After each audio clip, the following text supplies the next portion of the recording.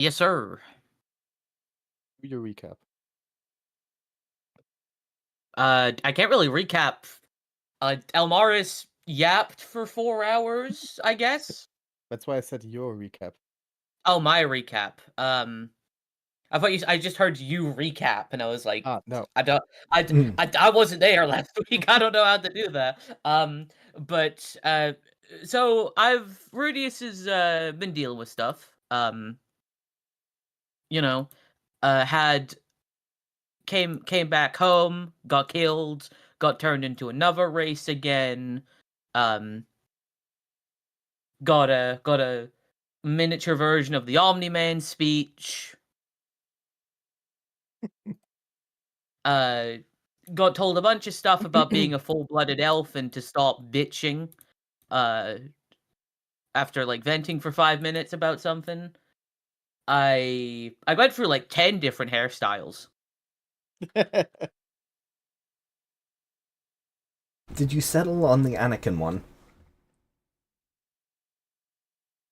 I might as well embrace it.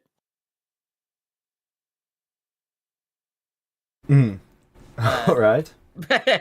uh, but sure, I'll go with the Anakin one for now. And like, if it gets in my way too much, I'll just tie it in a ponytail or tie it up in a knot or something. After which, there was a lot of discussion about war and what we should do, and I was able to persuade the majority of the people in our home in like this area that that if they're gonna run, which they did settle on, that it would be smarter to go to a place that could actually provide them with sanctum and a bit of security, and also as a way to hopefully cause less people to die in the war. I did mean that some people were left behind to kind of hold the fortress to hold the line until we can return. But Rudius is at least right now intending to come back for them. And I was on a boat. The cleric was like, "Hey, my magic don't work no more," and then Rudius recreated the Kylo Ren scene after finding out that Lumino died, because elf emotions are certainly something.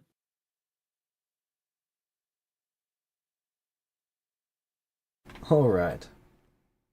2 people regained their elf emotions in 2 different sessions. Very close to each other. Rudius, can you roll me 60-10, please? Sure.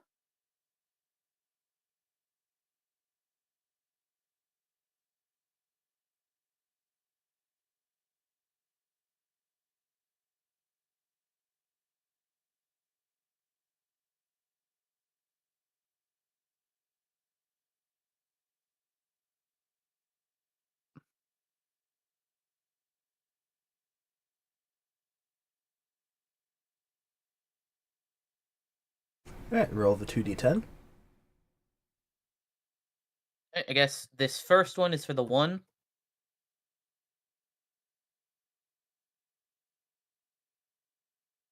And this one is for the 10.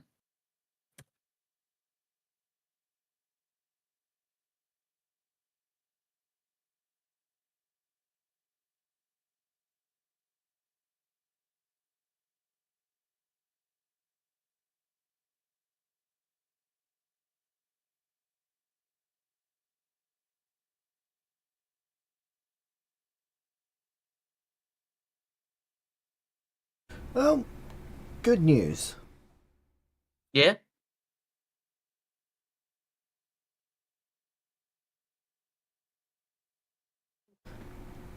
The ships spot what appears to be a blue dragon of some kind off in the distance. Ah. Fortunately, it is a blue dragon, which means it is not going to approach so many ships. Ah, okay. If it was red, black, or even a white dragon might come over to your ships and attack.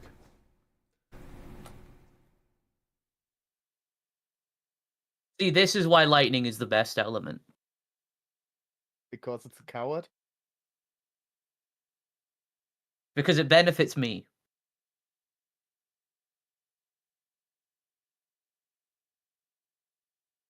I do also want to say, I mean, we can get the 10 out the way first, but I do, after, I guess, pulling myself together from recovering from the news about Lumino, I would go and speak to her father and tell him the news that I was told about Lumino.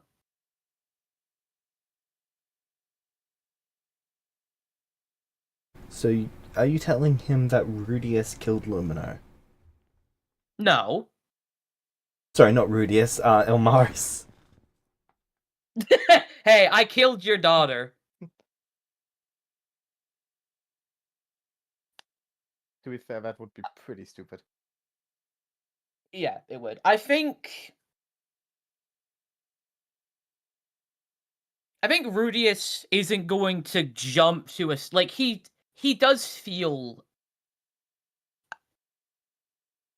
that, like, there has to be some sort of connection there, because, like, as far as he knows, like, because he doesn't know anything about, like, absorbing energy from the god or whatever. His assumption is Elmaris didn't listen to me about those swords. He carried them around. Then Lumino got sick with this thing.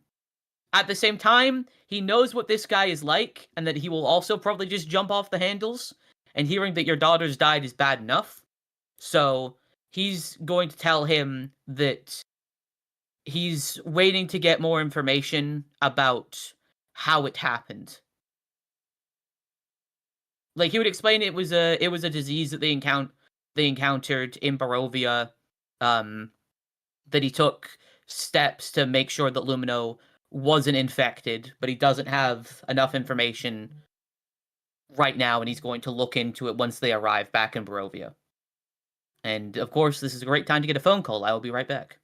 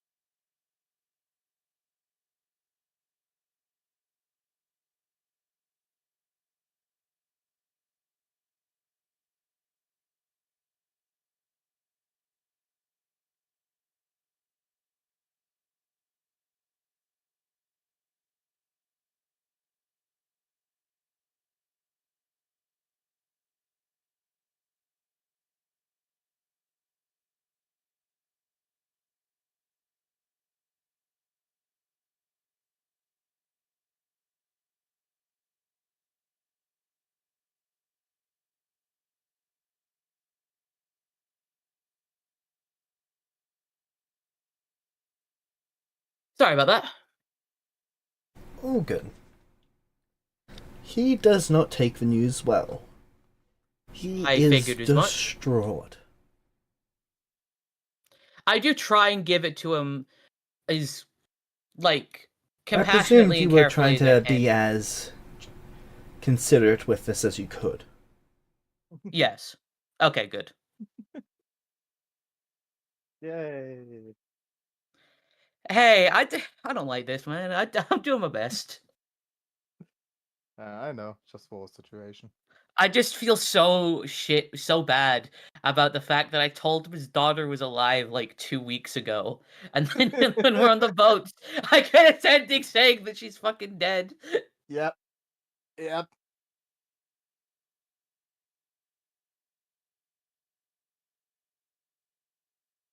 What a roller coaster of emotions. Yep. I think Rudius is also still processing it, as well, because like due to how elven emotions work as well. Like obviously it's still raw regardless, but I think just it's a lot more intense than he was expecting it to be.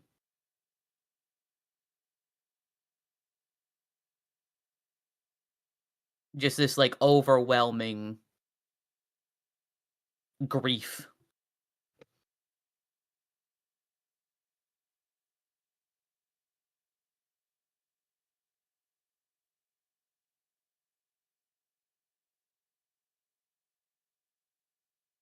Alright.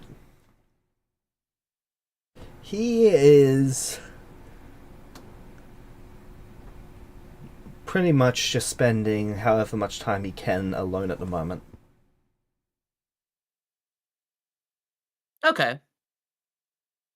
Rudius would stop by and check on him and would like bring him food and stuff, and he wouldn't say anything or like try like pester him or anything. He'd just kind of be there, I guess. Yep. Like in case he wanted to vent or yell at him or whatever he wants to try and do. Rudius would get it right now, so he's just kind of being there in case he needs him,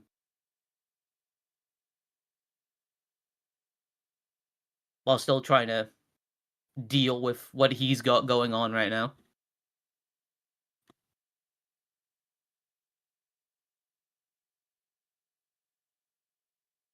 Yep. A few weeks later, the ships are stopped. Well, not stopped, but another ship has come into range and has signaled that they are looking for trade.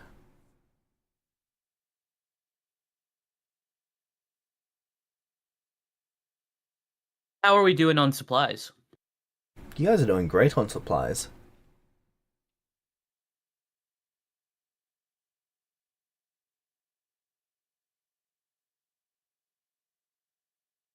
Okay. I think I'll entertain it and see what they have to trade. Alright. The explorer vessel comes up to you. And are they gonna have them dock with your ship? Uh, yes. So they dock with your yeah. ship, and their lieutenant comes aboard yours. Hello. They appear Hello? to be human. I'll speak in human then. We saw your armada. Are you open to trade?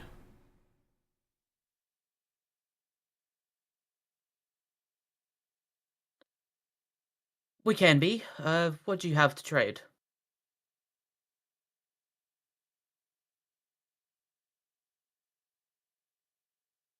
Well,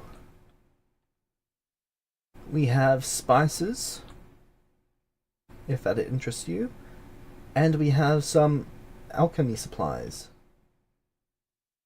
We are looking for rations or prepared food if you've got it.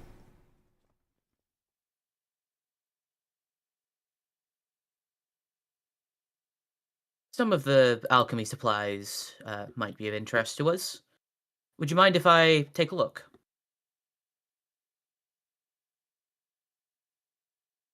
Come aboard.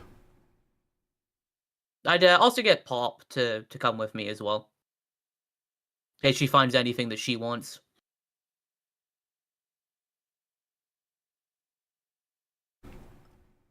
Yep. You see that they seem to have a lot of different sleeping potion supplies. These are relatively basic in terms of potion crafting. They're probably Okay. one of the first potions you ever learn to make.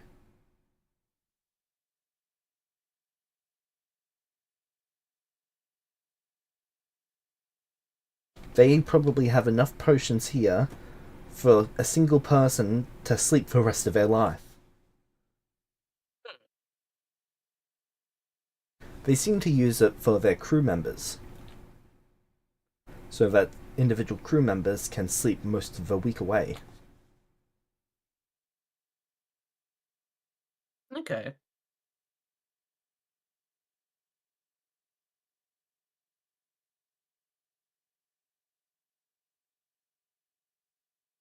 So I guess like as I'm examining this all, I'd like try and make conversation with this lieutenant and ask them like where like try and see if I can get out like where these guys are heading and like what they're. And you said it's an explorer vessel, right? Yes, there is 20 people aboard the ship.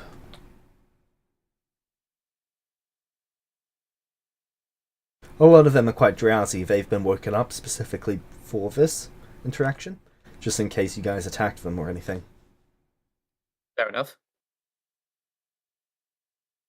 You occasionally see them giving each other weird looks and almost like they're having conversations without speaking.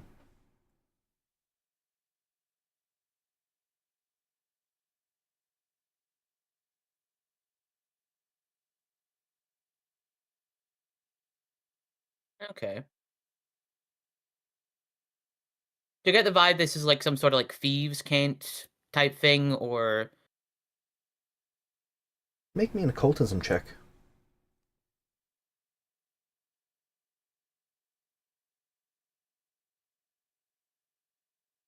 occultism? Cool. Seems to be some form 39. of psionics. Oh, interesting. Telepathy, most likely.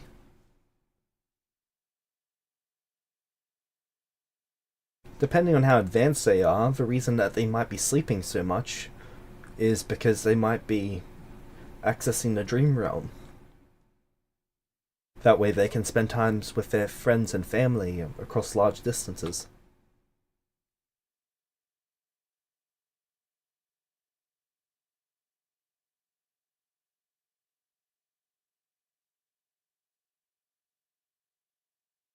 That's pretty cool, actually.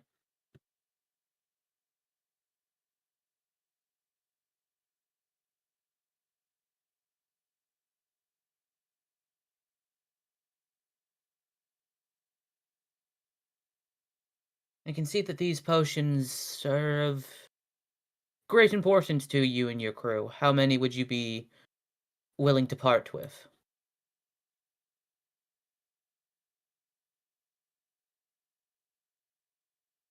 We can part with 5,000.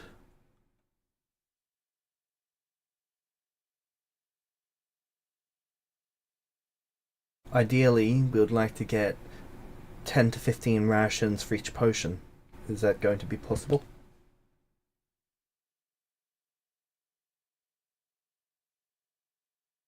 Based on the food supply, how possible would that be? Like, that's probably pushing it way too far, I'd imagine.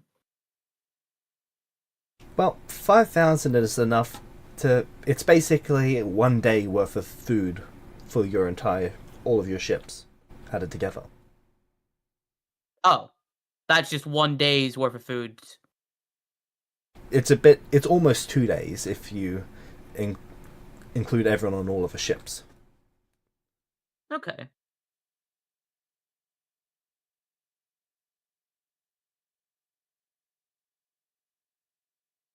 Do you have to be willing for these potions to take effect? No. Ooh. Though certain creatures have certain tolerances to the effect. Mm-hmm.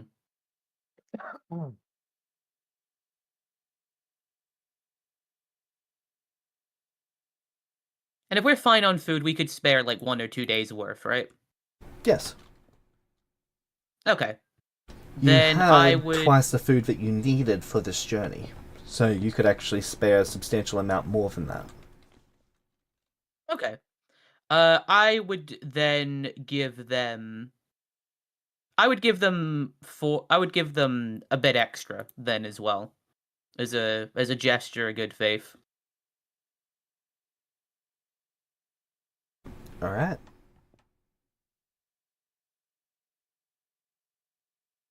Sorry, I just need to adjust the scale. How many food per potion? I'll give them. You said they're wanting 10 to 50, 10 to 15.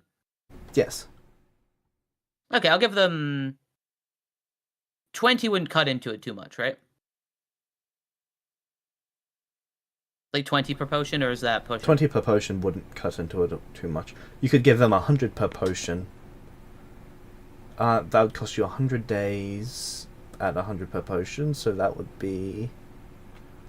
Okay, so for it to be costing you anything, if you went above 40, that would start being noticeable in your supply.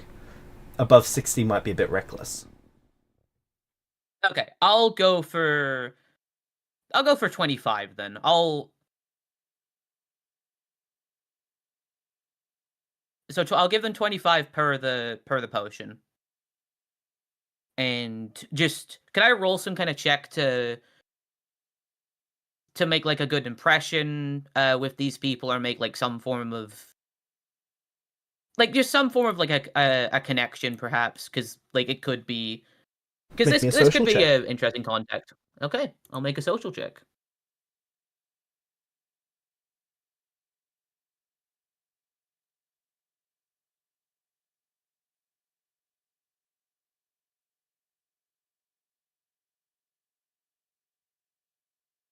Uh, 35. They're from the City of Hope. Oh.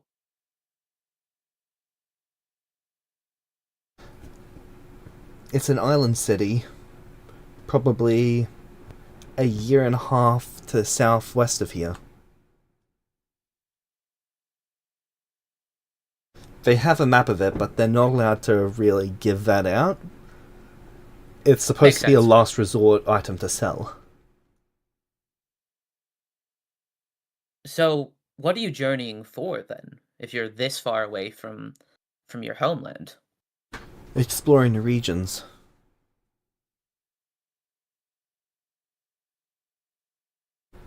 Things are... I'm not sure if you know this, but... Well, our home was moved. We've had to start exploring to find where we are.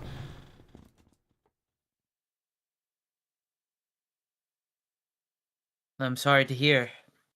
I had heard something of the sorts of some places being moved around after the event. Was it 2 years ago now? Or like a year ago now? Year and 3/4. Since nearly 2 years ago when the event occurred. I had heard that things were shifted around, but I can understand why you would need to map out the region as a result.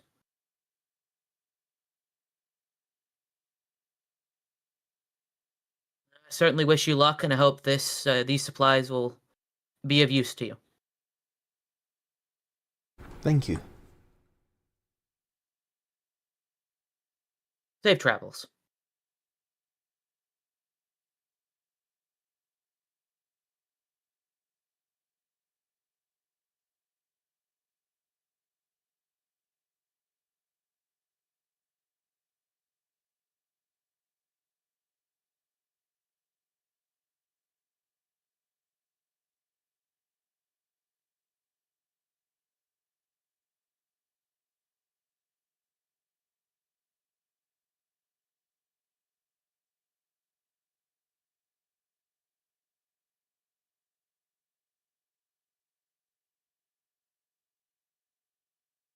Okay, so you guys ended up giving them about... Oh, what would that be? 300 times 25...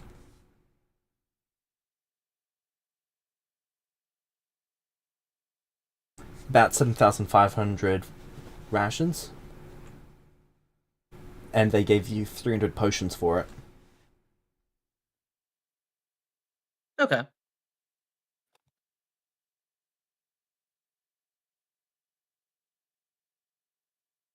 They're quite grateful for the deal that you gave them.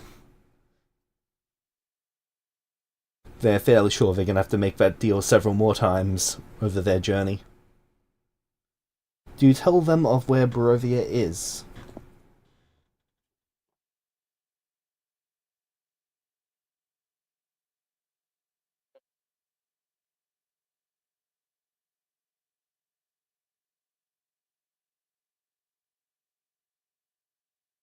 Sorry, what was that? And I was just thinking of whether or not that would be a good idea. I think no, because if they're desperate, they need to dock somewhere. Barovia might be useful for them to stop by and maybe get some sort of alliance or trade going on. So I would say where Barovia would be. All right.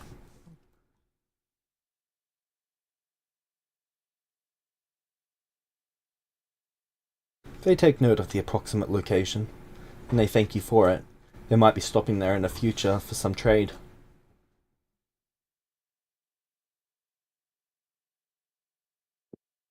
I'd say it's no problem, and I would wish them luck on their travels.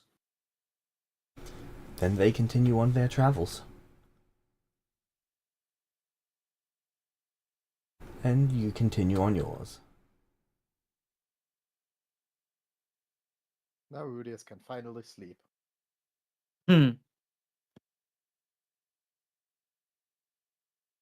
So, Rudius.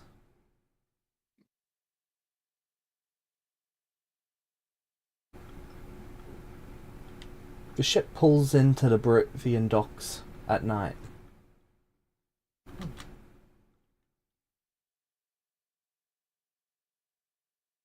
You can see that there's a small party there. About 12 people in total. There's a small what, sorry? A small gathering. Okay. And then you see Strahd walking down the dock towards the ships. I would go over and meet with Strahd. Welcome, Rudius. I've been waiting for your arrival.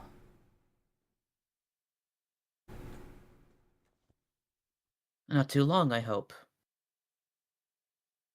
Only a few hours.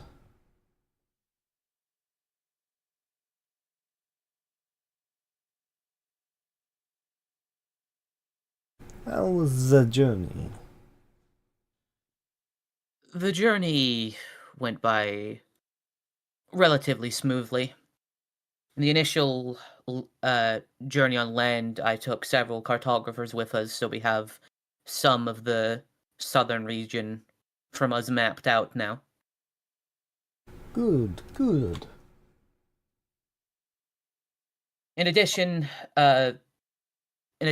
once I arrived, the people of the land were beginning to make a leave. They did not believe that the land was winnable, and I was able to assure them that they would be welcome in Barovia under my land, and they were willing to under the land. I wouldn't say my land, sorry. Under and would be far safer under Barovian protection, and handed over their resources. There's several skilled people that will now be a part of Barovia, and I was aware that ships were something we were in need of, and I will gesture to the now several more ships we had compared to last time. I thought securing the vast amount of people and their safety and the resources were more valuable than staying and fighting without any additional backup. I see. We do still have some soldiers that had to remain behind with some people that were refusing to go. I do intend on traveling back and collecting them, and perhaps, now that it has been some time, they will reconsider joining Barovia. I Considering do they're not probably believe I will surviving. have you go back there. The others have made this journey once before now. They can make it again. There are more important matters for you to attend to. Very well. Getting the new Barovian citizens settled is what I would like to work towards for the time being. And where do you believe population should be allocated to? Within the region governed by my wife and I. Most of the people there are from my homeland. They know and trust me, I see. and would So you be. wish to bolster your people?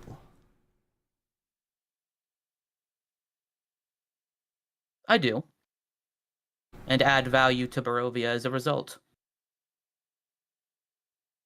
Very well. We can speak on this more at dinner. Thank you.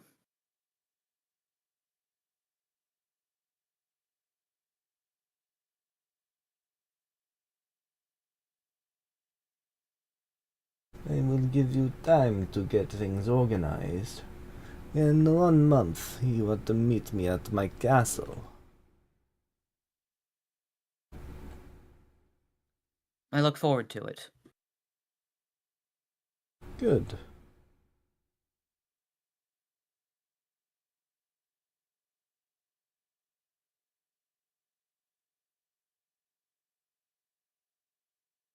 You then see his body break apart into many, many bats.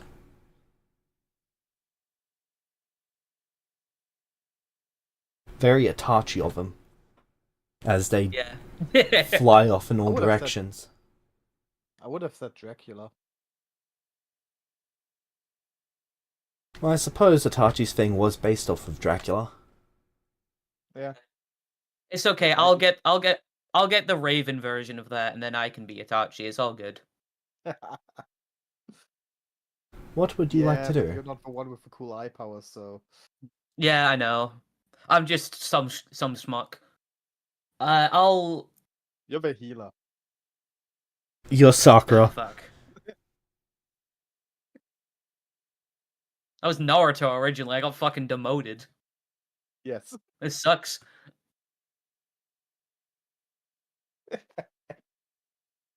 All right.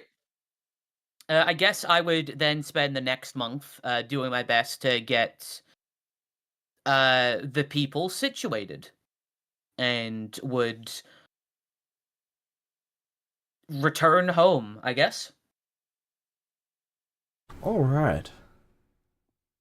So there's not enough caravans for them to all take caravans from here, but they can... I'm going to need to expand this map for you. So the people are going to be taking, well, I guess marching. Would you like to keep your caravan going at the same speed as their march, or would you like to go on ahead? No, I'm going with them. I know there's, like, dangerous stuff in these woods, even Well, if there's a lot of people marching. Keep in mind that about half your guards are here as well. Like, half the army is marching with them. True. And it would probably be better if I go ahead and get things explain the organized. situation. Yeah, so I would explain the situation to my men, and would then go on ahead with the caravan and leave to go and get things organized for them arriving.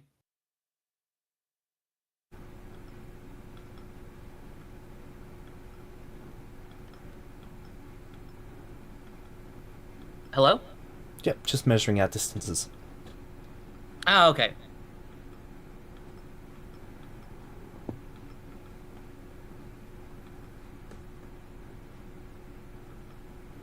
What is that? What? I just saw the random token on the map.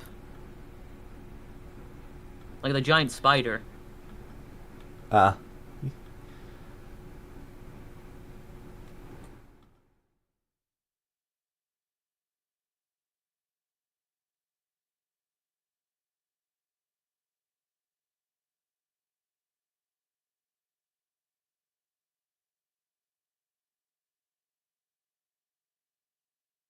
Roll me 2d10, please.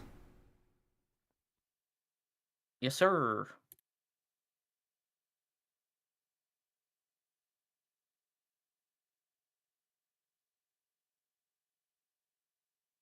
Alright. 2 and 4. Roll me 1d10. Oh.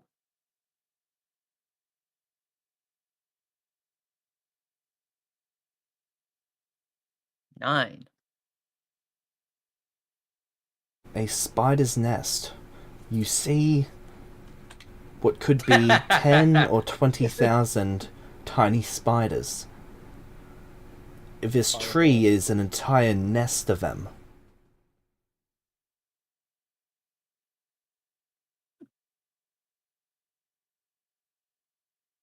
I take out my book and I start flipping through pages. Alright. Are you feeling lucky, punk? We'll see. Let's go gambling!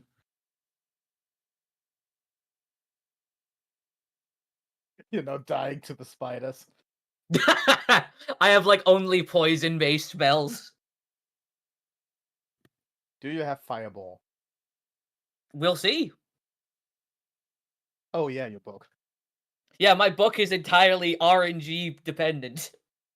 Honestly, would have been a perfect item for me. Yeah. I really did steal your entire flow with the whole stealth and gambling thing, huh?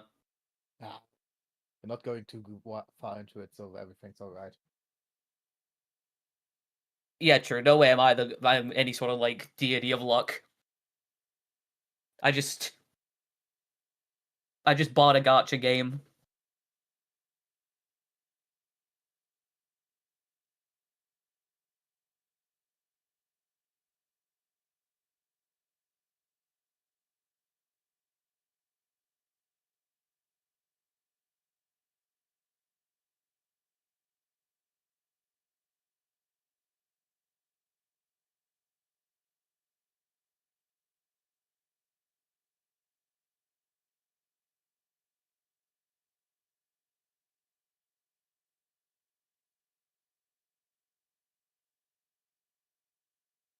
Don't mind me, I lost exactly where I put that file.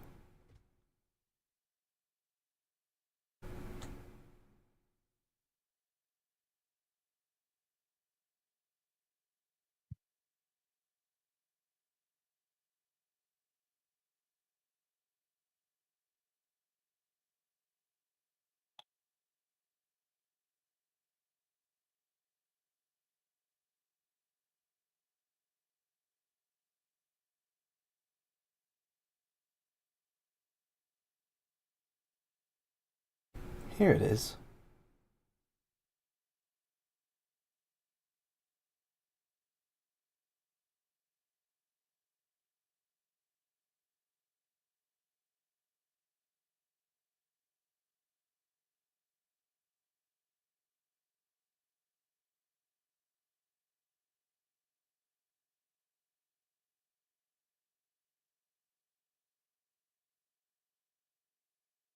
Pathfinder 2E spells.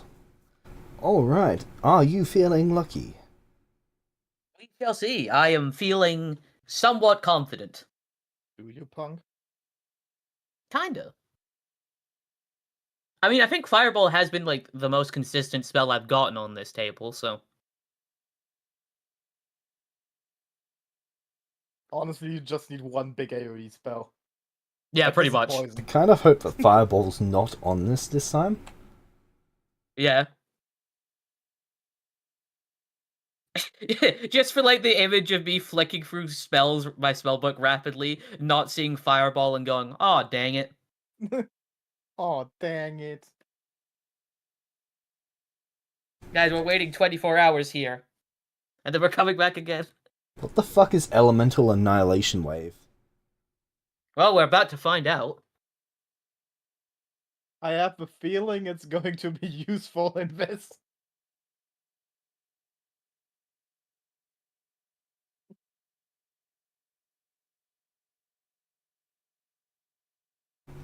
Okay, so it's like Fireball but a cone. Yep.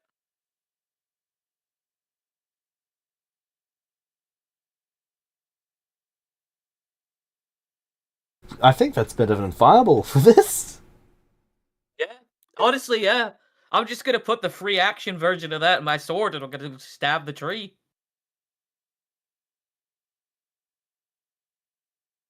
You just annihilate the forest.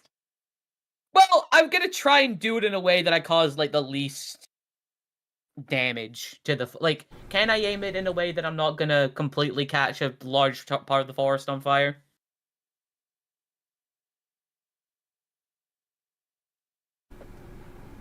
Well, let me see. How early would that have been? Vallaki. Vallaki Forest is a dense forest. Ooh. It's not the easiest thing to aim when you're trying to take out an entire tree. That is true.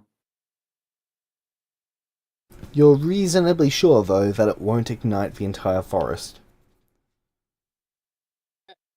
Okay.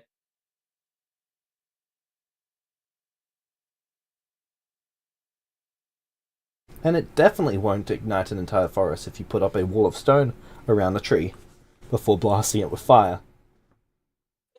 That is what I shall be doing. Okay. Also a wall of stone. Yeah, I got that too. So you put up a wall of stone, and then you nuke this fucking tree with fire. Roll me the damage. Alright. Udius is scared of spiders.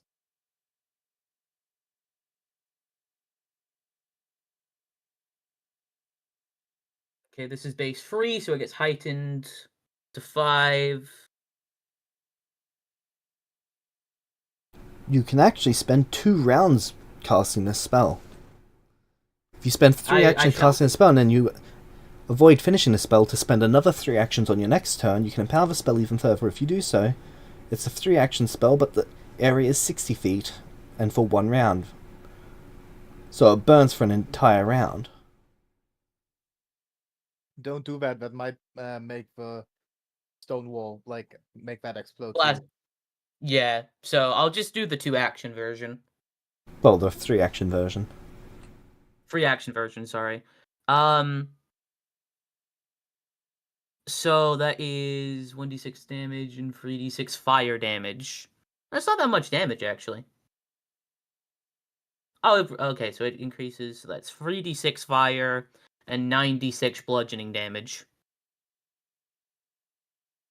Alright.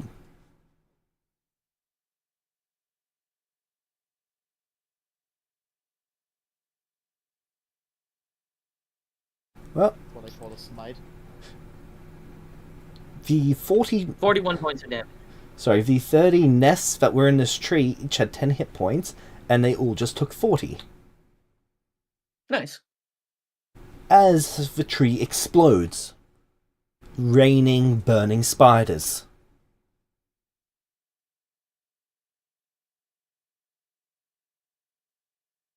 You can see on the face of the person who's been pulling your cart a large grin.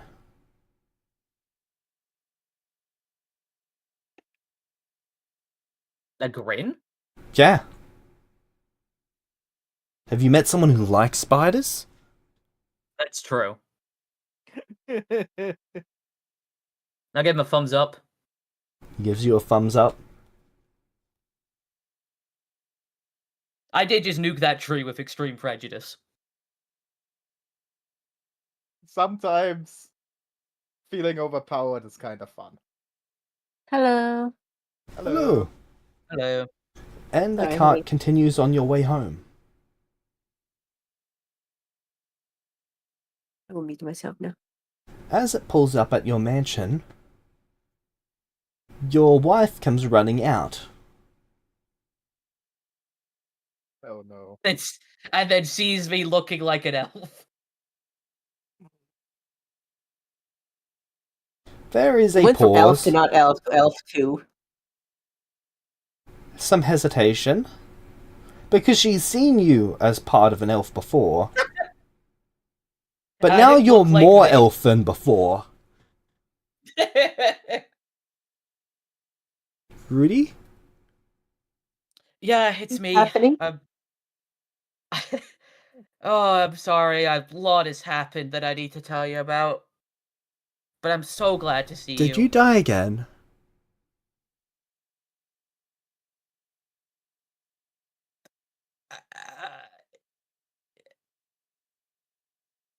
Technically.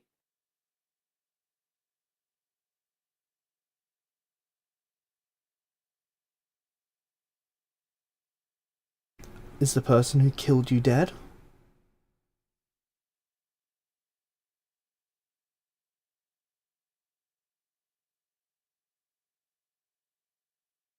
Oh boy, the mummy issues are gonna be strong. Also, just tell her. It's,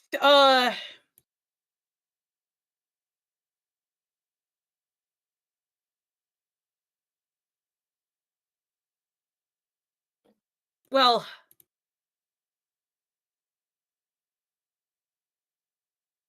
the person that did this was my mother.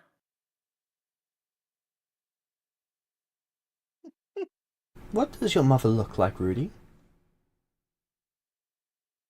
Please no, we're not. I'm fine. It was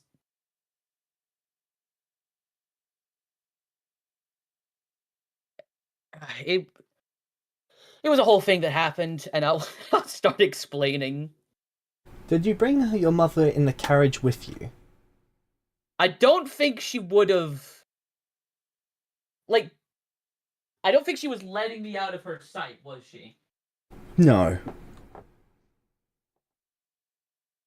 It was a Exactly, question of so whether you possible. left them behind or not.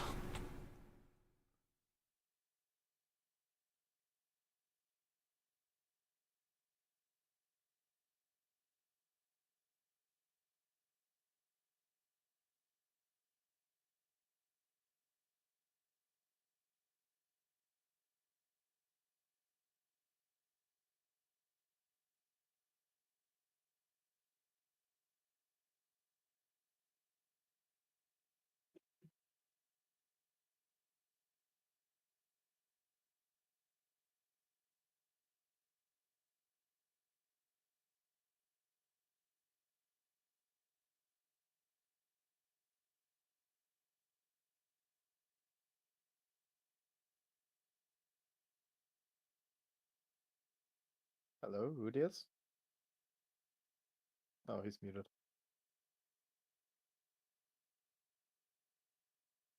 Well,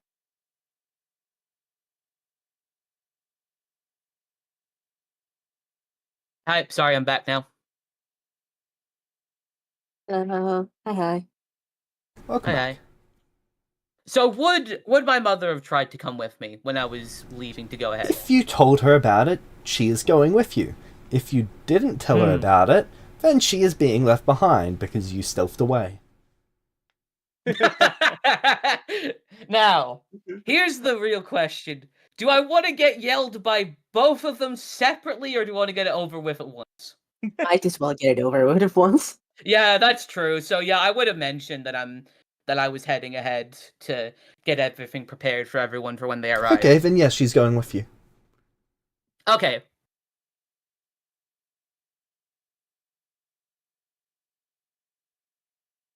Okay. So I guess when I step out, she sees her, and I would introduce her first before mentioning the whole dying bit.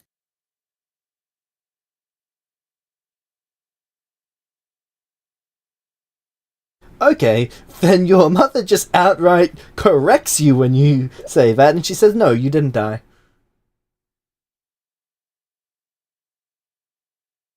I felt like I did. But you didn't. That's her, by the way. Yeah, I figured. Did they die? Like in the Yes. actual incredible. Well, I did. You said I died.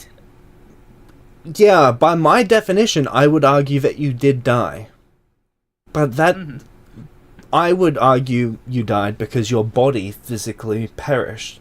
But if you're talking about the soul going to the ethereal plane, which is a lot of spiritual definitions of death, then no, you didn't technically die. But I'm Okay, talking. so there- I'm talking purely scientifically. Like your heart stopped because it changed entirely. His body Yeah. died, his soul didn't. Okay, counterpoint. Yeah. We know that it takes a while for the soul to go to the ethereal plane, right? After death, even if it's like a very small amount of time, No, it the takes some the time. soul goes to the ethereal Just plane because immediately. It she's- goes to the astral plane after a while. Okay, but just because he really sped run killing him doesn't mean that it didn't happen. Okay.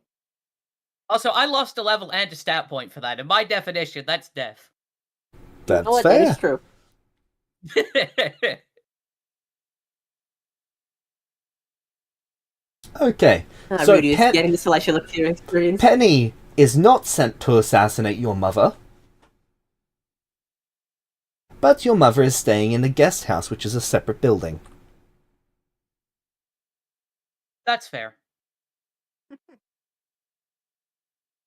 Word of advice, take the side of your wife. I plan on in this case. I'm still very mad at my mother. Better advice: run. Too late for that. They'd find me. Penny tugs on your shirt. Hey, Penny.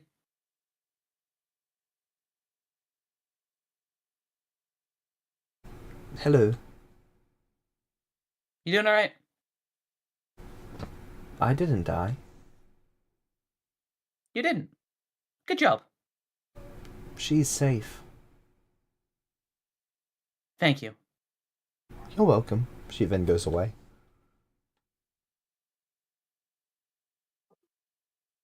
Okay, Yeah, then do you Rudy's start genuinely appreciates it. going over the plans with your wife? Yeah, I'm gonna start coming up with some plans with her. Perfect, because there is several places that she would recommend for you to put, well, these, to basically specify as a town location, because there's enough people to build a town for. That is the end goal of this, to like get a town up and going. So Well, I'd work with her eventually- to get See those three that circles? planned out. Yep. Those are the 3 areas that she would recommend. Close by, so that there's a town even closer to where you guys live. And on the main road.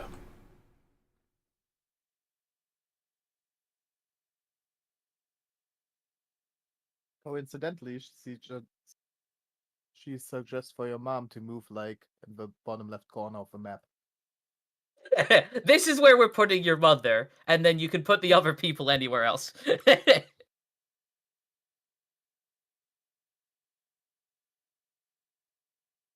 Well, if she was going to put your mother anywhere, your mother's going to Vallaki. Why Vallaki? Wasn't Vallaki the good one? Yeah, it'll keep her nice and happy and away from them. Incredible. Also, Vallaki's only kind of the good one. Also, in Well, her it's defense, comparatively. the first time she's met both of my parents, they both killed me. Wow, yeah, you do have it bad. Poor wife. Her children are gonna grow up with the worst grandparents. If they- What grandparents? She's more than willing at this point to just let Strahd kill them. Honestly, I can't fault her for that. Yeah, I genuinely cannot fault her for not caring about that.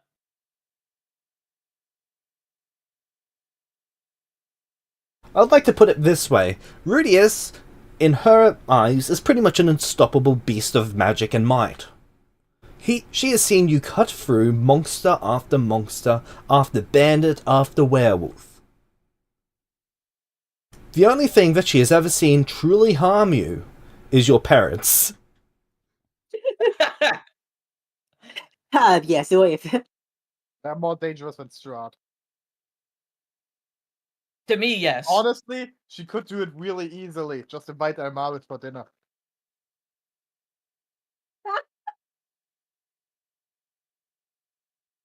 as long as she hasn't had a child yet, she's gonna be safe. She's gotta be quick though. There's like a small grace window to invite Elmaris over for dinner for. But that plan would be successful. After you get a child, never let the two meet.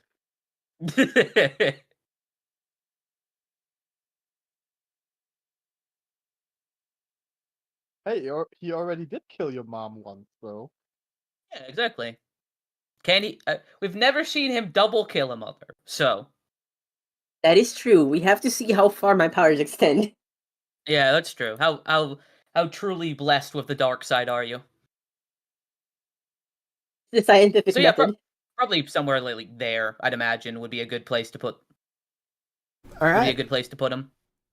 Yeah, I have the feeling that the road intersection is going to be the more convenient place for them to go. Actually, Yeah. hold on, James. I know this isn't really my place, but I feel like I get to voice player perspective. Why here and not here to have access to the river?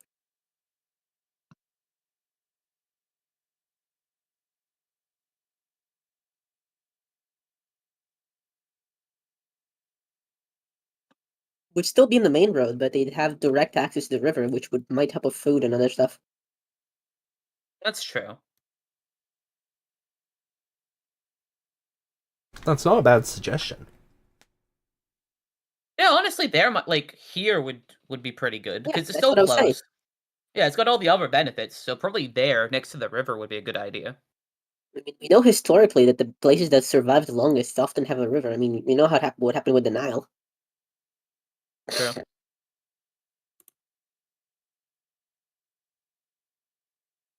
You know how you should call the place? Peace. New Justice. New Justice. No, that would curse it. That would curse it so bad. Well, if I've already called the town Justice, I might as well go with Peace. Or Security. Okay. Dystopia. Just get ahead of yourself. Lorenz 2 Electric Boogaloo. Stradland. Heartland.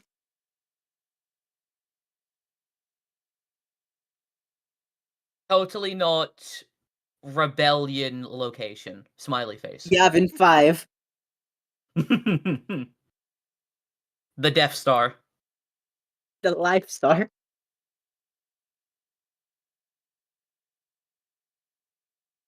So yeah, that's what I would be spending the next month doing. Planning to get that set up, spending time with my wife and friends and stuff that are here, so that's what Okay. I'm doing. Then, would you like to go to the castle? Yeah, if I've got a dinner I gotta go to. Yep. Roll me 1d10, since you're taking the wagon. Yep.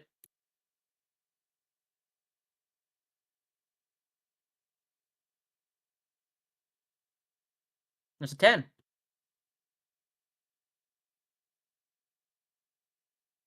Is there another D10? Yep. And another. This will go on. I'm gonna roll a 10 here. And another. And here comes another 1. Aw. I thought I could manifest destiny there. I don't think there's any natives for you to kill, sorry. There's a small Technically, caravan. you're repopulating an area with invaders from another country. There's a small caravan coming down the road. They've got 6 people walking on each side of it.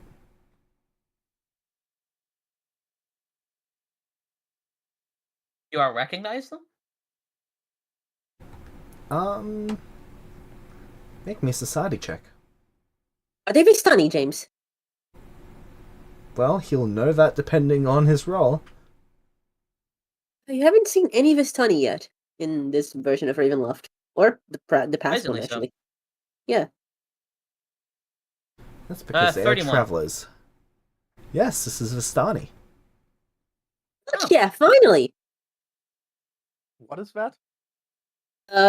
It's people that are pretty like popular, let's say, famously associated with Ravenloft. They're like part of what makes Ravenloft like popular.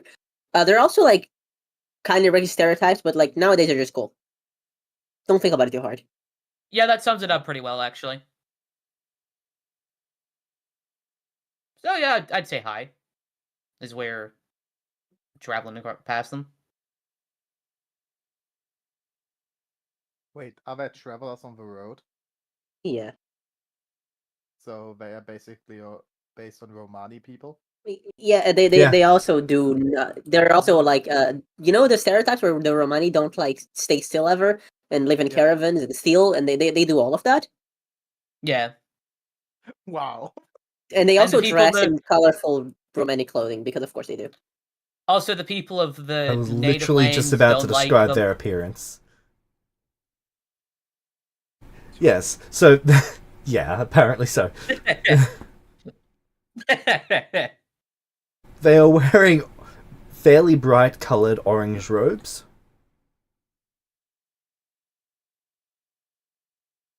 And each of them is wearing what appears to be a sling dagger. Oh, cool. Comfort. The wagon, well, the cart, appears to have two people pulling it, and then it is packed with food and other goodies.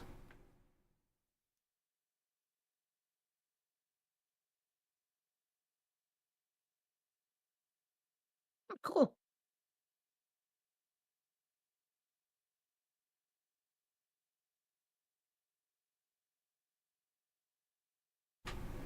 They stop in front of your carriage, and in probably the most annoying way they could, to block as much of a road as possible, so that you've got to come up to them. Alright, I would get out the carriage then, and I would go up to him. This young... I'd actually call him a boy, he's only 14 years old. Comes up to you. He's got white eyes. Hello, sir.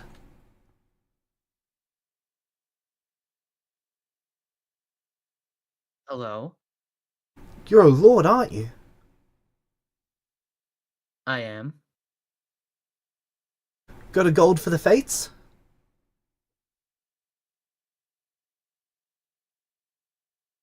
The Fates. Yes, my lord.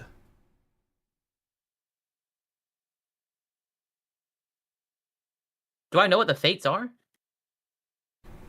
Culturally, they are a way of talking about the futures. Rudius, this child has white eyes and is talking about the future. Execute Order 66. Yes, my lord. I'll pull out my sword and no, I'm. You just need someone with a sea eyes. You know what? Wow. I will. It's relatively will common give- among their bloodline. Oh, really? You know what? Yeah, I would give them some gold. Okay, how much gold? Yes. I'm going for my own personal supply here. So yes. Oh, sorry. I need to see how much I actually have.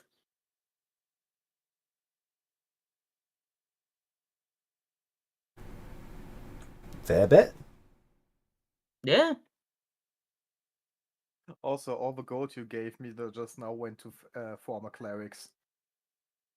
But yeah, Rudius would want to check up on the church as well and the clerics throughout the trip, so I gotta make sure they're taken care of.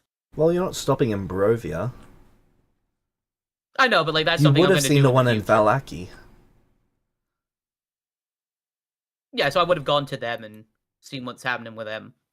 Now The that church Luminos... itself is empty, though the theatre hall is still holding performances.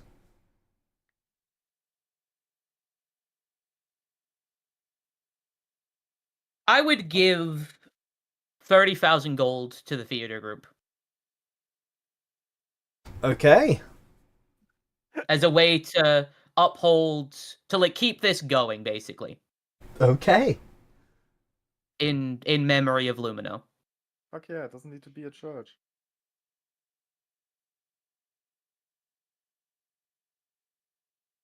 And how much are you giving to this kid? 60,000.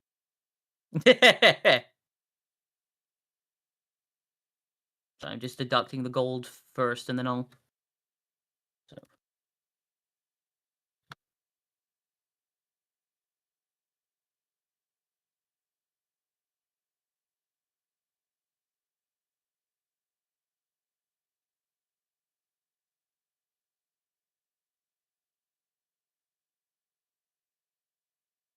The funny thing is that the remnants of my church might become a traveling theater group and get really well. How were they called again?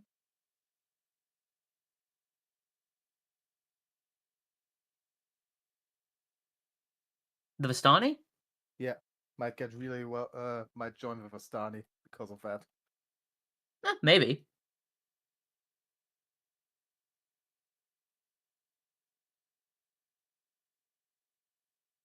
Like, I wouldn't have all my money on me, so I'll just, to make it easier for me, I've got a nice round number. I'll give him 11,375. The random I'm ass sorry. child. I'm sorry, you're doing what? I'm joking. I'm joking. I would give him. Are you sure?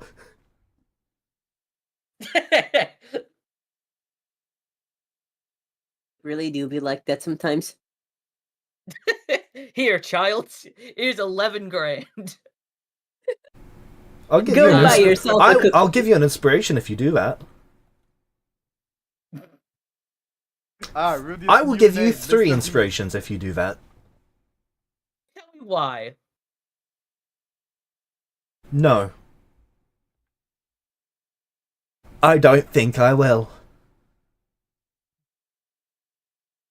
Don't do it.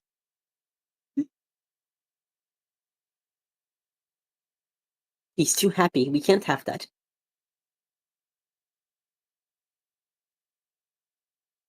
Rudy's gets the army of the traveling folk.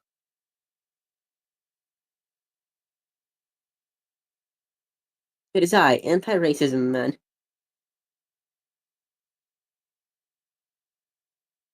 Oh wait, savior complex man.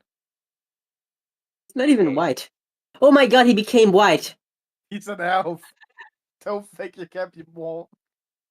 Well, he was like actively brown before. Yep. Oh my god. Okay, Snuffy has said that if you give him 11k, he'll give you a deck of many things card, which is basically a wheel spin. Do it. I don't know. Do it. They're too happy. Do you say don't do it or do it? I don't think I'm legally allowed to answer that question. Damn shame. Out of curiosity, is it? Yeah. Because, like, I don't know enough about the Visani to know if this is just going to be, like, what this is going to do. I don't know how much my knowledge holds, and I don't know if I'm allowed to say what You I are not. think would happen. But I can give you the friendly advice of consider your options very carefully.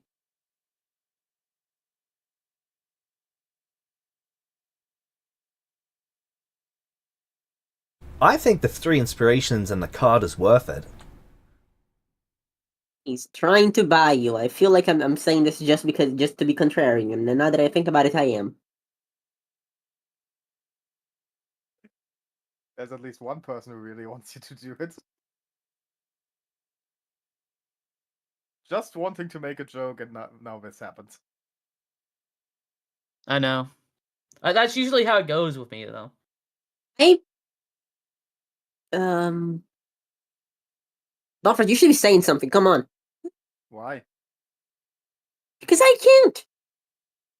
Yep, I can't either. I have no clue if it's good or not. Yeah, exactly. That's why you should be the one talking. Anything I say is gonna be biased because I run Console Cursus Rod. Yeah, but I have no clue. Like, and honestly, building on my decisions isn't really the best way of going about things. I trust you absolutely and completely. I don't know what you're And talking that's the about. problem. Wow, this is what you get for trusting your friends, man. I will give.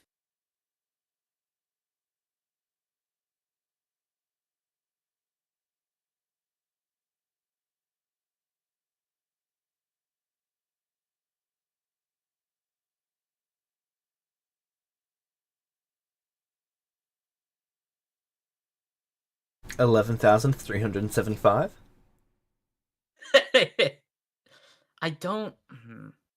That all your goals, or No, no, it's not even a tenth of his gold. I just because you're Oh, yeah, so I forgot. enthusiastic for me to do it is got me like massively overthinking this. I know. Like had you said nothing, I might have genuinely have done it. Listen, I've been waiting for someone to roll an encounter with the Vistani for ages. Really? That is not a good sign. Like, one time you guys actually rolled it, and then you used an encounter modifier to change it. hey, not our fault if you put it only on the low table. Well, it's not an uncommon the high encounter. table.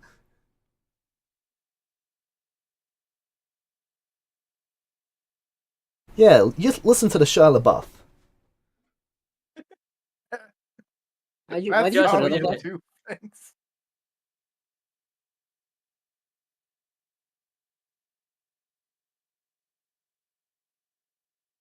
Yeah, let's the cannibal go. The cannibal. Oh, did you not know that joke?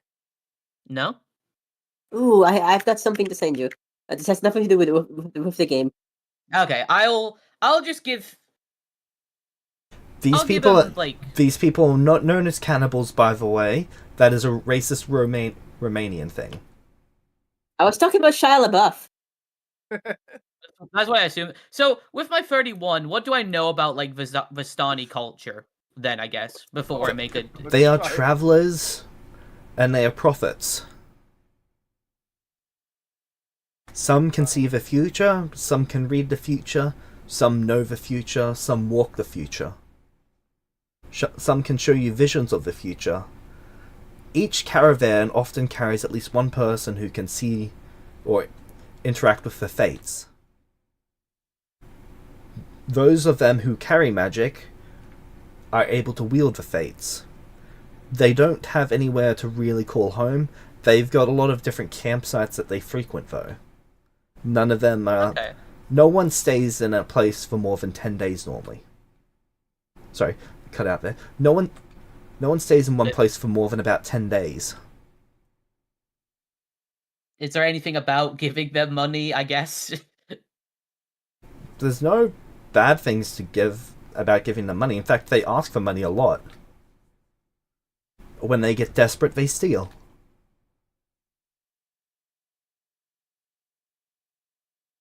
You know, I'm gonna let the dice decide this.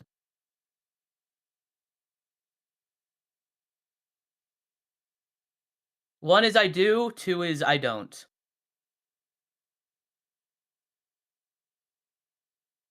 I spend an inspiration.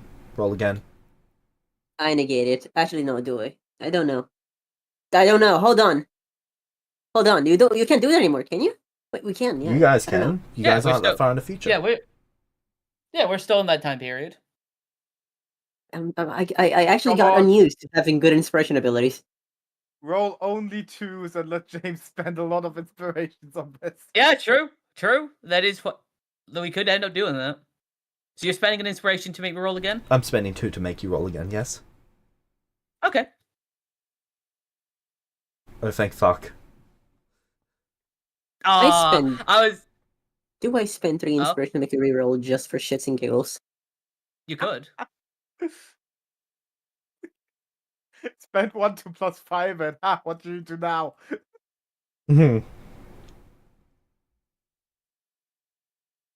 Okay. Near Don't have enough to spare, Elmaris. unfortunately. Okay. I don't have enough to spare So for this. you get a 1. Yeah. All right. I'll then. I'll like see the camp. I'll see the people traveling, and that like they may be looking a bit like they need some help for their travels, and I'll say, Well, this Oh, is yep. for you and for the rest of your companions here, and I will give this 11,175 gold. The kid hears the bag jingle as you hand it to him. He opens it up and looks inside, and his eyes just go wide. Thank you, sir. You're welcome. He then takes you by the hand and stares into your eyes. All right.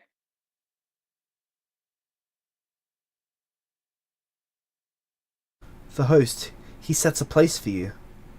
The candles burn low, the wine breathes, but do not mistake this for hospitality. You'll eat at the table of the dead and still be counted among the living. For a time. He will ask not with words, but with a promise. He will tempt not with love, but with eternity. Say yes, and you rise by his side, an ally, one and true. A friend for all the ages, an ally to be known forever. Alive and yourself. Say no, and your bones will clatter at his feet, a servant, broken and dead.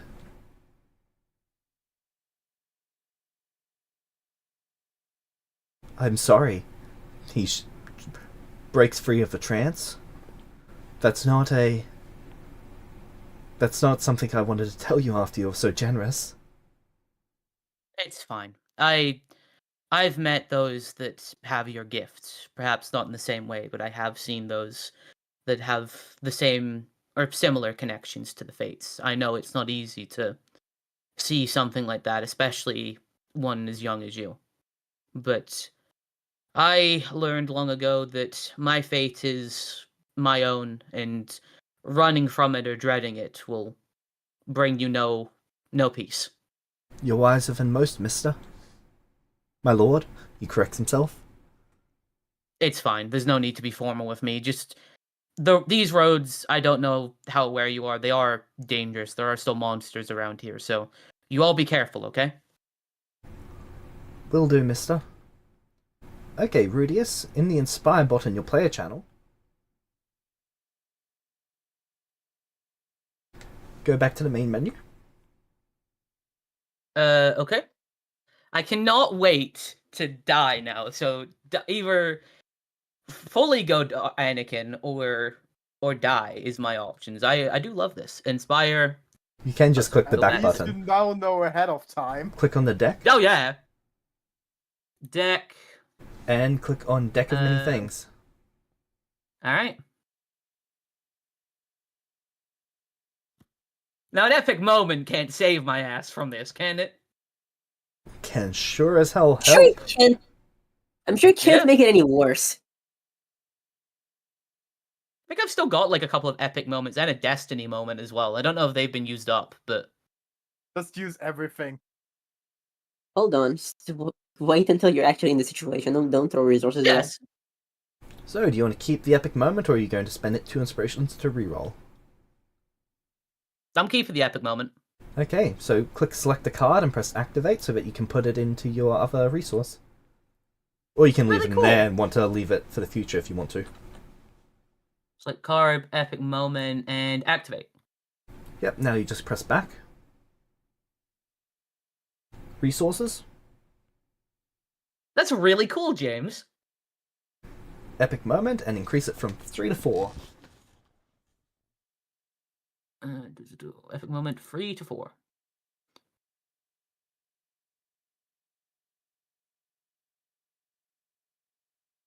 So I have 4 epic moments, 1 destiny moment, and now 3 inspirations. Sorry, 4 inspirations. Well, technically I've used a destiny moment already, but I just leave it there for tracking. I'd also like... Can I ask what my destiny moment was then? It's not been used up yet. It's building towards something. Oh, okay.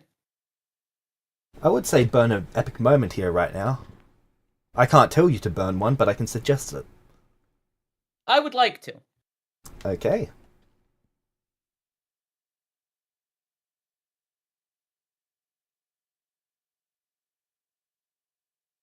Okay. the boy takes the bag of gold to his people, and they hold him up and cheer. I give him a wave. The young sight did it.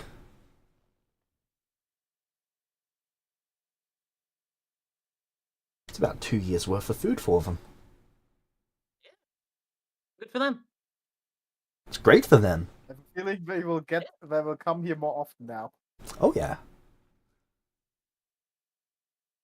I literally just finished changing it from being a 1 threat range on it, which means it won't just occur on the 5, it will now occur on the 4/5. I do appreciate how you've called it a threat range for these Well, guys. It's a threat range because it's like the threat range on a natural 20 for a Vorpal effect.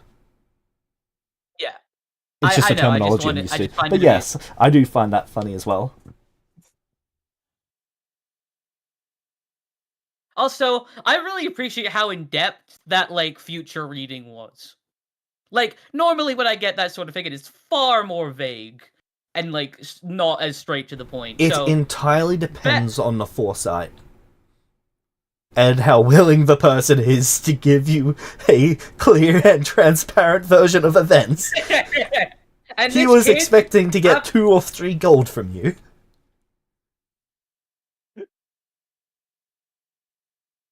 Well, man, I'm generous.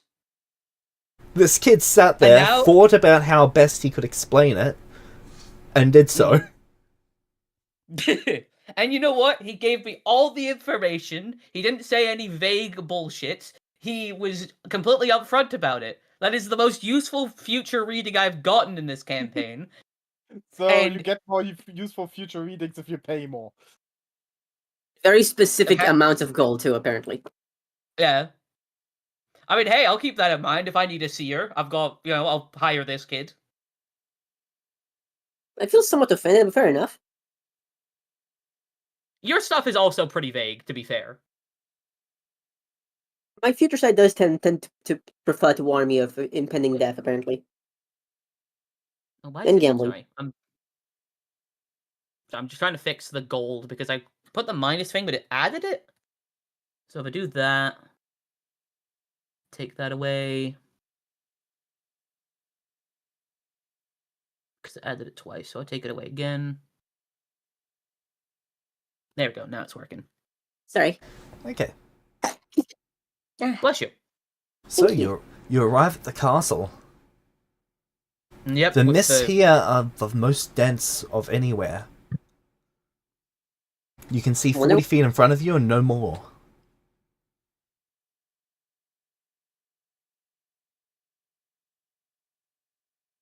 The guards greet you at the gate and let you through.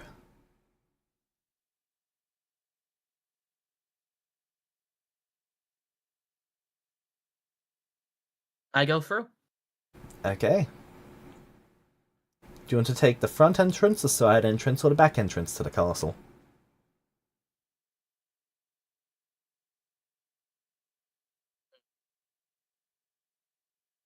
That seems No, like a I yeah. can hear you clearly. Oh, cool. Okay. So, Oh god, I just tried to do the readjusting glasses bit, like, on instinct, when I'm not wearing glasses right now. I'm such a loser.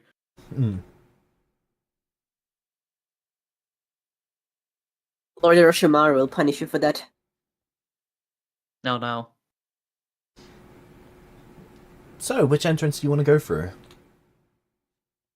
I guess, can you answer the question I had, which was, are they, like, looking where I'm going, or do they just let me in the gates and then don't... You're kind aren't of a paying attention to me lord, after? so the guards aren't telling you which entrance to go through. They kind of expect you to know which entrance you want to go through. Okay. You're I'll meant go to from go the side, through then. the front, Okay. but you don't necessarily have to because you're a lord and can do what you want unless Strahd says you can't. Fair enough. I'm going from the side, then. Okay, you go through the side. The guard there's a little bit shocked, but he lets you through nonetheless.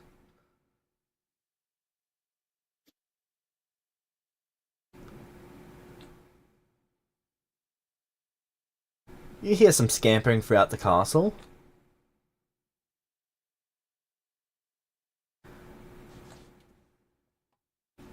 Did you meet the...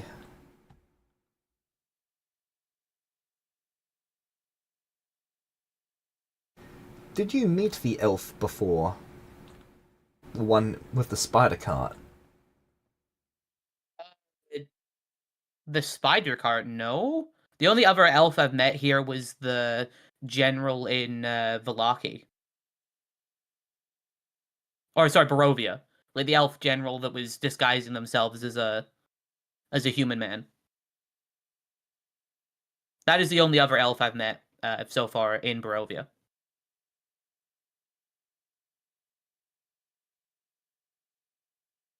So then you do not recognize this man,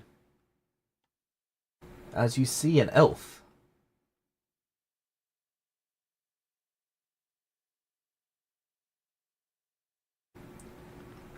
He finishes, you think, running through the castle to get to this entrance, and then basically gracefully walks down from where you can see down to where you are, and then does a little bow. Greetings, my lord. I am Rahadin. Oh, Rodden! Sorry, I forgot that I was muted. Shit. Pleasure Oh, to meet that's you, good. Rahadin. It will be this way, my lord. Thank you. Please kill him. I might Do have that. to. He appears to be wearing emerald dragon scale armor. Oh, that's cool. Wait, how I was didn't even know that Emerald fucker Dragons saved? were a thing. Sorry, what was that, Bonfoot? How was that fucker saved? He wasn't. He was just alive at this point in time for when the rewound happened. He is one of like 8 creatures that are reconstructed every time because they are core to the story. Huh. Him, Interesting. Strahd, Sergei, Lasaga, and there's a couple others. Oh, it's Oh, still Viking. Silasaga's alive again? Because Yes, I thought Rose and Volpes like took their soul or something. they did. No. Good for them. But then Barovia got rewound. Yeah, I think there's like a new saga made from like spare parts or whatever. Oh, that's Oh, a shame. So it's not the saga that Nathan met. That's sad. Oh, the soul got returned, maybe. So it's Maybe. not No, that did not. it's not the same soul, but it is a reconstitution of their purpose being history. Ah, okay, makes sense. I am a little sad then that it's not the Lysaga that was chilling in Lorenz for a while. She was cool. Now she opened the portal, and after that, everything went downhill. Yeah, but she was nice to me, and I always appreciate that. But she got Volpest, so you know. Yeah, sadly. So did all the people I liked, to be honest. It happens. You know what you know what it's like. Shadow, Volpest, Archie, Volpest, Volpest, Volpest. Volpest, Azeria, Volpest. It is the way. Didn't Azuria get Apparent. Jarlead? No, Azuri did get Jarlead. That is true. Oh, true. Okay. And Jarlee got a The other one. got Azera. And Jarlee got Vecnid. Jarlead got Vecnid. It is what it is. Yeah. Those 3 men. So many adjectives. So, Verbs, I think. I don't know. Yeah? he takes you to the dining follow. hall. I follow him to the dining hall. Unlike last time, it is dimly lit. More of a quiet evening style of design. And you are taken to your seat. It appears to be set for 3. Okay. Do I note it? I'll like take a look at it. I was impressed with the craftsmanship of the furniture in this castle, and I want to use that as kind of a guise to make a check to see if like this thing is trapped in any sort of way or like there's anything on it. But like, try not to make it obvious by disguising it by the fact that I'm admiring the furniture. Okay. So after he leaves you in the room, you're just wiggling the chairs a little bit to make sure that there's no drop floor, checking the forks and knives to make sure that they're not poisoned or coated in some sort of oil. Basically. Making sure the plates aren't mimics and that the tablecloth is actually a tablecloth and not a mimic. You really Yes. do need to worry about mimics here. That is exactly what you should be doing. I The honestly because, table like, might be a understand why mimic. you're doing that, but I think if Strahd wants to kill you, he does it himself. Yes, I know. Like, I got told that he will just kill me himself if I don't give him the answer that he wants. So, but like, you can never be double sure. Like, if Rudius is gonna die again, he'd rather die in a cool way than like get poked with a stick, like snap a stick or die, or like be killed by his dad, or get killed by his best friend. Like, Yeah, if he's I gonna would rather die not and happen to that. this time is like for realsies and he's not gonna come back this time, he wants it to at least be cool, like he like snaps my neck or something, not like he poisons me or drops me in a pit. Like, that's just inconsiderate. Or you could just say yes. That'd be nice. I'm getting really tired of people dying, please. Yeah, we'll see. Elmaris. Yes. Oh, That morning, Strahd comes to greet you. Okay. We will be having dinner tonight with Rudius. I see. it Understood, would be father. to die for. So this is back. I am happy. I will be happy to see him once again. I think. He pauses. I do hope that tonight goes well. As do I I, will father. require your assistance with making sure it goes such. I will do what I must. And what I can.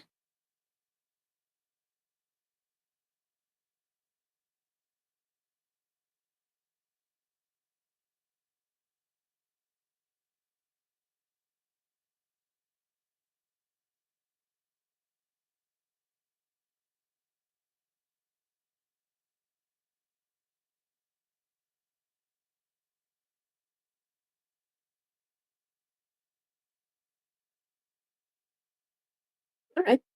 Well, I guess I spend the day doing all my normal activities and then I get ready for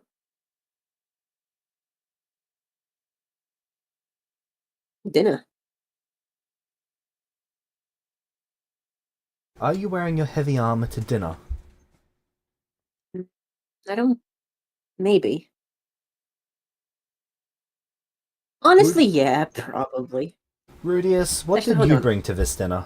Did you bring weapons, armor? Did you bring the sword of magic? I have used a lovely little ability called Spirit Sheath to keep that tucked away in a little pocket dimension. It's a cool little Magus feat. Yep, that one's cool. Okay. I am, however, wearing because this is I'm wearing like my military outfit, I guess. Yep, you can wear your armor when doing that. It's not uncommon Yeah, for that- lords to wear medium or light armor to dinner. It's a bit uncommon for anyone in Barovia to wear heavy armor, with Elmaris being the exception.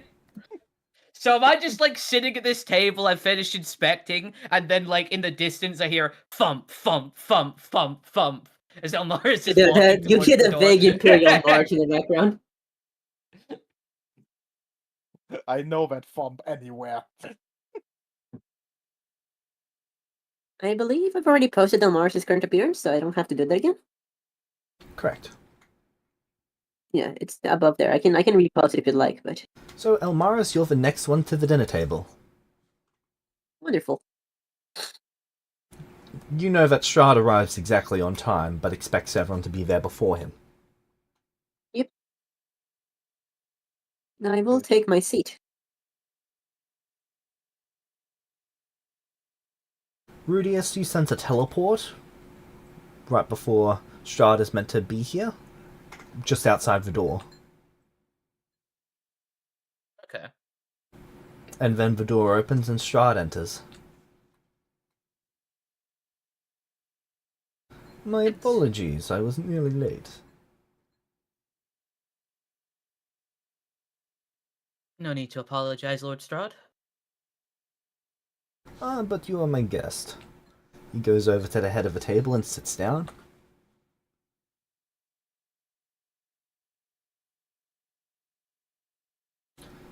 The second he sits voice. down, people start coming into the room with food. There is food for all. Strahd's food looks a lot rawer than both of yours. Is mine vegetarian? Do you normally order vegetarian food at home? Yeah. Then yes. Like, They would have checked with your Rudius was servants to know vegetarian. what to feed you. Yeah, because Rudius, like as a reminder, got the Kima memories back, the whole nearly having to resort to canned people when stuck on the mountain memories. And then immediately after that, I had to experience being a vampire. So now I'm like ultra vegetarian. That is amusing. Elmars's food is a lot of meat. It is a lot of meat. It's a lot of different meats. Yeah. Each meat's in such small quantity, but there is just so many different kinds of meat. It's like a charcuterie board, basically, of different meats. Yes. Nice. So I think it's obvious, but Elmars is actively alive again, as you can tell by his eyes. His hair is back to his normal shade. Rudius Though would have his seemed eyes- surprised. Yeah, but his eyes are at red that. now. He would have seemed surprised at that, and then he would have, before he got a chance to say anything, Strahd would have walked in. So he's not commented on it yet. He's waiting for, like, I guess, discussion to open up, and then he'll start asking Elmaris. Yep. Once Questions? the food is served, the servants leave the room. Strahd says, "You may begin." Rudius, Yes, Lord Strahd. can you go into detail on your plans? Well, we've decided to get the people situated close to the river on the main road. It's a strategic position, as having a town near a source of water is always valuable. It's on the main road, so it'll be easier for it to be defended, and we're pretty confident that it'll be a nice growing settlement in Barovia. And what does your mother think of this? I think she's just happy to see me again. And what does she think of your father being at this castle? I think she accepts that, well, she married the man. She knows what he's like, and has accepted that he is here because of his own decisions, and has accepted that. Good.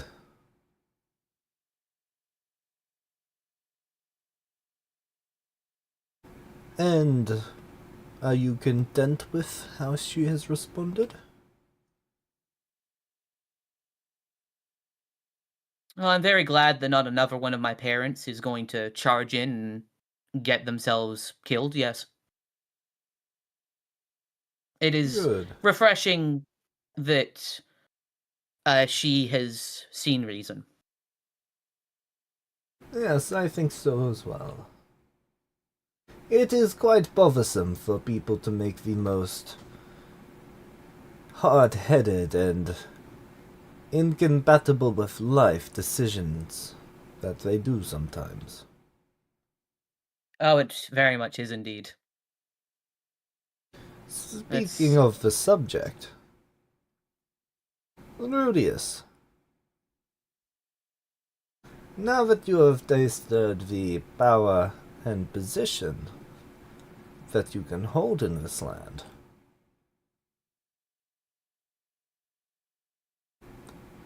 how do you and I sit?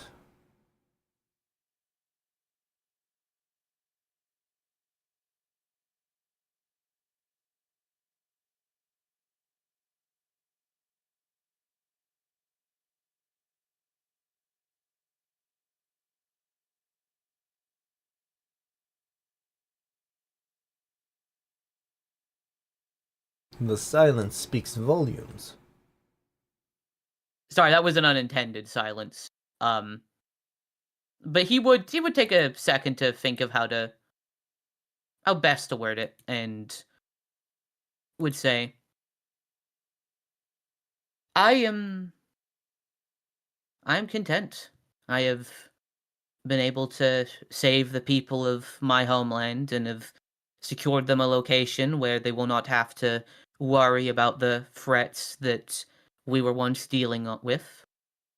And I have a new life here that I am happy with. Yes. You have used the power of Barovia and my power to bring peace and security I've used what? to Sorry, your... you cut out. Sorry. You have used the Lord power... Strahd, you're buffering. Ugh. Am I cutting out again, or is it fixed? It's working for now, Okay. You have used the power of Barovia and my power, too. And you have done this to bring peace and security to your people in my land. Yes, and have secured you a sizable amount of vessels, which will, for no doubt, have future use for Barovia.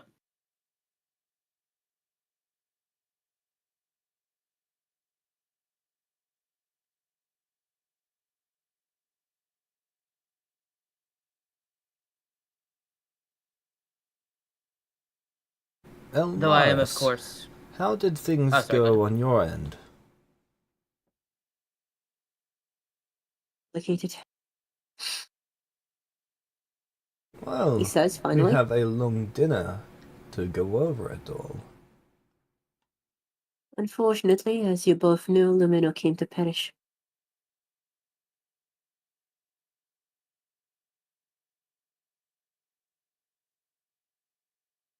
He just looks sad again when he hears that news. I had tried to order her home, but she refused. She initially wanted to go home after teaching that he pauses. There's something he clearly doesn't say, but whatever. After it became clear that it was too dangerous, we tried to seal her off, and she began contemplating leaving home immediately. I allowed her to make her own decisions. She eventually decided that she would remain. I hope I had made that clear that she was free to go, but she made her choice, even knowing the risks that she was taking, and unfortunately, the risks came to be. It is difficult when people pay prices for things that go well beyond their means. Yes, It is truly sad, especially that she had to suffer such a terrible disease. Her it was decision difficult to was witness. unimaginably selfish. I do not wish to speak ill of the dead. Whatever issues I might have had with her died with her. That is a reasonable choice. I just feel sorrow for all of the clerics that now must suffer in her absence. I have given the clerics a sizable amount from my own personal funds. It should allow them to maintain the theaters around the region. Yes, but that Though sense of Lu- community and home, it is not the same. Maybe not, but there is still value in what Lumina left behind, and I hope that with that gift they will be able to foster something truly valuable in her memory. I hope so as well.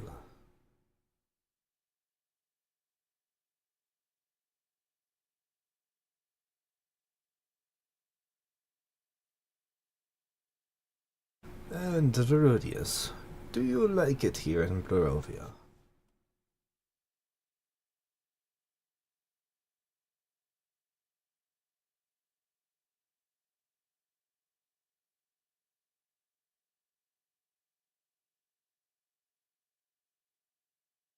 Hello? Hello, can you hear me?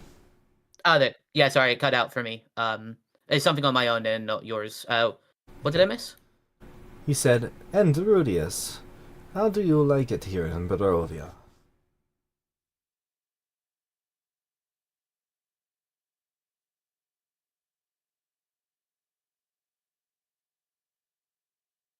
Well, I have met many interesting people and the love of my life. I am enjoying my time in these lands.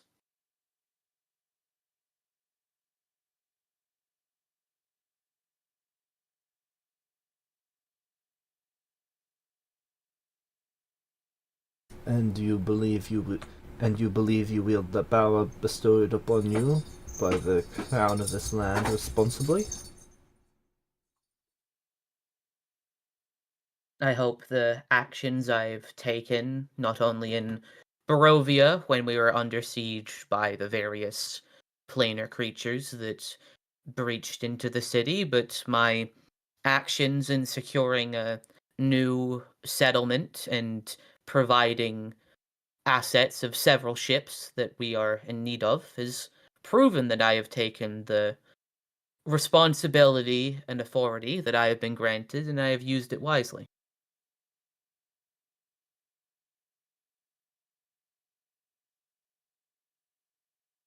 Yes, your actions in the past have brought you a good bit of grace.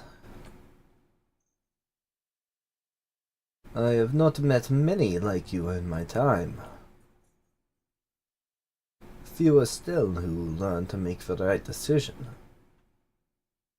There is a strong heart in you, a willingness to do good for your people. But I hope that desire to do good for your people does not get confused with the desire to sacrifice for the good of everyone. You will often find that what is good for everyone is the suffering of your people. Fortunately, that is often the case. And if you had to make that decision, would you choose what is good for all? Or would you choose your people?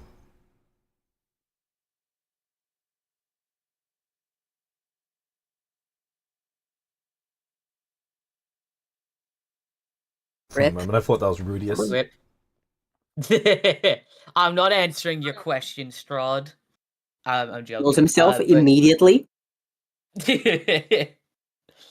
Takes Watch me do fork, this head sick bangs flip. it. No, you. Stab self.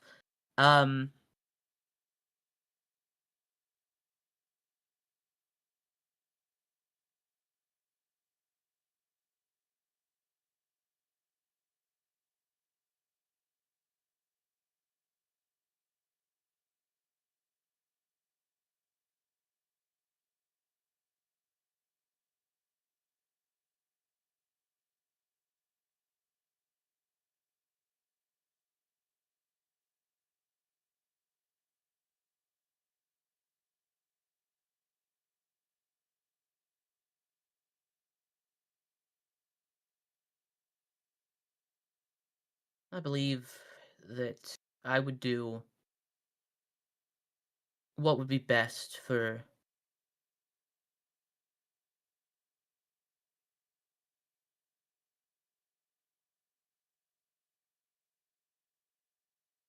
those that I am able to help. No, that's not answering the question, Rudius. Right, that's kind of funny. Well, I believe no, that's not an answer.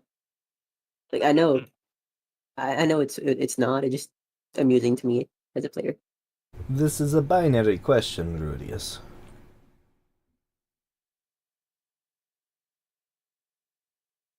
Your people, or the good of all?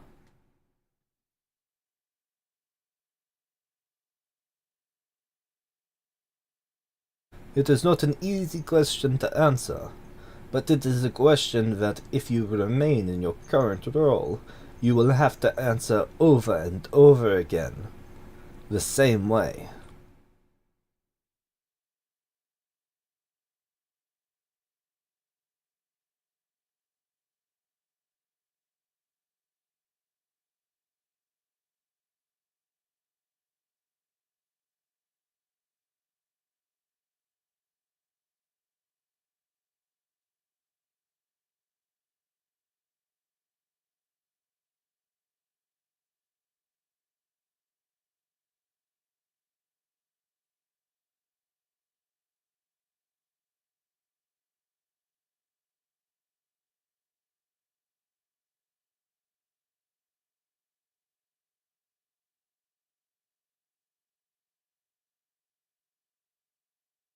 Sorry, could you repeat that, please? He is asking you to declare a choice between, well, firstly, the good of all, and secondly, the good of your people. Because he believes those will conflict with each other over and over again, and you will have to make that decision over and over again, and he's asking you to declare that you are hard and true to a one side or the other. Because bending between them both will only lead to everyone suffering.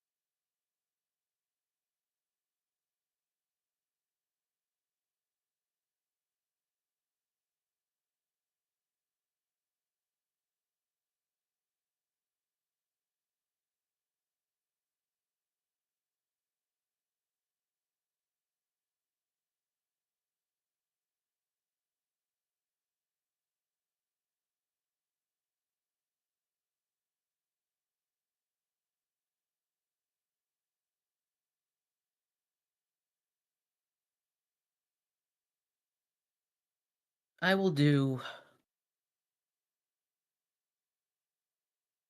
what is best for those that I care about.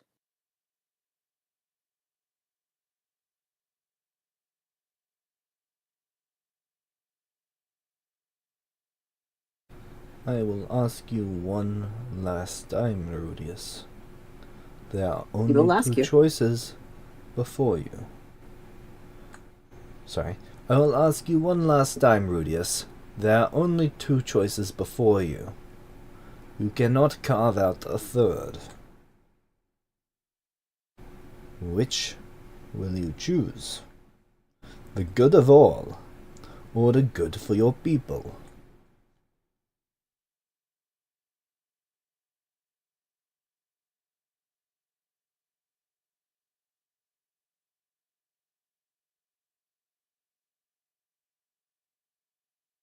You can hide behind bending and distortions all you like, but all that does is muddy the waters.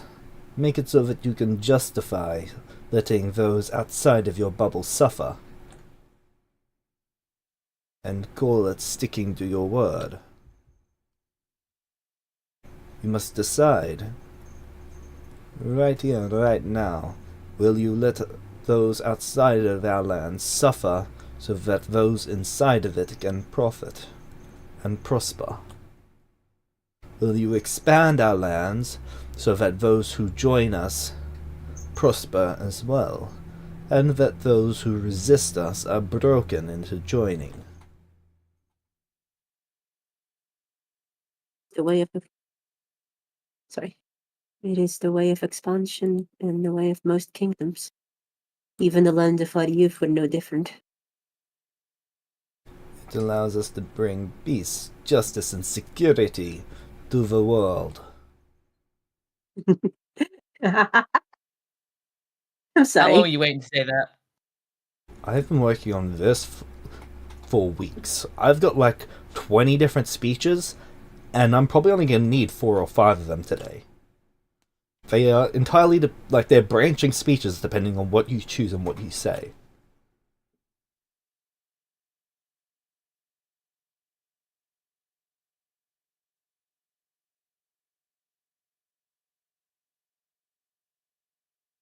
But you see, Rudius, I see through the lies of the Jedi.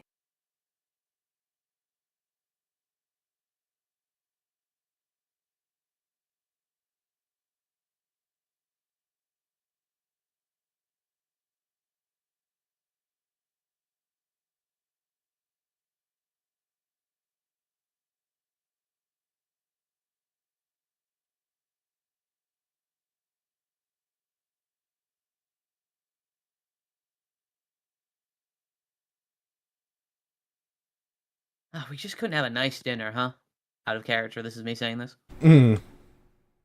Keep yourself, I'm I Mars having fun. yeah, I bet you are. Can you imagine how it feels to not be able to feel anything, like emotionally, and not be able to taste anything but eyes for like Yeah, ever, and then finally, you're able to like eat shit. yeah, it's great. I need to decide whether or not my deception modifier is good enough to pull this off. Is the is the decision I need to make as a player. You always just decide to join us. You know that would be convenient for me. You could always decide to join me and jump this guy. That would be convenient for me. Yes, we can take him. Source, trust me.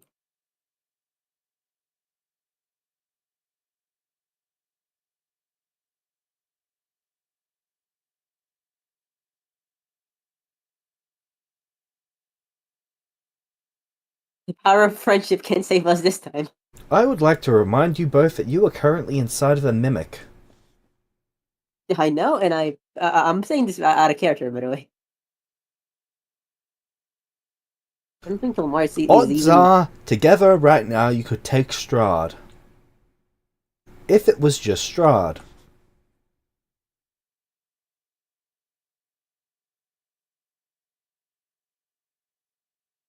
Can I roll a check to see if me saying the good of all would like? I'm fairly sure that just gets me killed, right? Like that was what the prophecy was about, or like the vision. Like my choices here are either die or I can tell you join. that what you say right now does not answer finally one way or the other whether he considers you joining him or not.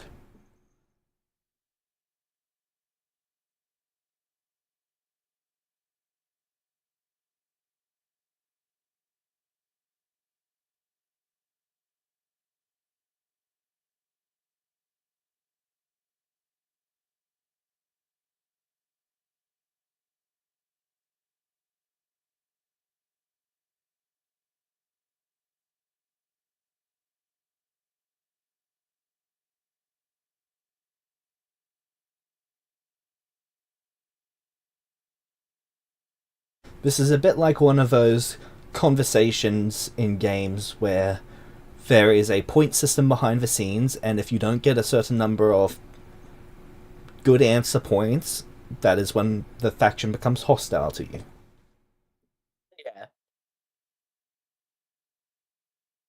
I just really don't think like deception modifier is good enough to convince him that I'm full on team conquering the planet.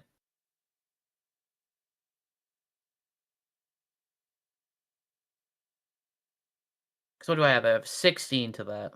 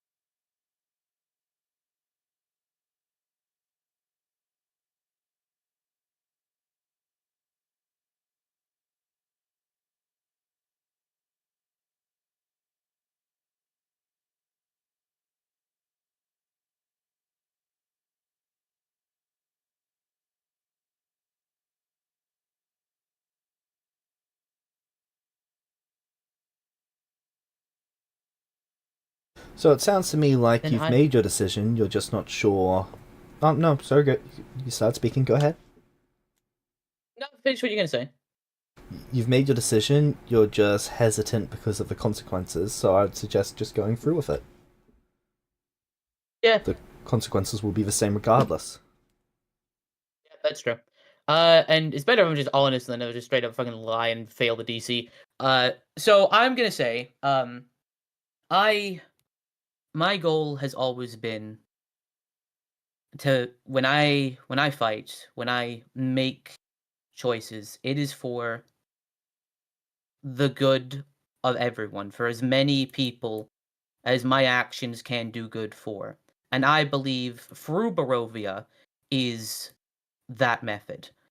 I'm not, being honest, thrilled with going and conquering places, but I have seen firsthand that this place, especially with the shifting and places being moved around, that people are in need of support and aid, and Barovia can do that. There will be conflicts. That is inevitable, but there is also people that are willing to join through conversations, through negotiations, through discussions. That is what I wish to work towards. Good.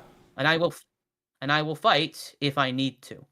But my priority is the good for as many people as I can. That has always been my goal. Good.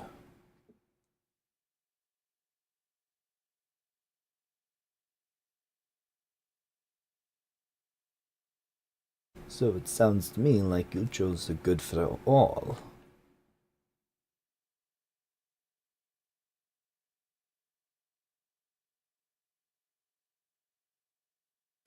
That is a question that many leaders get wrong. They think it's my people or their people, but it is simply people. At the end of the day, remove the nations and there is no difference between one man and another, other than what is in his heart.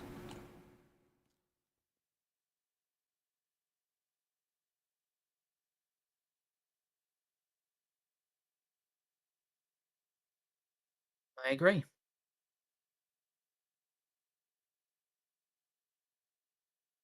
You will encounter those who have cultural significance and will desire not to bend or break. The dwarves are especially stubborn.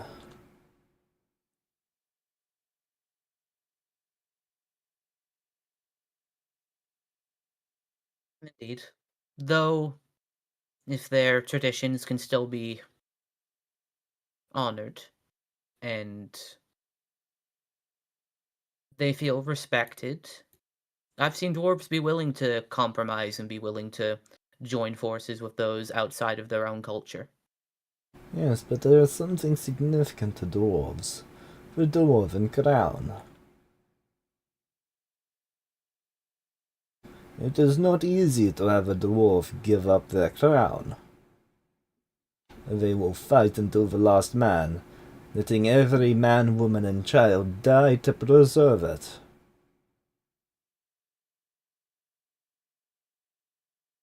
Because for their people there is nothing else.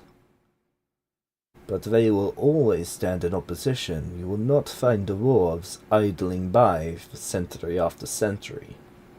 They might not interfere immediately.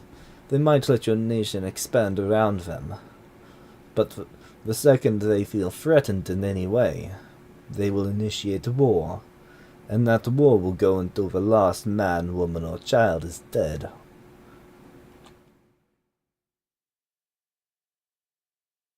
Dwarves do not sue for peace. They do not surrender.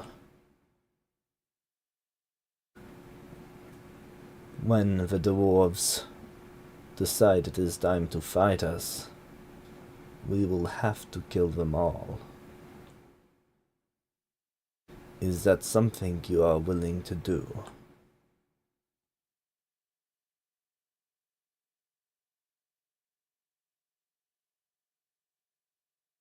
You're asking if I'm willing to commit genocide of an entire people. To protect everyone else.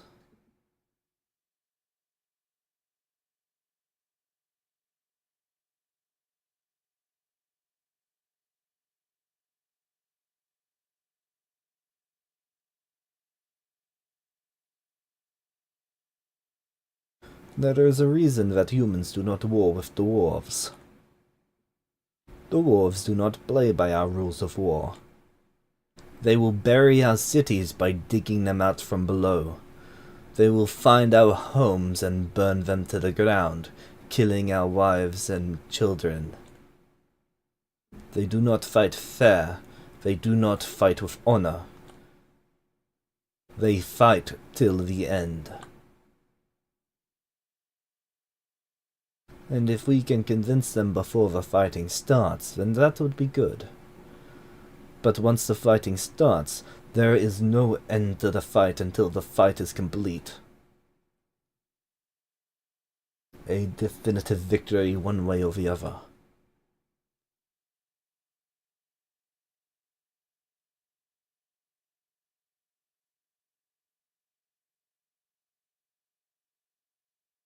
So I ask you again, Rudius.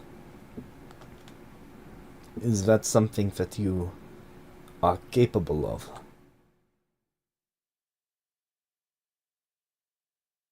Or would you let them kill your wife? Or your child? Or your mother or your father?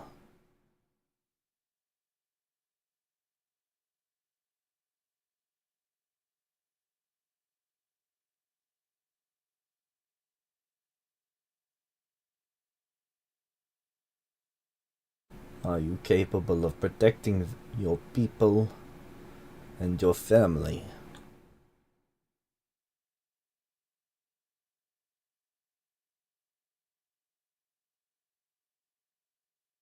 If that is what it comes down to, then yes.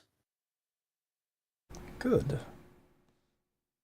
I will still always aim to be diplomatic first, but if that is truly how events must go, then I will fight to protect those I care about and as many people as I can, as I said I would before.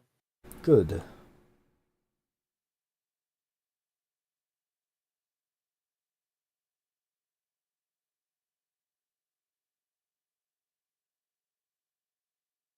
Now I'm sure you've heard what the outside world thinks of me. The things that they call me. Do you know what it is like to be so misunderstood by people? To have your strength called cruelty, your vision called tyranny, your love called obsession. I've been called a monster, a tyrant, a demon. But do you know what I am truly? A man who would not bow to fate. A brother who dared to reach for more. Gods in this world often offer choices wrapped in guilt and silence. But what I am offering you is something better. Power, not to destroy, but to protect. To shape a world that kneels to no one's mercy. Not theirs. Not God's. Not even the judgment of sheep. Look around at Barovia. The people here are suffering to the mist. Something I have tried desperately to avoid. Because of something that was inflicted upon me by a power greater than I. But I have not bowed, I have not broken to it. I do not let my people break to it either. We accept it and we fight it.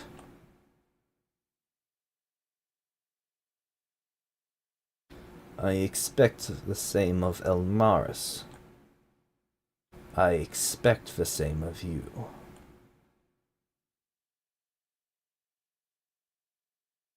Today I offer for you to join me.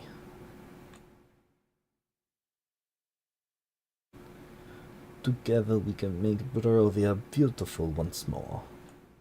Free it from the mist. Make it just as it was.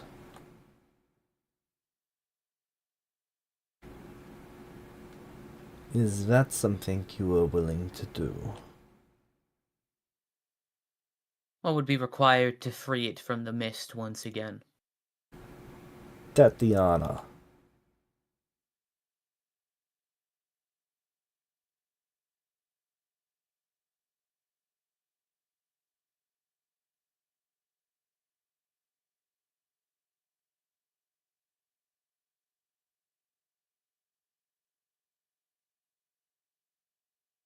Much to did Strahd tell me about Tatiana during like Sergei during the training arc thing that I was in the afterlife?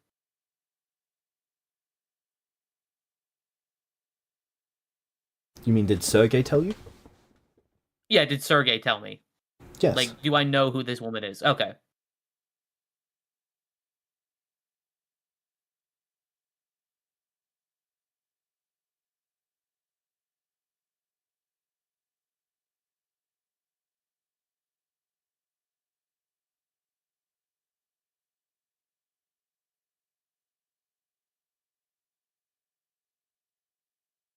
So she holds the key to ending the mist.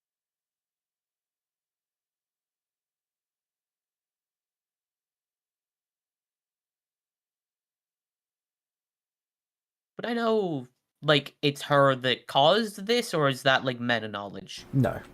Sergei would have just spoken of her as his one true love. Hmm.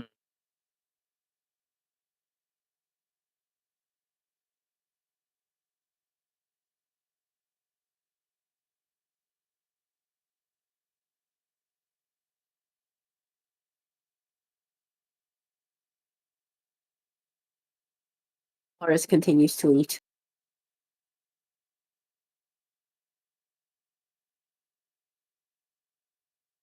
So Tatiana is the key then to ending We the know her mist. as Tara, he says after a moment.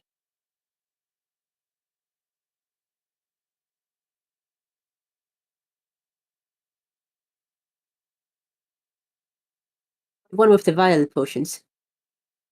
Oh, of course.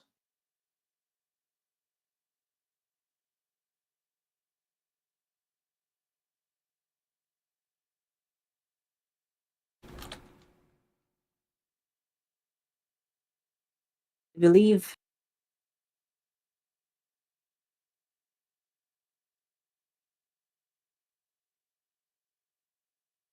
well, Sorry, go on, Elmaris.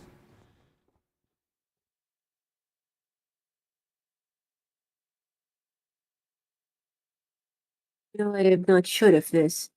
I am fairly certain that to remove the mists, Tatiana would have to die, yes, father? Yes. I must kill It her. It would be no great loss.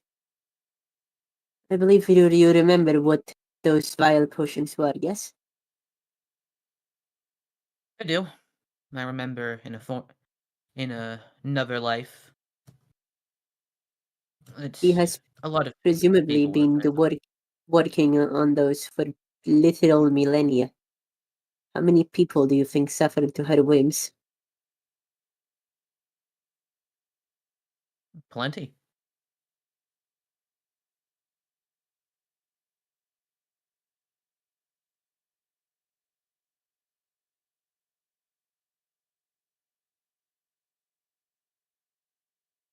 Wait, James, I did tell Strahd about the vial potions, right? Nope. Okay, I will. Can you give me a brief reminder of how the vial potions were made? Vial potions are made by taking the soul of someone who is considered innocent, usually neutral aligned. And then just blend it into a potion, right? No. They use that as bait to bring in stronger spirits.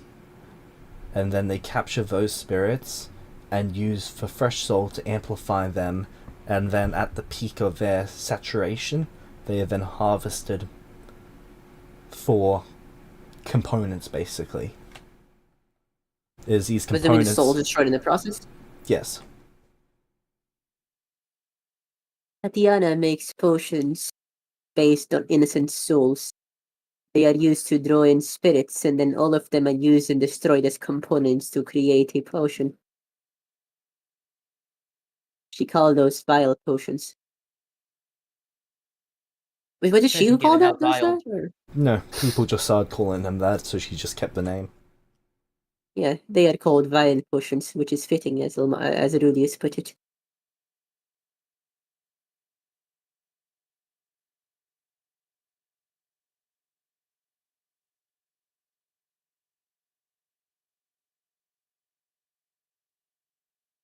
Every day that she remains free and alive is a day that the people of this land suffer.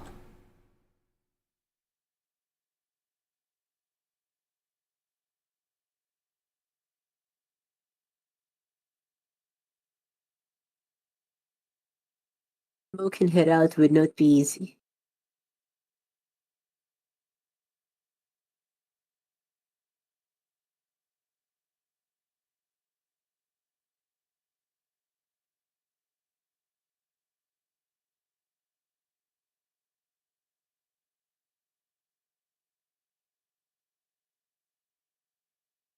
Maybe so.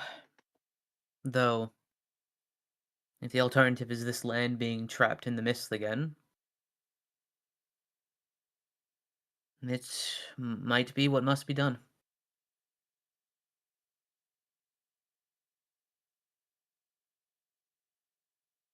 If I was to send you to capture her, I would need her brought back alive.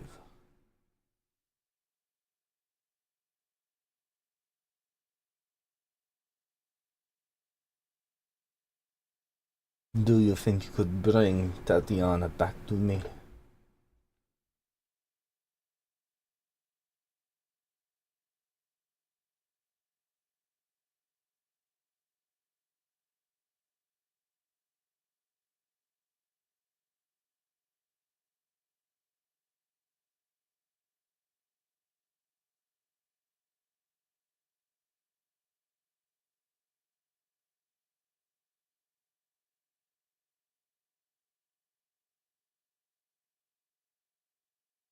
I will do my best.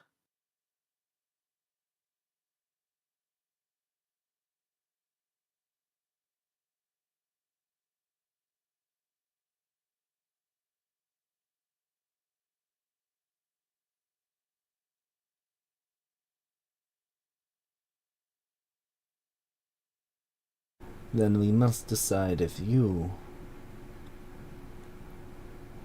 Well, I must decide if I am to send you both to bring back Tatiana, or if I am to send you both as part of the army. I cannot have you do both, but I can also not have you do neither.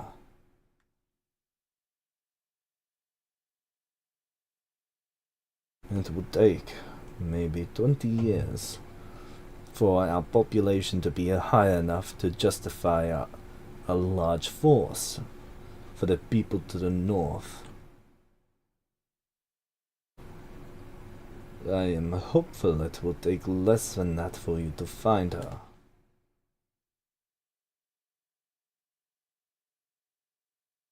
Would be a long time exploration of exploration and questionings for us to find such a hidden woman, Yes, I imagine it would be. especially after the planar collapse. I could see this taking a decade or more, easily.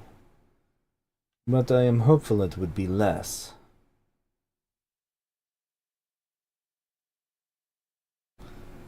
I am prepared, however, for there to be alternatives positioned instead of having you both do it. Do both, sorry. My biggest fear is that.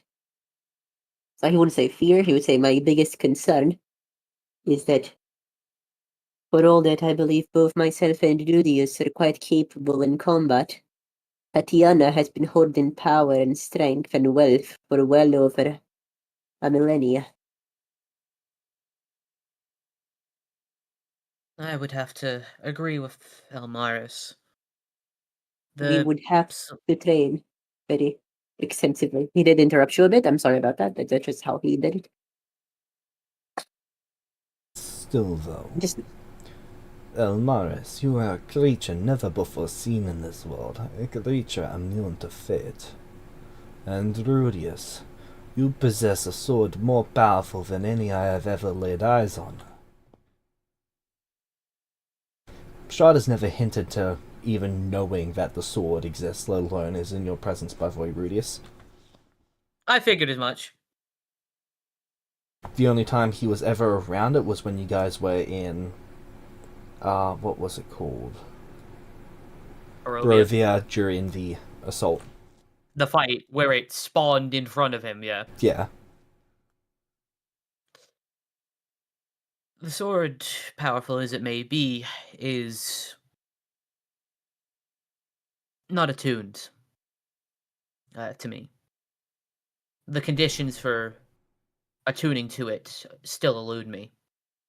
So I am not, at this moment, capable of using it to its power. Not even when the battle occurred.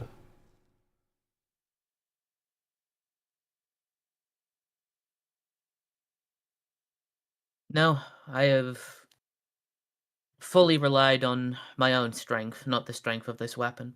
That is cursed. So then- then. To have something so powerful in your presence, but the inability to wield it. It is frustrating, but I have made do with my own talents and own abilities. As frustrating as it may be, being forced to rely on it as a crutch without the opportunity to prove myself would have been more so. Incidentally, I hope my old sword is serving you well.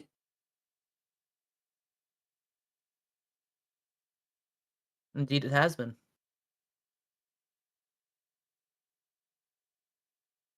I think Strahd's the only one here not wearing armor. I mean, he doesn't really need to be fair to him.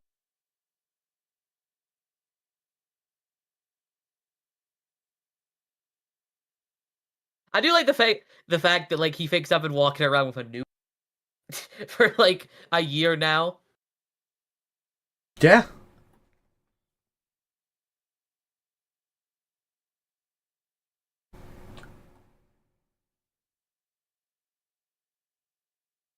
Keep in mind, to anyone with detect magic going, they can sense that there is magic leaking out of some sort of demiplane in waves. Yeah. I mean, it's intimidating, so it's Yeah. it's serving a purpose. James, how many volpuses is the sword?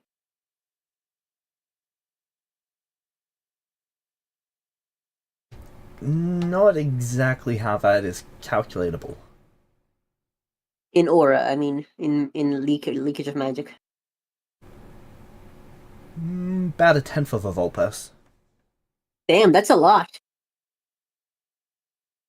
Holy shit.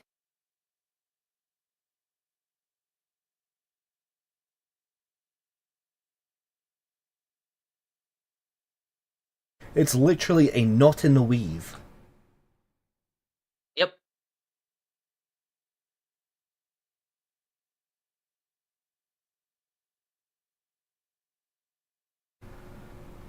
Then, I believe you would need to find a way to attune to such a weapon before leaving Barovia. I perhaps know someone who may be able to help you.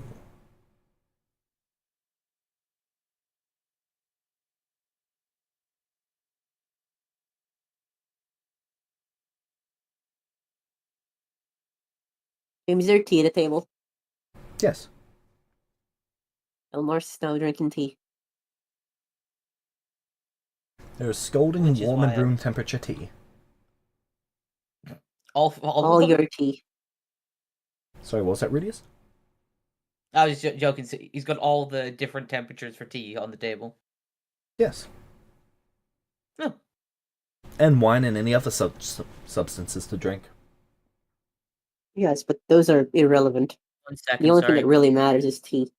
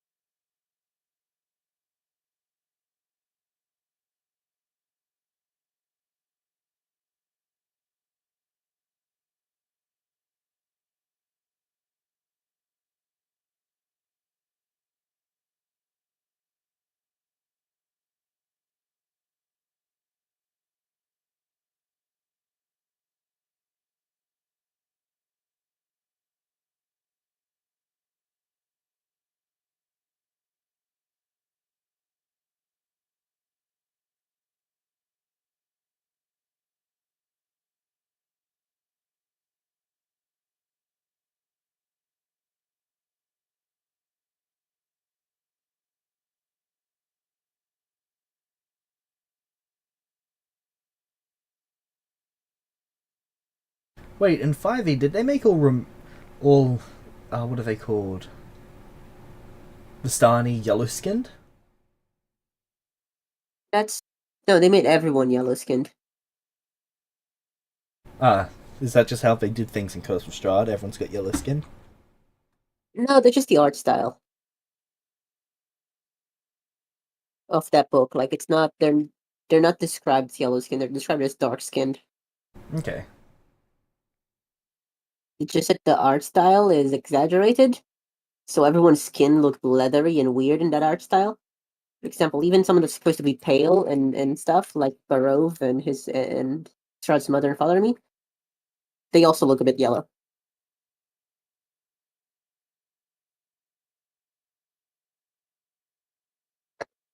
Barov.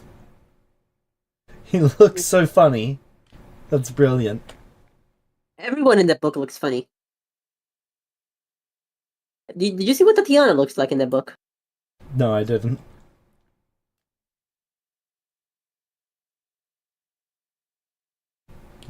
Okay. I don't know what's going on with that neck. They made her hair so much lighter. I don't know what's going on with her neck.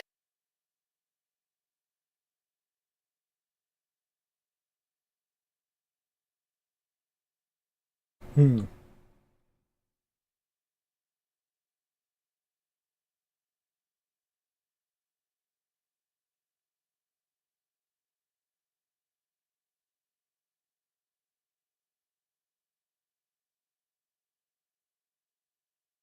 It's like her head's slowly being eaten by one of those carnivorous plants.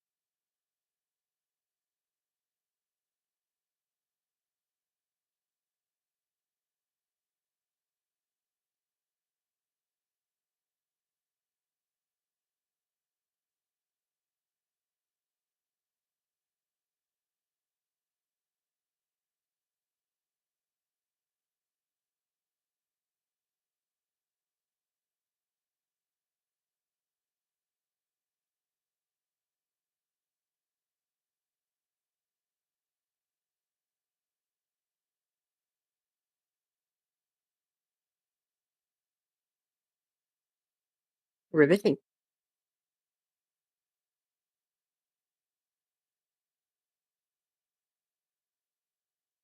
Hey James, how do Rudy's threads of fate look? Heavily bound to Strahd right now. Like, there's like 6 of them that are just going to him. Then there are a few that are going out the door. Interesting. Any of them trying to go to me and failing like Alice's? No, but you've not seen anyone with others going to you. Except for, what's her name? But that one went away after... Alice? No, the person that... Oh, what's her name? I don't know. Sorry, You've I'm given me back now. literally 0 objectives. Hello. The kineticist. Oh, Lady Jane? Yeah, Lady Jane. Neat. But her one to you has gone away for the most part. Fair enough.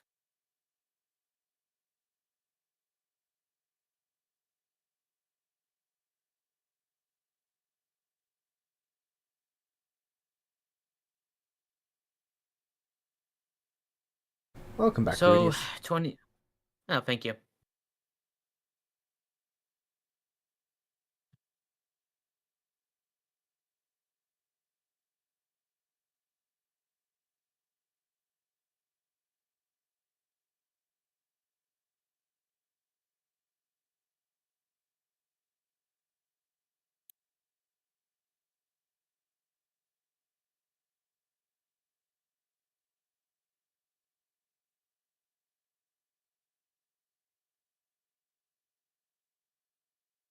So, what now?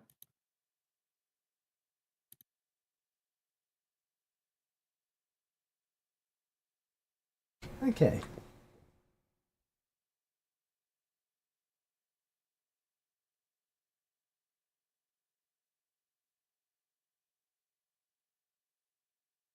There's someone that we can ask for assistance with that weapon, Rudius.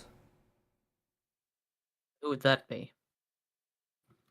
Baba Lysaga.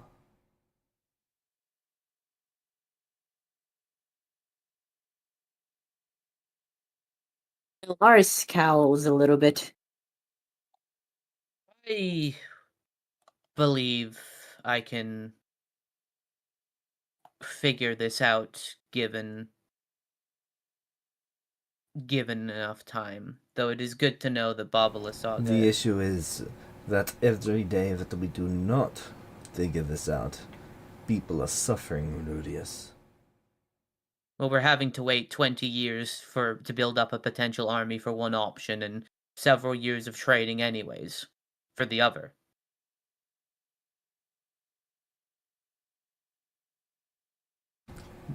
Strahd looks a little bit shocked. I was not planning on having you wait at all for the other option. Only so long as it took for the ship to be prepared. Out of character, this fucking guy, man.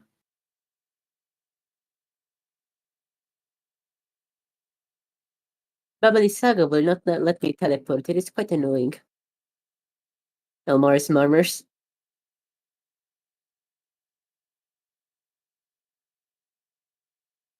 The trials of Lysaga. I do not know what she wants me to do. I cannot ward myself. I am not an occult or arcane caster. Honestly. She wants you to do what, exactly?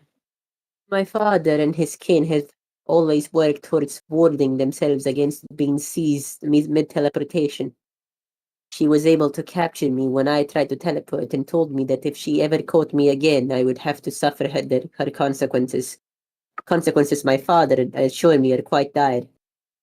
Unfortunately, I cannot use the ward technique that my father used because that was rooted in the arcane and occult, and my magic is of the divine category. I do not know what she wants me to do about that.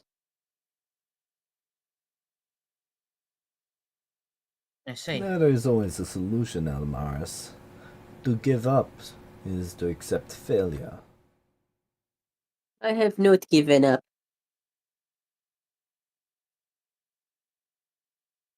It is merely annoying. I will perhaps have to reinvent the spell myself.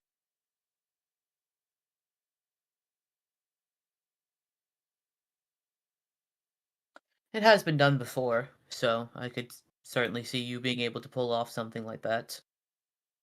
Yes.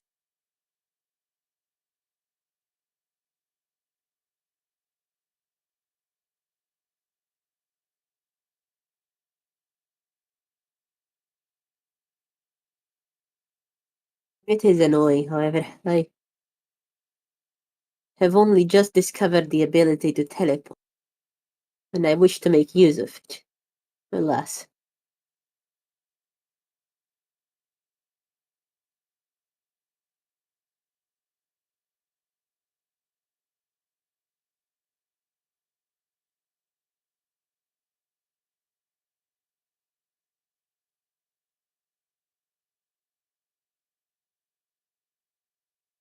It is possible that teleporting could be more efficient than any ship. It is why I mention it. Should Rudius acquire the power to teleport through his training, and the two of us both possessing it, we could travel the lands more efficiently than most, and return with more frequency than otherwise would have been possible. Indeed. It would certainly be possible if we both had access to that level of magic. Yes.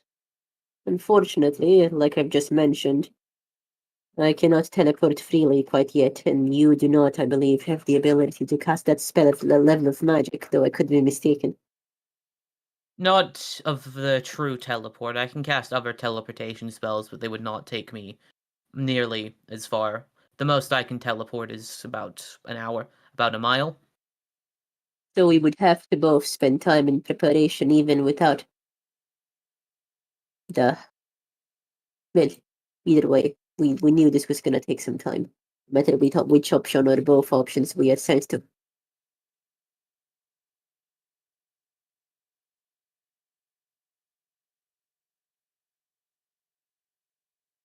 If we were lucky, if we were lucky and we were also both chosen to do for the first of the two tasks, then perhaps the time it would take you to acquire the level of spellcasting necessary to teleport freely would also be the level of time, the amount of time I would need to come up with an alternative to the ritual I know.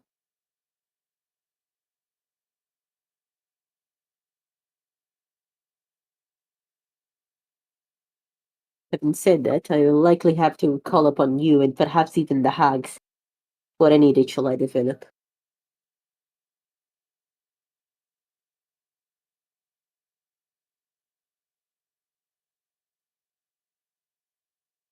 It was better. My teleportation should allow me to take Rudius with me, right? I believe it's based off the teleport spell, so yes. Yeah. If I am able to do that, I would be able to take you with me in my teleportations, Rudius. So we could travel together more efficiently. And I could likely learn to do the same, given some more time. Yes. So that would be the most efficient way of travel moving forward. Yes, we would just need to find a way to ward me in the way Bavali Saga requires, and I would be able to provide that.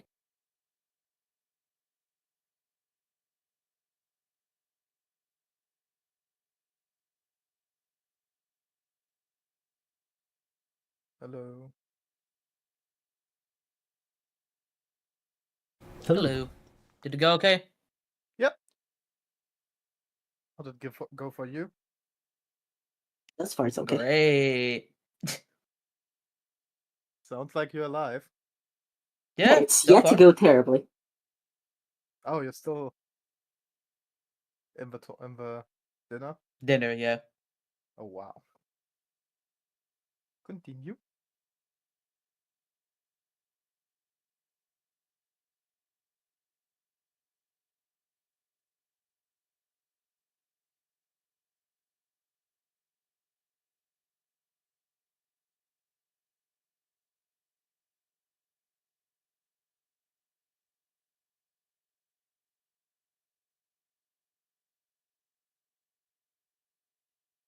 It So spending sounds some to me time. like you both have a problem that the Haga can solve.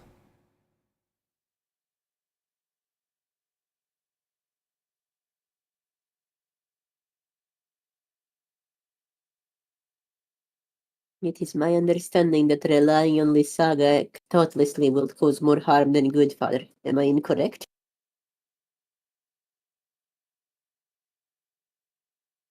She demands perfection. Then give her perfection.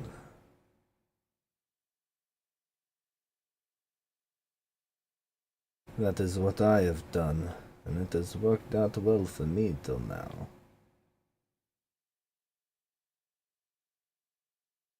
Do you wish for us both to train under Lysaga?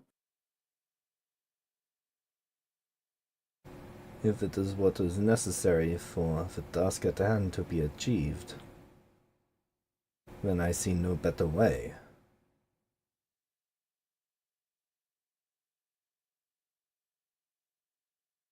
I am open to suggestions if ones are available. It depends on whether you wish to send us towards the task of war or the task of Tatiana.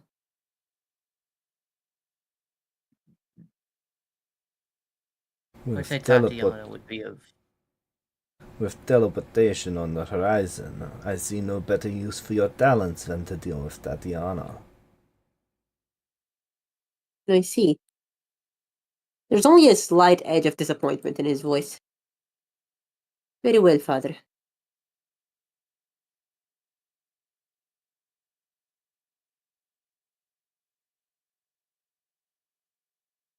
If it is what duty demands, then I shall deliver.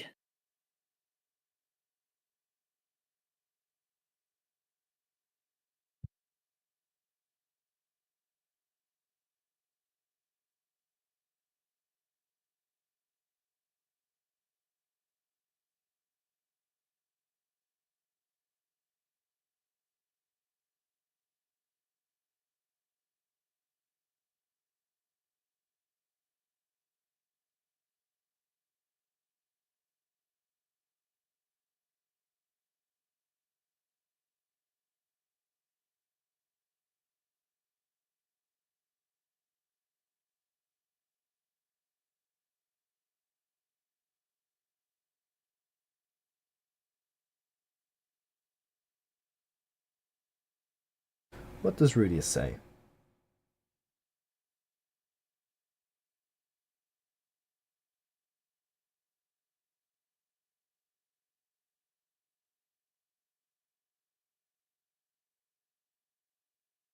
The more efficient task would be to find this Tatiana, and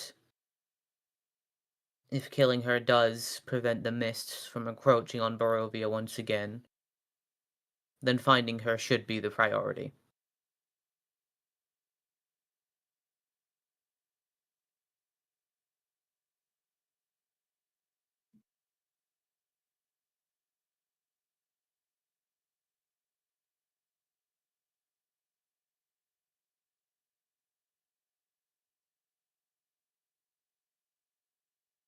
Then I recommend for you both to see the saga.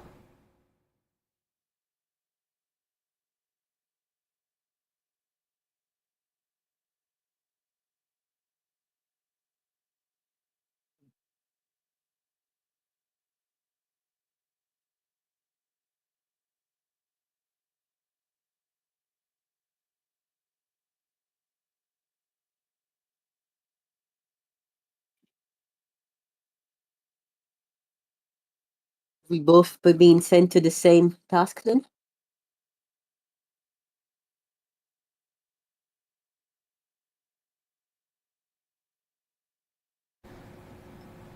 I see no reason to separate you at this stage. Twice the casters allows for twice the distance.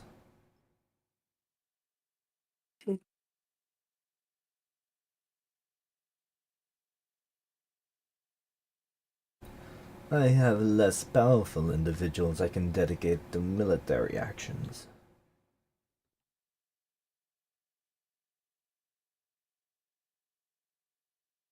There is one other question I must ask, Rudius.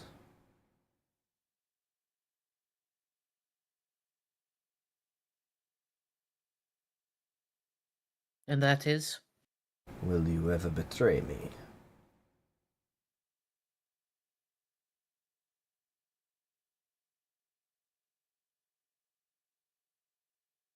Oh, straight to the point. Jesus Christ. I'm out of it. No, We are straight to the playing point would have been him asking this at the very start. Honestly, I'm kind of surprised that it now came to this. Like, Rudius walks into the room. Okay, Rudius, cut the fucking bullshit. What? But I have no idea what you could possibly be talking about. That was out of character. Okay.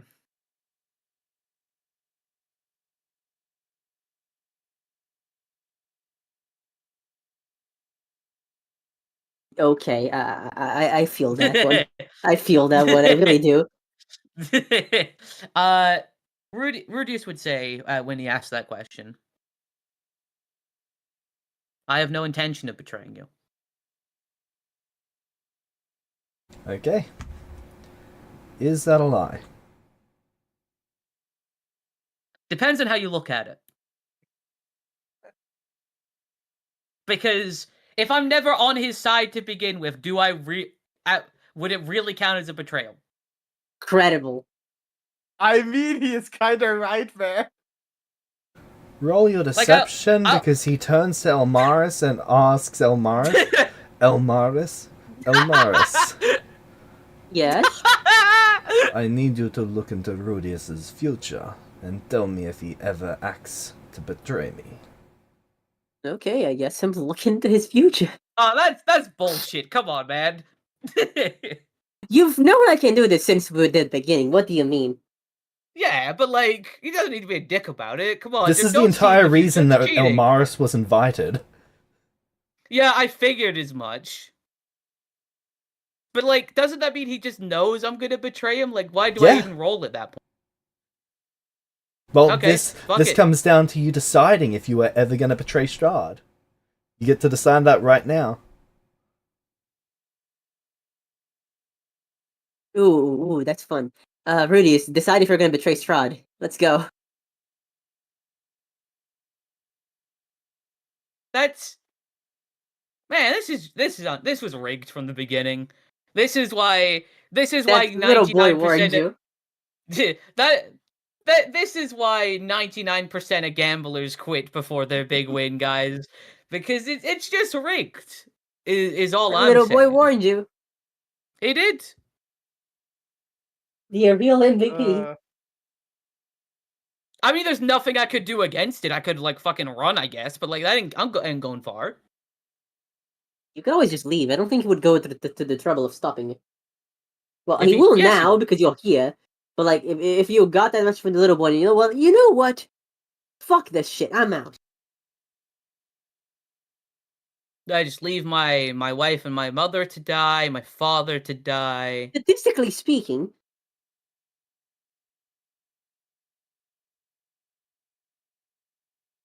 single mothers are more common. I mean, Yeah, your mother isn't going to live long anyway. Okay. Barovia. all I'm saying is that like, does he see the objective truth, or doesn't he see like ripples in path? He I see many sees the paths. most common path forward for you at the moment, assuming nothing changes right now from them saying, like, any of this. Does Rudius, at this point in time, intend to work against Strahd?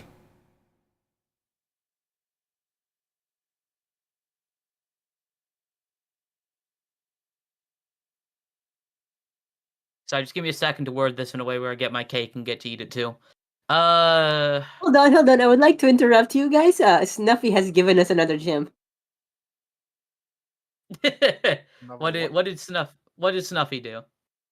From the celebrated author of God Age Strikes Again. Sorry, God Age has taken another.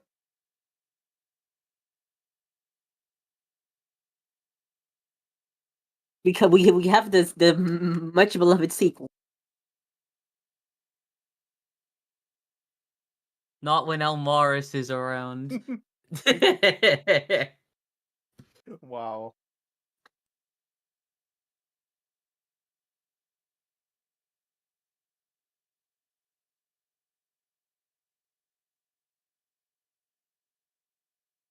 Define betrayal.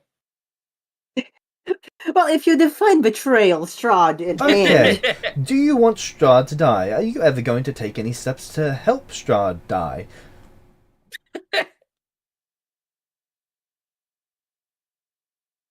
Are you going to actively or passively attempt to stop Strahd from achieving Strahd's goals?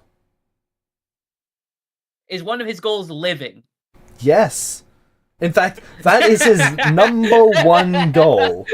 And your father has ruined it for him. So then, technically speaking, I can't, stop him. He's already dead. Well, he needs Tatiana so that he can be living again.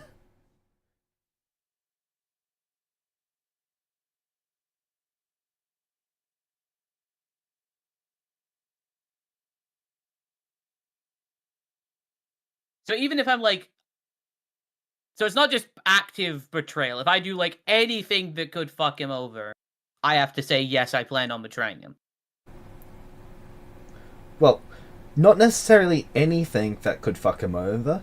For example, it has to be something that you consciously are making the decision that that domino is leading to him being fucked over in a way that can actually be viewed as that domino leading to him being fucked over. What if he just doesn't give a shit?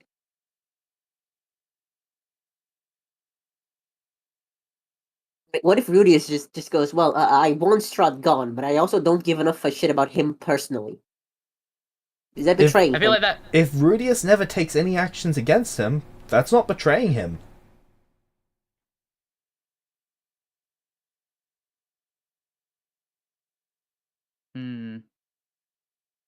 Okay, so what if his biggest plan is getting his mother to marry as many powerful men as possible to see which one of them strikes true?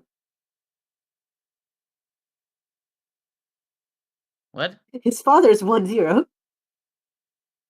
If you get more of them, No, he plans to give Strahd a sex change so he becomes a mother and the mouse takes care of it. I see.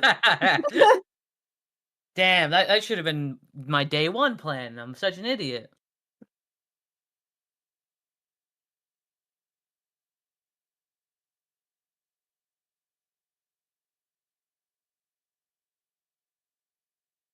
Uh,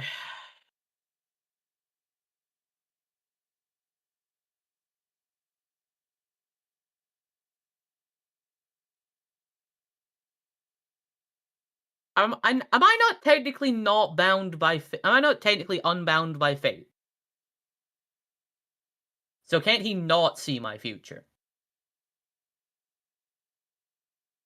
No, you've just got no threads of fate, and those were cut for, not Rudius, Kima.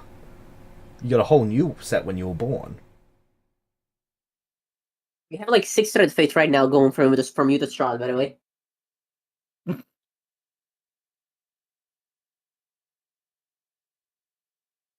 And your father has like a billion. In fact, if we survive this, do you mind if I cut some of them, or is that bad? Yes, don't do that. Your father has less threads of fate and more cables of fate. Those things are bigger than most people's most trees. That's what happens if you live long enough, I guess. It's not even living long enough. Together. The higher level you are, the more likely you are to have been of some significant importance. But, we can free him.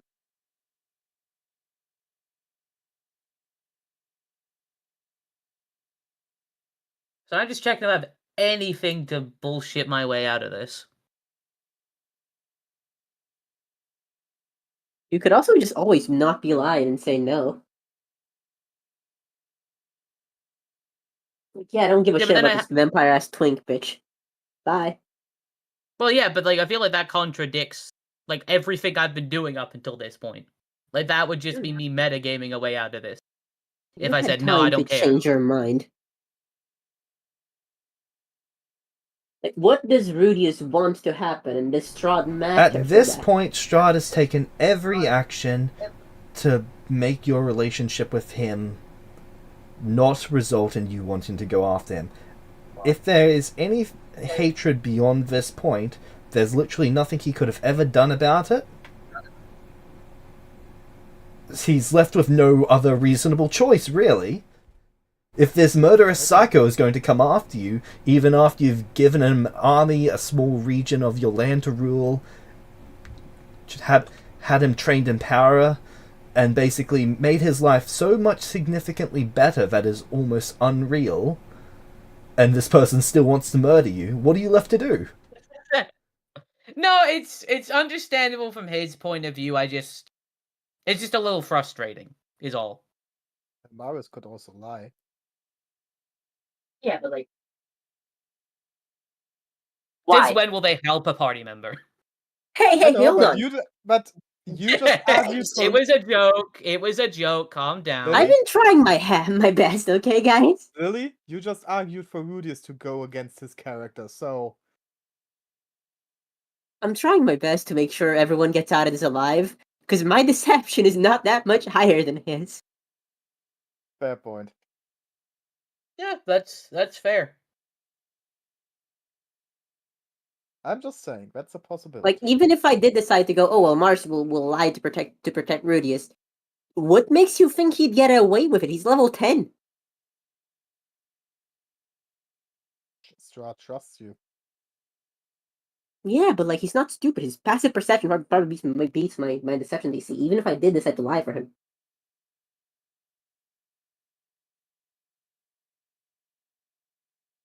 Nine times out of 10, we just both die.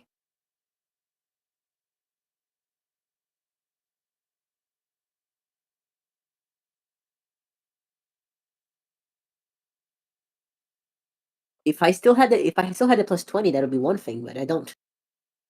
Okay. Yeah, that's significant.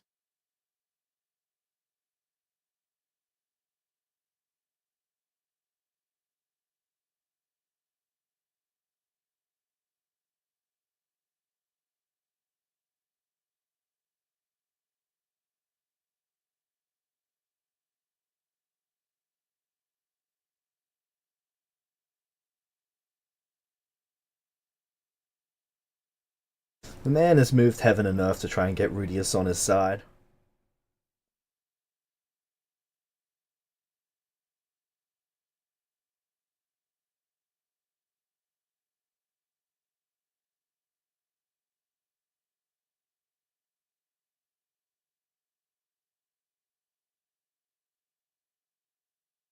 Still planning on killing billions, though. And it's killed billions. Yes, Isn't that every noble, though? he entirely intends to kill billions, so that people can stop killing trillions. So that people? Yeah, nobles, leaders, kings, so that everyone can stop warring, killing each other, endlessly forever. Your voice is cutting out. Sorry. Yeah, you just thought. He entirely intends to kill billions to stop people from killing trillions, so that kings, queens, and everyone will stop killing each other indefinitely under his rule.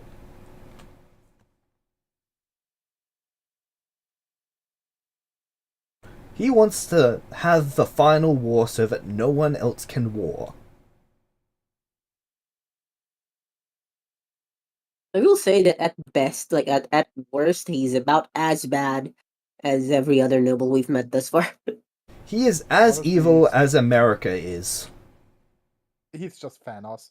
That's not true. Hold on, James. I think that's unfair. That's very unfair, actually. Hold on. How could you say that? The Vistani are brown, and he said he hasn't killed him yet. You're right. He's better than America. He's not racist. I mean, he As I actively said- plans to genocide a group of people. I don't think. No, he fully intends to give them every opportunity to live. He just knows that their people are prone to suicide. Let's maybe not like discuss his worldview and if it's good or not. I think we could do that for hours. Yeah, but that's fun. That's like half the fun of having a politics game. Well, if His his worldview worldview is wrong, then Rudius is right. And if his worldview is right, then Rudius is wrong.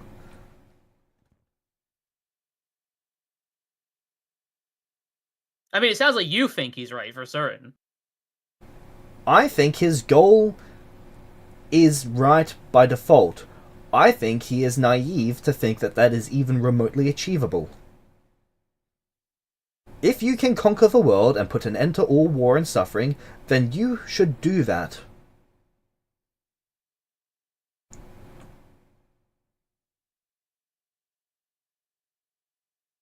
Anyone who says otherwise is basically arguing for the suffering of the world. And if that is a world that they would rather live in, that's fine. That is not a world I would rather live in. That's fair. I think free am will's not going to tell you what I think about that because I think that would demonetize our entire channel.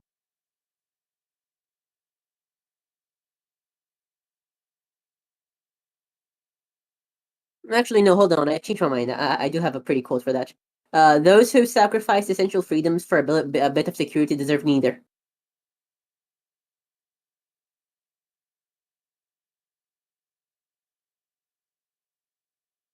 Which is funny because my character's like as close to a fascist as I could make him.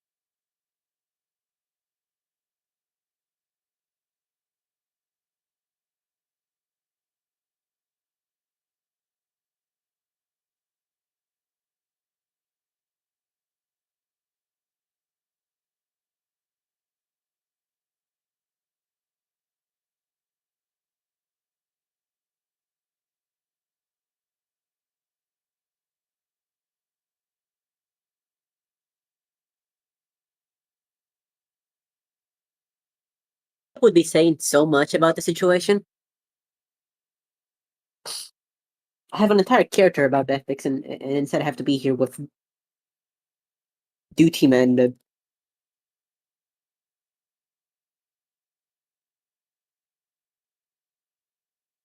world's most stoic fanboy ever. I don't know.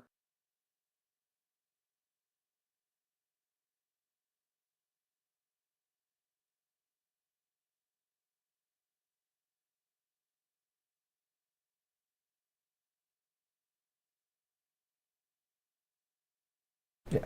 If Strahd had infinite cosmic power like the Infinity Gauntlet, and he used it to end world suffering under one unified system, I would be all for that.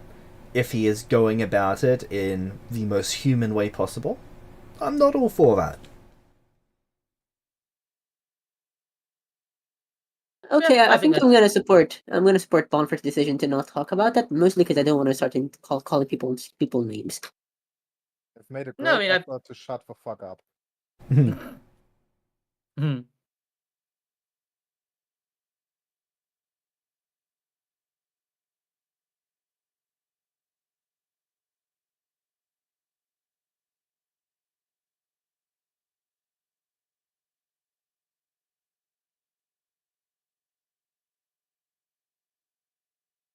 We're having like a moment of silence for Rudy's or something. Is that what we're doing?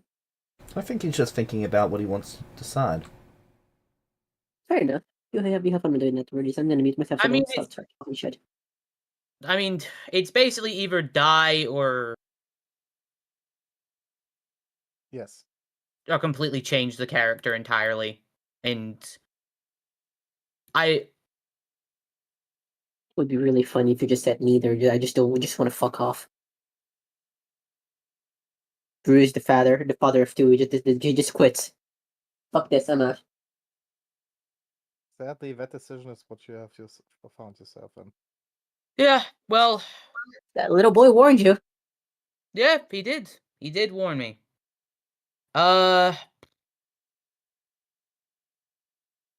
Yeah, no, it would completely contradict everything I've said about this character if all of a sudden he was like, yeah, pro-fascism. So I'm going to, or like pro-world conquering, sorry. So I think, yes, at some point the intent down the line was to...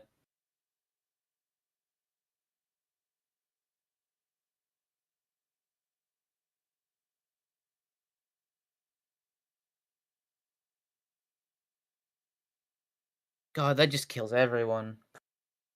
It does just kill everyone. Think about that very carefully.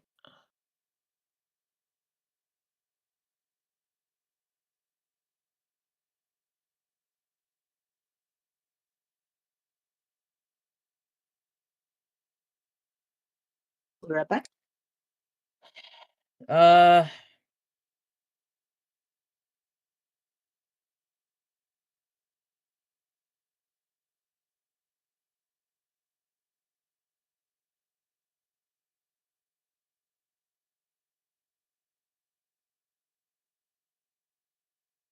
Yeah. If those are the parameters that if, like, at any point I had the intent of taking any sort of detrimental actions to Strahd at any point from, like, this moment onwards, then yes, he would see that. Alright, to what extent are they?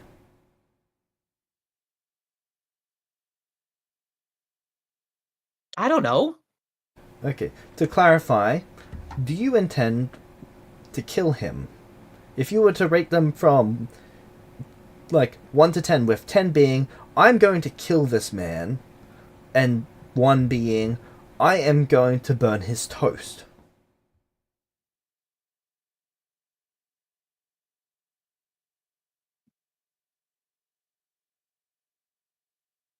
You could argue that I think he would kill me for either.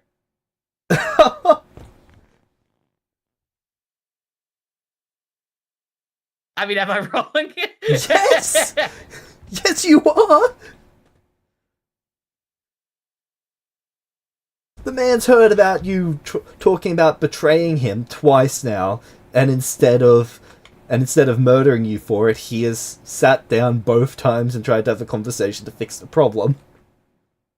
We talked about betraying him before this.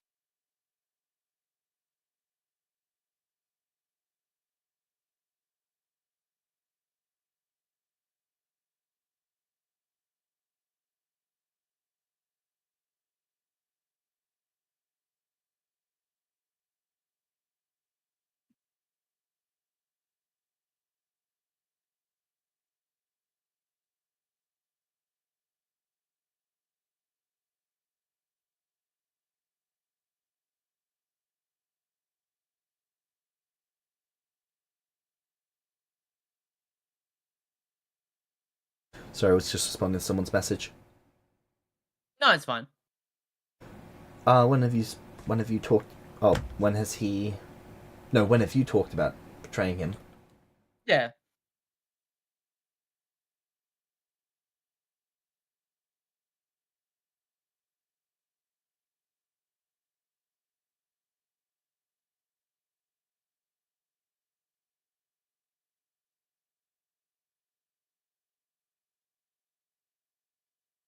Like, if he's been scrying everything I've done, sure, like, he probably would have heard me mention something to that effect. But, like, in his presence, he wasn't scrying, but not in his presence, you have never once, but it's the people who have either funneled the information back to him, or he has compelled the information out of them, because he's doing background checks on you.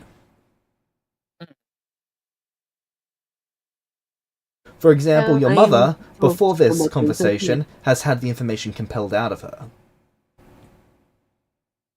Oh, okay, then yeah, I am really. She was with me. You know what? It doesn't matter. Ideally, if I could, I would like to have killed him. There you go. That's what Elmara sees. Okay, a 10. Or, Elmaris, yep, sure. Yeah. I'm done. Go ahead. you see Rudius take action. This takes you several hours of peering, by the way. In the dinner? Yes, We just stay there for like 6 hours? it's about a 4-hour dinner. Jesus Christ. Okay. Unfortunately, your food's getting cold. Fucking God. But you see Rudius take action with the intent. Well, you're not sure quite what his intent is, but the action is in design to bring about his death. Likely by freeing the Sun Sword from his possession and weaponizing it against him, by amplifying the power, by dual wielding both the Sun Sword and the Sword of Sorcery's Dawn.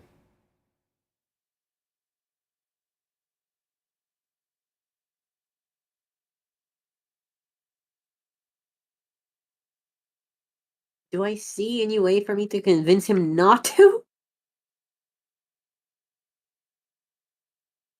You don't know. You actually have to take action to try and convince someone and then peer back into the future. It's not like Doctor Strange where you just start looking at a billion different futures. It is fact until it has been changed. And you've got to actually take action each time to change it. Is Elmar still in his emotional state at this point? Yes. But it's like you've had 3 months of adjusting to it. Yeah, but is he adjusted to it that he doesn't like he's able to control his emotions, his facial reactions, or is he still like reacting to things too strongly because he did forgot how to control himself? Well, even as an elf, you don't have a great deal of control as a child. So he would have never had the same level of degree that an adult does or an elder does. Then he became just undead, and they didn't have any feelings at all. So there's a progressive look of defeat in his face, and he's just looking further in the future. It's probably visible, like, even after the first hour, that it's grown and grown and grown.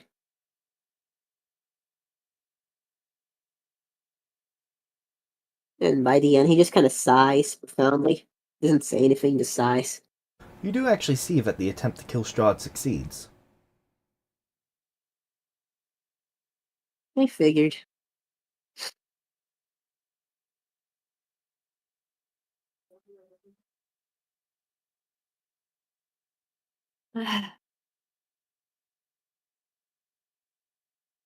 I think he would just sigh profoundly at the end, then he closes his eyes.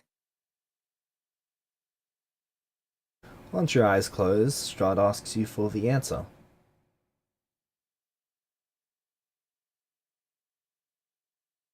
While Elmaris has been doing this, he's been speaking to you, Rudius, about your plans for your people, what sort of focus you want to have that city based around, and basically just moving on with the conversation for other future developments. He even asks what you plan to name your firstborn child, if they're a male or if they're a female. Kinda sick. Yes, how dare he presume that you don't plan to betray him?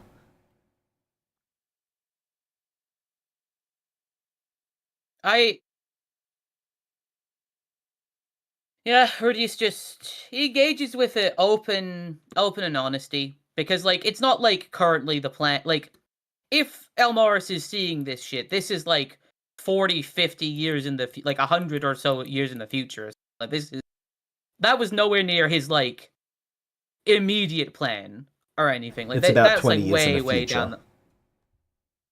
Yeah, so like he's just saying like, oh, you know, all these people are like have this kind of skills, so maybe like a trade hub or something like that.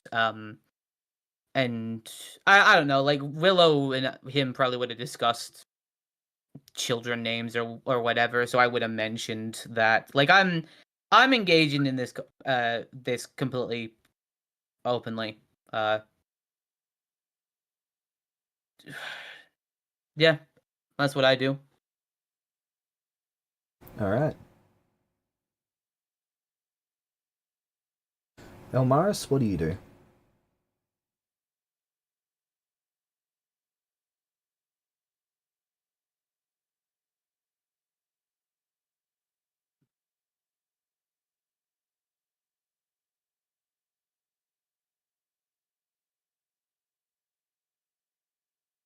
Sighed profoundly. Kind of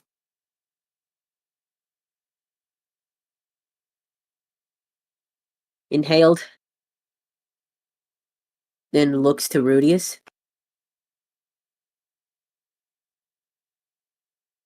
James, Strahd can I see his hesitant. motivations in the future? You don't know what someone's thinking. You're only looking at broad scope. Like, you saw that Rudius fought Strahd. You don't know why. You do know that Strahd died in the fight. You do know that Rudius had a series of allies in the fight. Did I see who?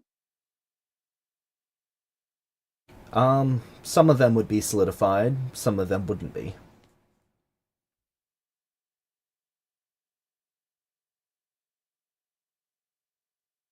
He looks at Rudius.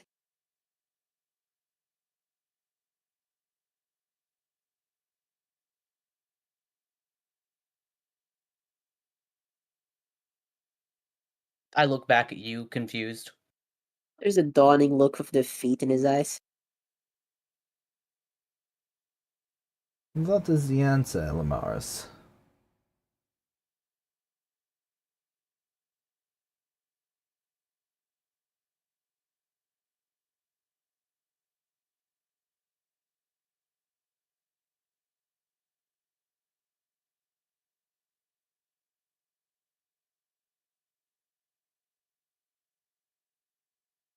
Man.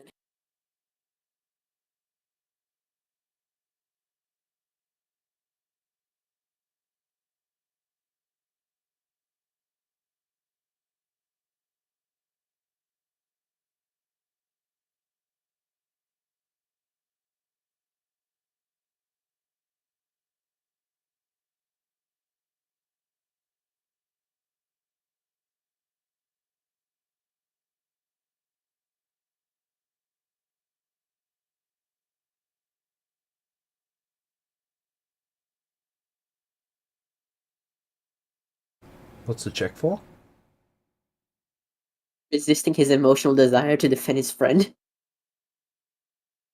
Because he's actively over emotional at this point in time. Alright. But I presume that's a success.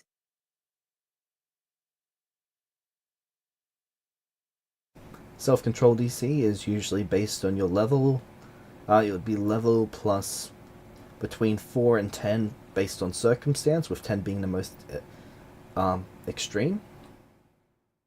And then it would the be DC plus for 10, this would be plus 10 again, so it would be 10 plus the level plus between 2 and 10. 10. Either way, I succeed.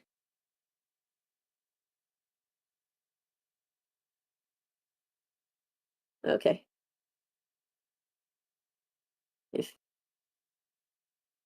So I have established this right now. If anyone wants to give me disadvantage on this, I will allow them.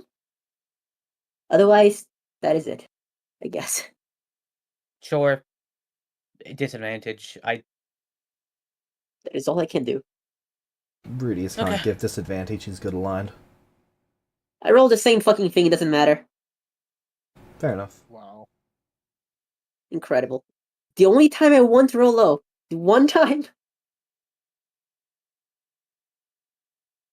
To be fair, you're rolling quite high most of the times.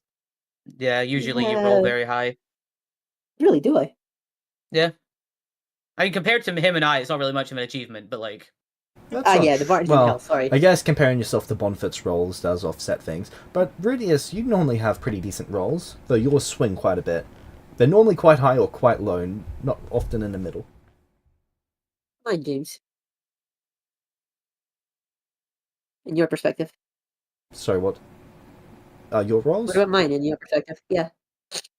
I think you tend to get people to spend inspirations on yours to make you roll with advantage often enough that it really offsets yours, so I'd say you are normally quite high. Haha. Well, you see, my incredible charisma and pitiful energy. I don't know. I lost track of the metaphor because I'm worried. Uh, yeah, no. Oh, for fuck's. I can't think of a reason to justify lying in the situation unless it was emotional discontrol. And with that level of roll, I can't do shit about it. Even if without, like, if I'm just considering the +4, would be.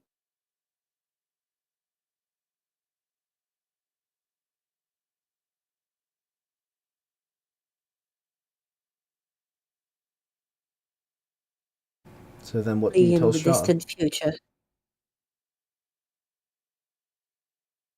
Did I see conflict arise?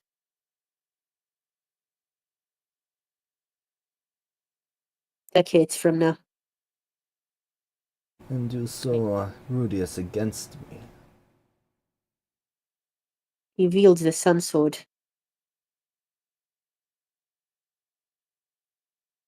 Of course. There is time yet to change this future, I am sure. That is the vision I saw. If all that I have done thus far is not enough to change it, he turns and looks at you, Rudius. Then I must Rudius. ask one thing, Rudius. Why? He throws the entire table, the table's made of stone by the way, at the wall and it shatters. After everything I have done, I have gifted you power, people, privilege. I have tried to make amends for your sister. I am so sincerely sorry. Why do you stand against me? Why do you stand against the side of good?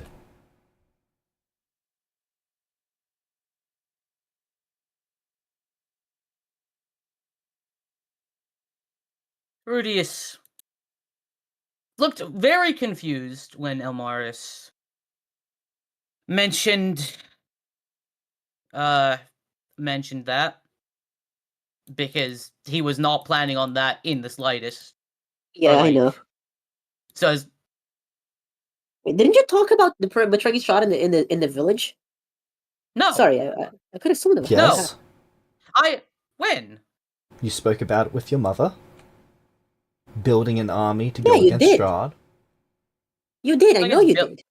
You also spoke with Lumino about building an army to go against Strahd. That was with Lumino. What's the name of your succubi? Penny. I don't Penny? own her. Well, she's in service to you, so I guess that's fair. Lumino and Penny. What I mean is, like, when you got into the village, that lady that approached you and started talking about how you were adapting yourself to darkness, you told her that you planned to fight Strahd. Yeah. But what I mean is, I'm surprised is because, like, it's decades in You the did watch future.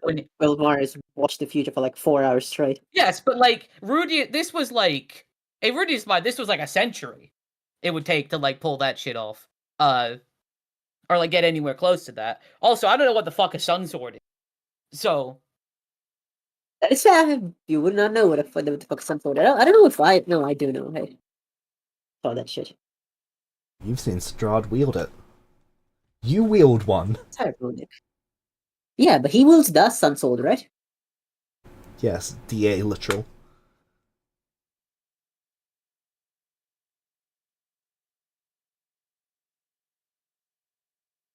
There he is. He slowly gets up. Is there any way that I can convince you? Truly convince you? I will be honest and open with you. What will it take for you to join us? Please, Truly. Rudius, listen to him. Listen to my son. Change your ways. Join us, please.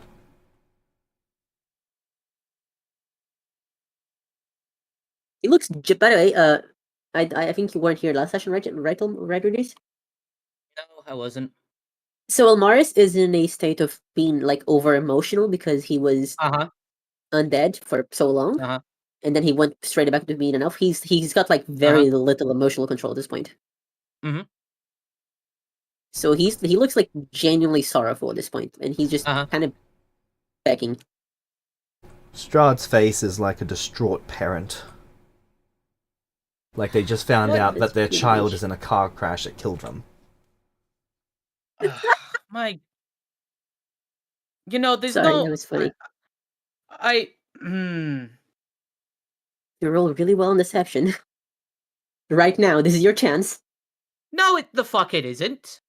Because he's just gonna look in the future again. Oh, no, not immediately. No, I'm sorry. Sorry, I shouldn't have reacted like that. My apologies. Fine, I get it. I understand it's a frustrating spot.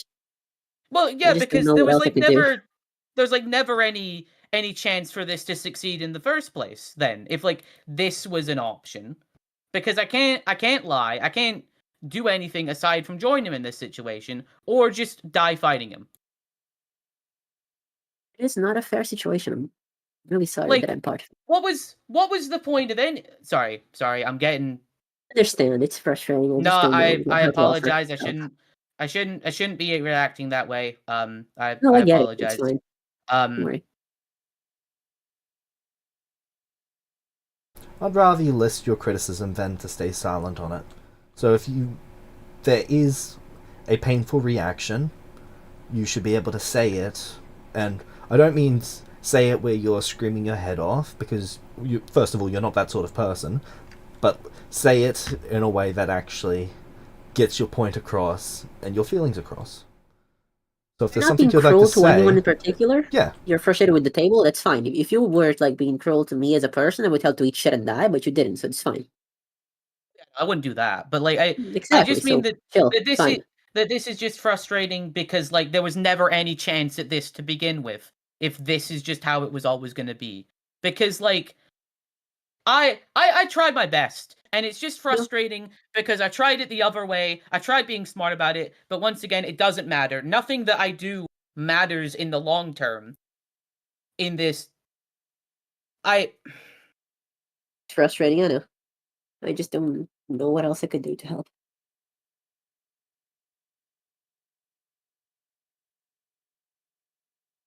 The bane of future sight or whatever. Yeah.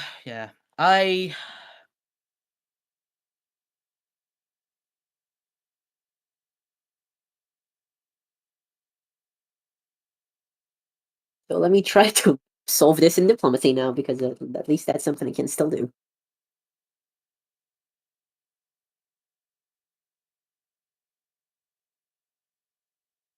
James, I would like to spend a mythic point.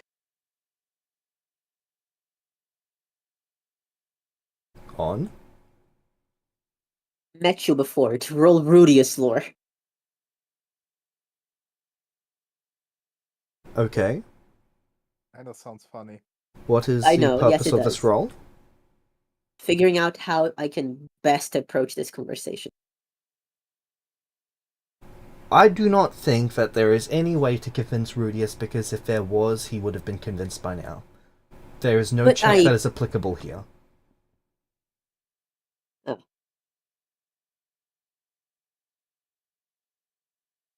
I've spoken to Rudius out of game on if there was any way. I don't think there ever was. I've spoken to him in game as Strahd several times to see if there ever was. I don't think it's possible. Yeah, but Elmaris would try. Yes, Elmaris would try. Especially in his current state. But Elmaris would almost certainly come up with the answer that there is something fundamental about Rudius that no words could change. No actions could change. And it is that fundamental fact about him that makes him diametrically opposed to anything to Strahd's overarching plan. Okay, let me try at least this in character, right? If I can try that. Is that okay with everyone? You're always welcome to try. When I was a child, I was raised knowing that I would be a noble. You remember that, right? Yes? Yes. I was raised knowing that no matter which side I went to, they would seek conflict with me at the head. I was raised by Lady Neil and Beck's side, knowing that as soon as they possibly could, there would be war. The dwarves wanted war. The sorceress's nation wanted war. We wanted war. Everyone wanted war. That is not special about Barovia. It is not something that makes Father evil. It is the nature of kingdoms in this post-shifting world. It is inevitable that there will be war and there will be expansion. You cannot avoid it, and you cannot blame that war on individuals or their evil. That will happen. It is the nature of humans. It is the nature of people. I understand that you are a kind soul and that war offends you. I do. I know you. But you are not standing against tyranny here. Opposing my father will do nothing. War will still happen. It will still break out.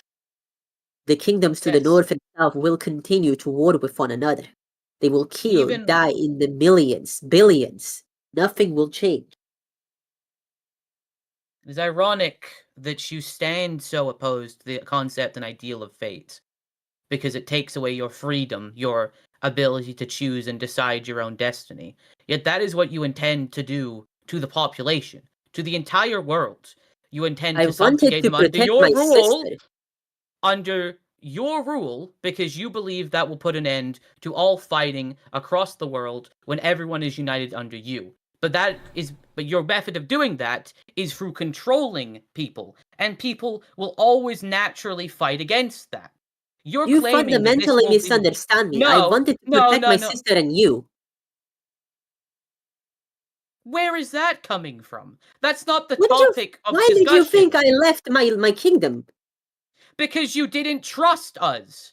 You thought you knew better than everyone else because you saw the future. You didn't try and fight it. You didn't try and talk to us about it. And you threw yourself on a sacrificial cross thinking that that will fix everything. You never worked And with every us. single You one of never you followed me to hell. Because we cared about you, you idiot. Congratulations, Lumino. what did that bring you? Lumino was in deals with a demon lord. Strahd goes to interrupt you both. Boys,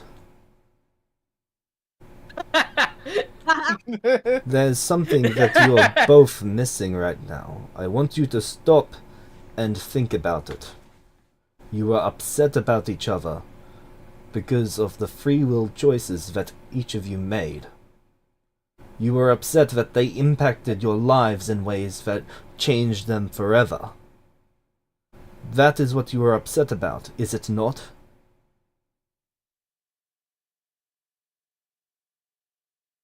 Mars tightens his fists a little bit. As is I Rudius. just want to find a way for things to go well for once. That is I the have been entire trying my point best. of all of this. So that the free will of individuals does not destroy people. I have been But doomed for eternity by the free will of individuals. Elmaris has had his life torn from him because of the free will of individuals. You, Rudius, are here with your sister dead because of the free will of individuals, all manipulated by fate. You've had person after person torn from you. Every last decision you have made has impacted others in ways that they have no say in, that they have no ability to argue against it. You, right here, right now, can decide to be a part of the machine that breaks fate, that changes the nature of free will. to make it so that the world that we leave behind is a world that no one ever has to suffer as we have suffered. This right here, and as he points to the ground, you feel a puff of air, is the moment that you decide what you want. Yes, if you go against me, I have to kill you now. I have to. I have tried to let you leave. I have tried to turn you to my side. I have tried to work with you. And if you turn against me, you die here. You die. That's it. My free will snuffs out yours. And that's tragic. That is tragic. Your death would be a tragedy. I see so much of myself in you. Yes, I might have been more of a prodigy, but the heart is there. The desire is there. You want to help everyone, but you don't want to harm anyone by doing it. But that cannot be done. The world was not built in such a fair way. To do that, we have to break the world. We have to tear it down to its fundamentals. We have to construct a society that encompasses all, and any who resist that have to be removed from it, or their free will eventually corrupt and break our perfect world. So you can choose to let things be as they are with endless suffering forever, or you can choose to destroy it, to change it, to make something better. Please, Rudius. There's a bloody tear going down his face. Don't let the free will of anyone else ruin your future. Rudius seems... Yeah, Rudius seems shocked by that. Great speech. I fundamentally disagree with it, but great speech. I get it. Yeah, my thoughts exactly. To be fair, Celestia does seem to be an inherently fucked up world. Oh, Evident by the fact that you can only grow by murdering people. Any world is entirely fucked up. That doesn't give you the right to kill everyone, or kill as many people as it takes in order to get people to fall in line under your worldview for noble intent. The thing is, So right what now, do you suggest, you can stand with your convictions and die for it, or you can choose another way. Yeah, that is the choice. Convince him. Don't think with any arguing you can convince him. This guy's like 15 quadrillion years old. I guess he's a little bit set in his ways.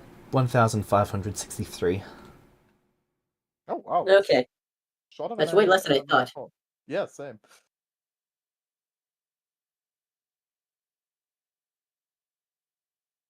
Oh, he's only a millennium old. Practically a baby. And for a human, that's really fucking long, though. For a human, that's far too long. Oh, yeah. Brains are just not wired to live that long. They just stop growing. I think the worst part about this whole situation is that I cannot engage with this conversation as a character that would have actual interesting takes about it. Can I make a suggestion here? Yeah, that's kind of what we're here. You're here right now. I know that I'm not saying to you what you should do or shouldn't, but just something to think about is, was Rudius ever the person that put his own idealism above the people that are important to him? And I don't mean Amaris with that, I mean his wife and his mother, who he brought into this country right now. Rude. I'm right here. I mean, you're right, but like, come on. I know, but that if I included you with it, it would have more been a discussion if Amaris is. That's actually an interesting question. Would Rudius sacrifice, well, his desire to be good for those he love. Family above ideals. Yeah. I mean, that is ironically the thing that Kima fucking hated Nathan for. Yeah. Because he tried to do both. And you're half Kima. Yeah. So I'm not saying it's the right decision. Like, I totally would understand if you said, no, fuck you, Strahd, I won't go with you. But it's like Fuck this something shit, to I'm think out. about like something how you could play this out without feeling like you betrayed your character. Yeah. But like that was the whole thing I was doing, like kind of anyway. And then I'm now in this position where I have to make that choice. Yeah, Because what I was doing was like I was like waving that line and putting aside what I thought was right to do things in Barovia for like to keep the people I care about safe. I've been doing that. That was what I was going to continue doing. But now, you know, we've been sped run to this point, and there's like fuck all I can do Yeah. about it. So, you know, it's a little bit like sad, but it's a decision point. yeah, no, I agree. Hmm. And You this thought you isn't had just more me. time. Yeah, that's been this entire thing. I've not had any time for this. Like I have long to term. be sadly honest here. You sped run that a bit by talking with people about it. Yeah, I probably did. To be fair, there's nothing I can do about him kidnapping people and forcing information out of them. Like I tried to be careful with it, but like I had to make that argument to get people to leave so they didn't die anyway. So, you know, here we are. Because like if I was completely like full Strahd, most of them probably wouldn't have came anyway, and then would have been left there to die, which wasn't what Rudius wanted in that moment. He said that was his plan, and now, you know, Strahd got that out of people, hence why we're in this position to begin with. Yeah. It sucks, man. But like I had been doing the thing where it's like I'm sacrificing my morals to be smart about this to keep my family safe. Because like had Lumino not been there from the start, I probably would have swung on Strahd and just killed by him. as an example. Or would have just left and gotten people to come invade Barovia had Lumino not been here as another. I have had this character repeatedly. No, I'm not blaming you for it. I'm just explaining that I have had this character repeatedly not do things that feels morally just for him to do because of either trying to be smart about it or trying to keep the people that he cared about safe.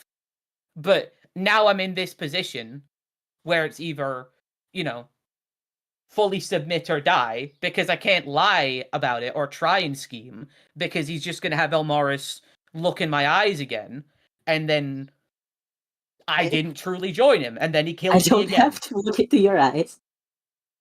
But yeah, it's not an enviable having situation. someone who can look into the future really doesn't make things easier. Yeah, exactly. It's like I tried to be smart about it and play like the long game, and it just it didn't work. It sucks, but it's the reality I'm in this situation. Yeah, but But like what I will just you do next?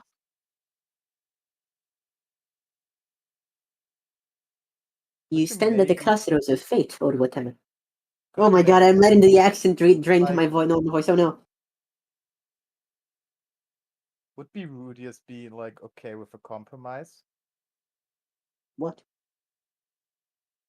Not going against Strahd, like promising that to him in a sincere way, but stepping out of the army so he doesn't have to actively fulfill a philosophy that he doesn't fully agree with.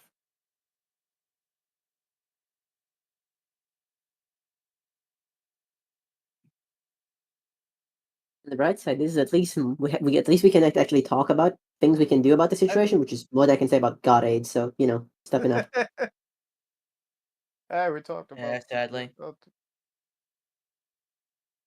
Yeah, we talked about it. The conclusion was oof.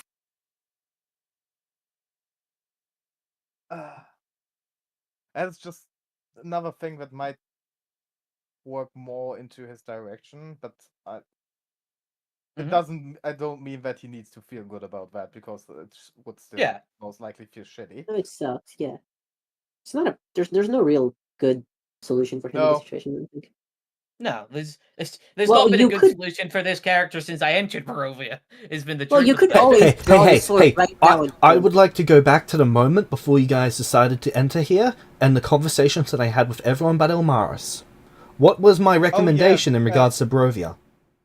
Wait, he said since he got to Barovia. That excludes that. I know, but this happened before he got to Barovia, so I just need to remind everyone what my recommendation was. And I'd like each of you to repeat it back to me. What was my recommendation? I honestly don't fully remember, so I'm not going to. Don't go to Barovia. Don't go to Barovia! Those were my words to live and die by. I just didn't want to play a game entirely by myself because that's what it was for 2 sessions. I did something for like 40 minutes and then everyone else was like doing stuff in Barovia. I just wanted to be with a group, and then the group fucking died on me. Be fair. Honestly, if you go with Strahd right now, I don't believe Rudius would feel good to you. And even if it's hard, maybe it's the best for everyone except the character Amaris to like put a close on Barovia. Yeah, I mean that's what I was wanting to talk about since all 3 of us were here.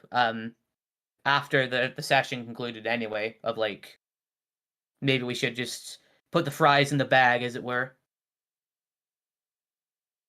When it comes to Barovia. Yeah, I already don't have a character right now, so I'm game for either. I mean, especially if I do die here, then like. If you do die, I'm fairly sure Barovia isn't going to continue. Yeah. Why should it? It's a reasonable call to make. And that call is entirely up to you, the players. Yeah. And right now, it's sadly a little bit in your hands, Aiden, because it depends on how you decide if you want to continue or not.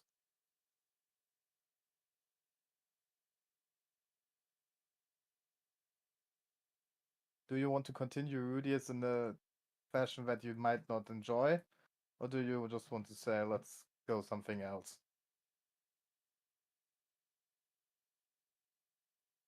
I think it's just like the problem of the situation where it's like, if Yeah, I'm it's like- committing to this, I'm forced down this path. And I don't think I want to play it that way. Where I'm kind of like just trapped to play the character this way now. If I want to continue playing the character. Which I don't like the feeling of. Sadly, that is how it is. Yeah, and I made that call before because I was fully expecting Rudius to just be out of the game when Elmaris killed me the first time. You could always make a different call now. See him? I swear, I know it doesn't always look like it, but he's trying so hard.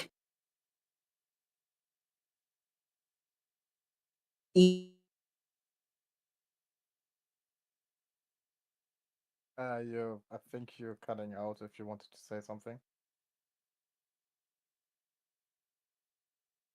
Or do I cut out? Hello? No, was Lily them. cut out for me too. Okay.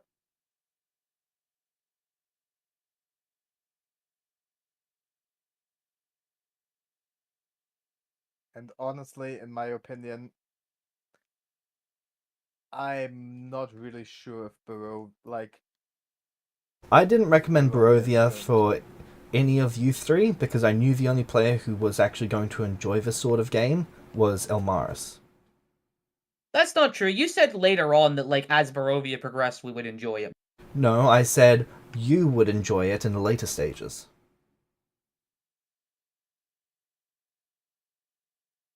The later stages are the fighting stages. It's the early stages that are just not your playstyle. James, can you say what you just said from the beginning? My internet cut out for a second. I said You didn't...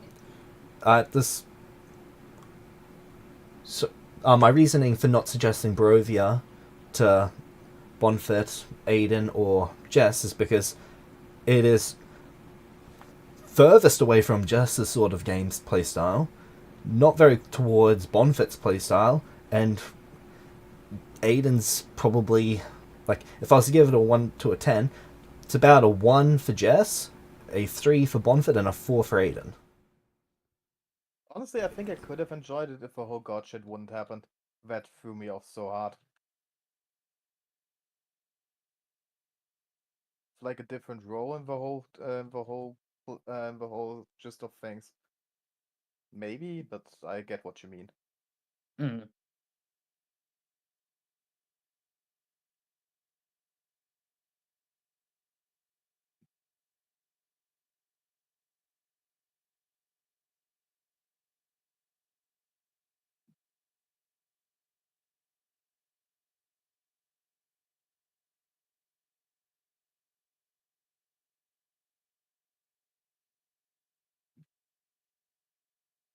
Also, we're going for a new time slot, so making new characters and a new group of that kinda fits.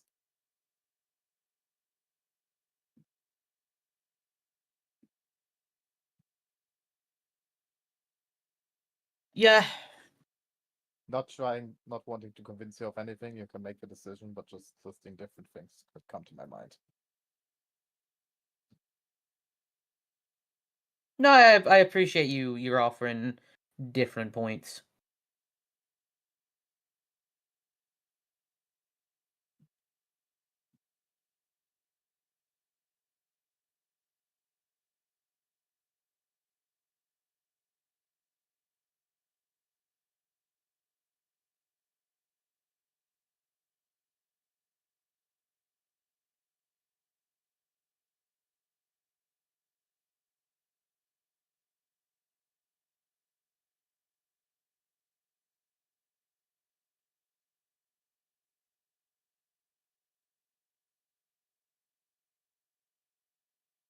Nope. There goes your internet. They'll be back in a couple minutes. Okay, I'll wait for them and then I'll continue and I'll say what I was gonna say.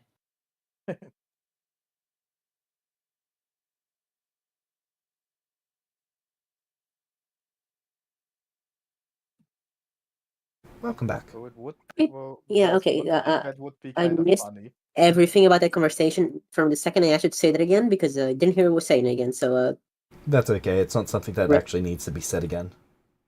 yeah, but I was curious. I wanted to know because it was something interesting about power dynamics that I usually like hearing about. Then my internet decided to die on me because my Ethernet cable is probably like 15 years old at this point. So Can I say one more kind of funny thing before that?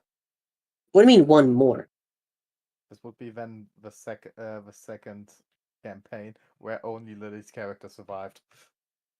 Which was the first? The group with Originals. Shadow and Nathan originals. Oh, I thought it was the Alyssa group. Rail is technically alive. Nathan's technically alive. Rail's dead. Rail's dead? Holy shit! Thank didn't know God. I mean, what? that. Huh? Didn't know that. Interesting. Nathan's alive if you consider Nathan as part of the group three. For time. Nathan, you've officially replaced Acho. Congratulations. Yeah, honestly, if I have to choose between those two, Nathan all the way. That's such a compliment. Thank you. Don't take it as one. The bar was very low. That's what The bar I was was in sarcastic. hell. I was being sarcastic with that comment. I know. I just wanted to make the point. Hey, Acho, if you're hearing this, fuck you. Okay.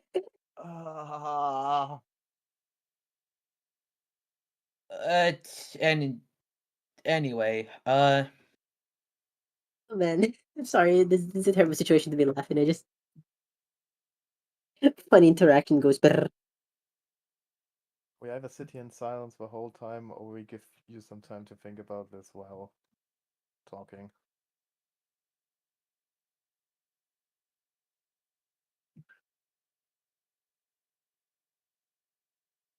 I don't generally like the whole. I don't know. Like for all that it does keep coming up, this character wasn't really made to kill the party, so it would be really convenient if that stopped happening, please.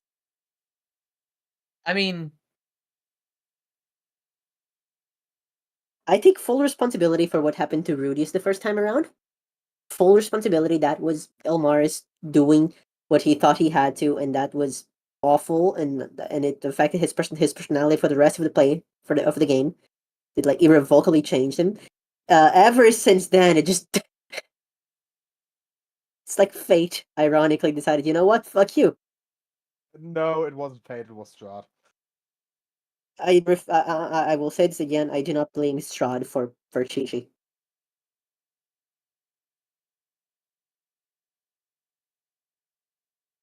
He just decided to.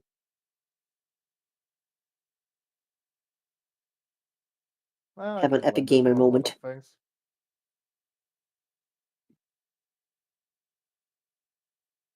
I do kind of blame Strahd for Lumino, but also God AIDS. No, Lumino's not on Strahd. Well, he did send her there when I told him not to. Okay, and what did he do before she caught it? Yeah, fair enough. Thing is, it depends on how. There were so many decisions in such a short time that you could technically blame a lot of people for a lot of things. In the end, I'm not blaming him, but I'm not saying he wasn't involved. Fair enough. I can I think respect that's a that. fair way to take it. And like this is just Yeah.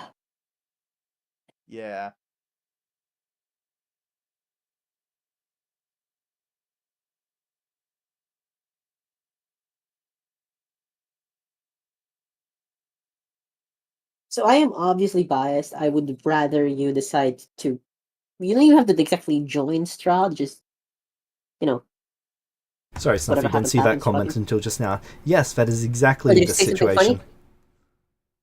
What? Did he What say did he something say? funny? It doesn't need to be said. Snuffy's comments are funny. No, yes, it does. Snuffy's comments are always great. Are always great. Hi, Snuffy, by the way. Say it, say it, Put say it it, in say it, say it. general. I dare you to put it in general.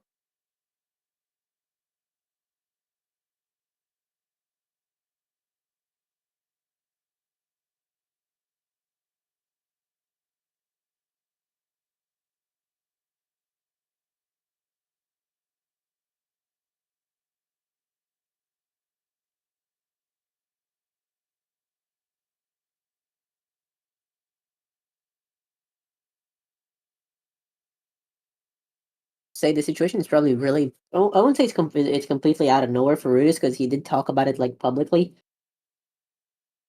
But getting like future sighted sucks. I've been there. This is why I don't like future sight.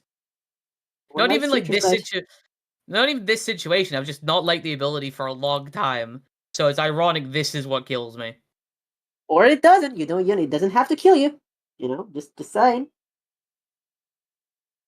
If Yeah, Bonfric's gonna be the voice of I don't know. I mean you could decide to not do it. How about that? Why is it always on me to compromise? You could decide not to do it. I tried. I swear I tried. Uh-huh. I spent 4 hours trying with Lumino, and then I rolled a will save to see if I had any justification to, you know, lie. And then I immediately jumped to diplomacy. I'm doing everything I can within the within the constraints of the character. I swear I am. I know.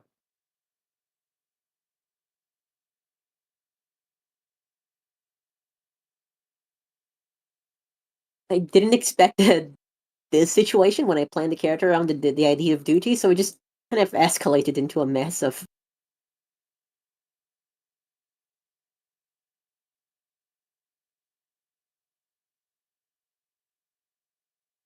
I think it's also a little bit of meta knowledge that we know Strahd is like a villain, so Every I NPC is either an ally or a villain, depending on if you treat them like an ally or a villain.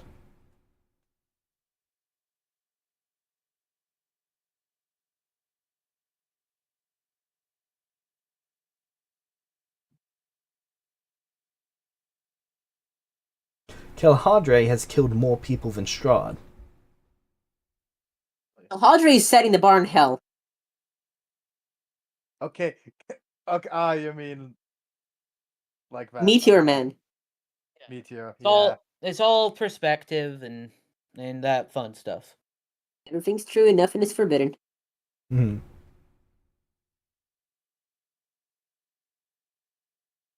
I think it was nothing is true and everything's forbidden. Everything's permitted, but whatever. We ball.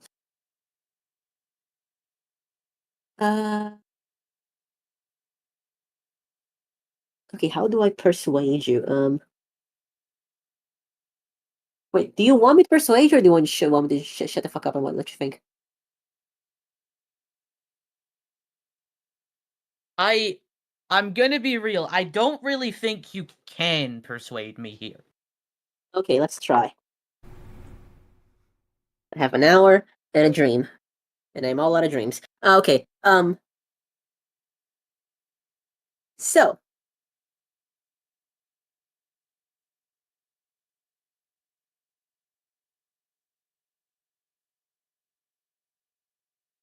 Rudius's character is fundamentally the sort who would rather die for his ideals than to live in a position he doesn't like to live in, right?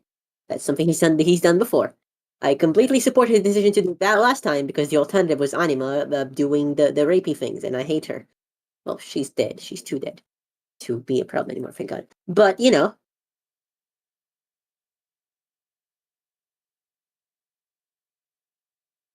I understood it then, even if I didn't like it and it was really sad, and I don't think I tried to persuade you too much in meta. I think I tried a bit, but whatever. Yeah. But like I understood it because Anima was a creep and that was a horrible, shitty situation with no way out.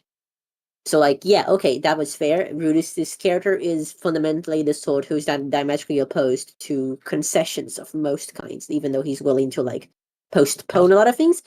I understand it if you want to say no, he does not make concessions. However, as per what has been established in the session, even if you ignore the Strahd thing, if you say no, I don't think he could ever agree with Strahd's goals. I don't think it would be out of character for Rudius to, because again, we have established that war in the entire continent is going to be happening inevitably. We've known that since we were like with Lady Neil, right? That's been established for a while. On that part of the continent, of which none of the empires of there currently still exist. Yeah, but like that part of the continent was just a small cutout Why of the world. don't they Everyone exist? Yeah. Because another nation went to war with them and won. Yeah, like that is going to be the world, the entire world, every time, forever, because those long-lasting alliances, the political structure that made people hesitant to go to war, don't Yeah. exist anymore. It's every man for themselves, and we know this in character. We've known this for a while. But your solution to that is just killing everyone that disagrees with you and ruling over everyone. That's just the justification he's using. No, hold. It's my turn to speak here. Okay. This entire point that all of you, that Strahd is making, that you are making, is it will be better for everyone if you guys are in charge of everything, because that stops wars, that stops people fighting, because if you control everything and break fate, will make the world a better place because everyone will be united under you. The problem with that point fundamentally, besides the countless amounts of bodies that will be needed to be made in order for that path to be formed, is that people are always going to rebel against structures of power that try to control them. There is no way you could actively make it so that would last long term, because there's always going to be a rebellion, there's always going to be new people that pop up that are going to fight against that. Your solution is big war to end all fighting, but that is not going to happen. I have a couple questions about Rudius's philosophy. Okay, can I just point out something else first, just real quick? Okay. It is. You people keep assuming that Elmaris agrees with Strahd's philosophy. He does not. That's just a pet peeve of mine. I'm sorry, just had to point that out. If Rudius doesn't like what Strahd is planning to do, and I very, very much understand that, is it's feeling like Rudius, his argument is it's better to do nothing since trying anything is pointless. No.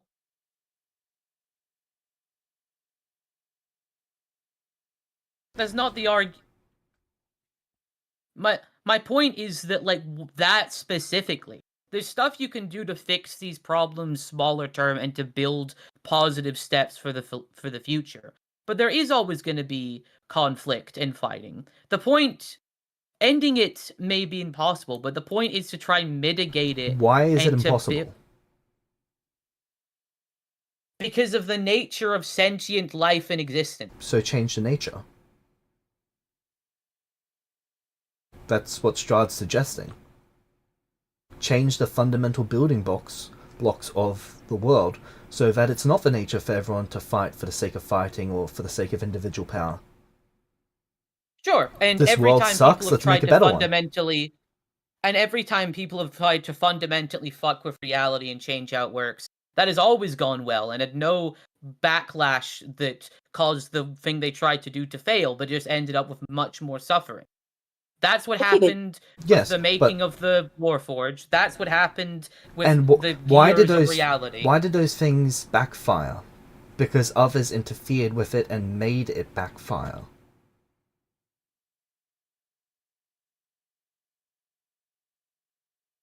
So that sort of argument is, well, people are just going to make it worse because they won't allow change.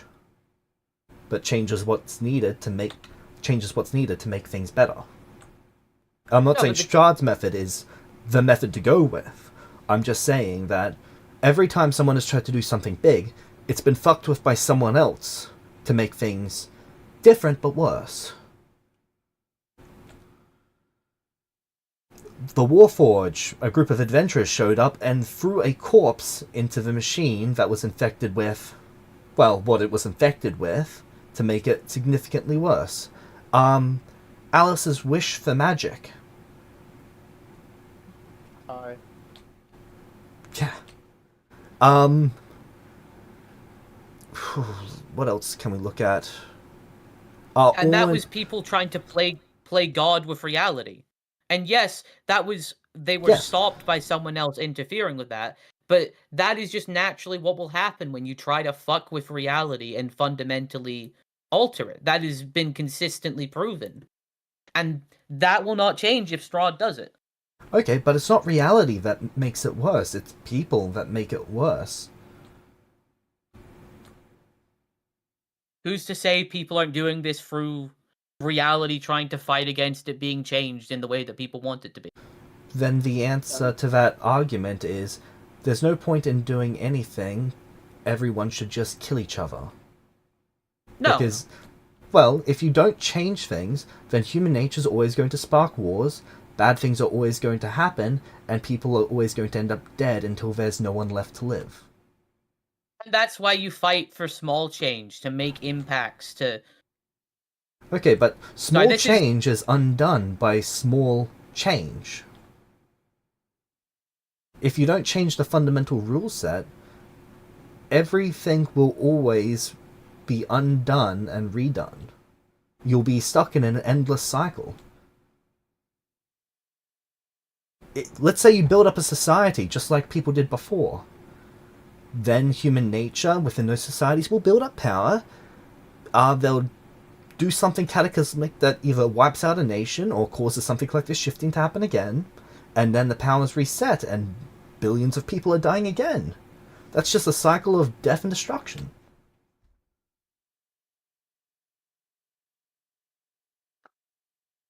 Isn't that a greater evil? That is a bit fallacious, but I understand the general gist of it.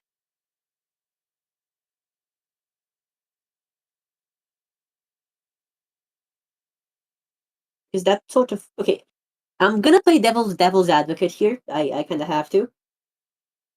If you think like that, you're able to justify just about everything because doing nothing is the greater evil.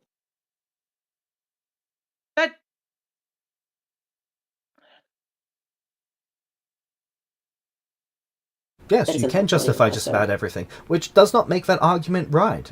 It is an argument in a room full of arguments, and I just want to understand Rudius better from this. And to have a hope of understanding him better, I need to try and attack his stance on things to understand the ways that he defends that stance. Because if he cannot defend that stance from such an argument, then it's not a stance, it's a feeling. Can I throw something in that I think might be a problem here? Sure. Oh, we do like problems. Go on. This is all my understanding, but maybe thinking about this from a different angle brings more light on the situation. Strahd wants order in the world and peace in the world through control. And he fundamentally believes that he is the only person who is able to do that. Because he's that, convinced of himself, correct? No. He is just convinced he is the only one trying, and the only one with the ability to succeed. That's what I said. Then yes. Or what I meant. Yeah. If that's your intent, then So- yes. Yes. He is. Maybe. Okay, I didn't say he was the only one trying, but he's convinced right now he's the one to fulfill this goal. Rudius doesn't believe Strahd is the person who should be in charge like that. And that is the fundamental difference I'm seeing here. That Strahd sees himself as a good more of a, maybe not the epitome of good, that sounds a little bit weird, but as the person to do things for the good in the end, and Rudius doesn't see Strahd as someone who should be in charge and would be able to reach that level of peace. Well, Rudius's argument before was that no one should be able to do that. But someone had to do that in the first place to make this world in the first place. I know, but I just wanted to throw this in because maybe I had the feeling that it might not be that maybe if it was someone else, someone more conceived as a classical good person, then the argument might be more convincing than that's it might be What? that because Strahd is making the point that there is some predetermined or preemptive thing against that. If it's not, then it won't be the case, but I wanted to throw that thought in if that's maybe the gist of it. But it does play a part. Yeah.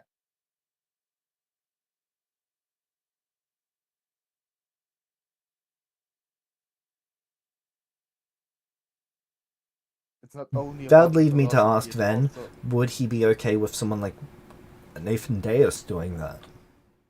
No. Oh, it's Nathan Days. He'd never be okay with Nathan Days.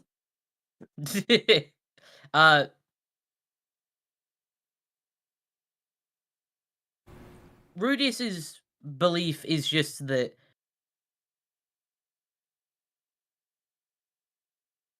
what Rudius thinks is that you can't successfully have one person ruling over absolutely everything. That is going to lead to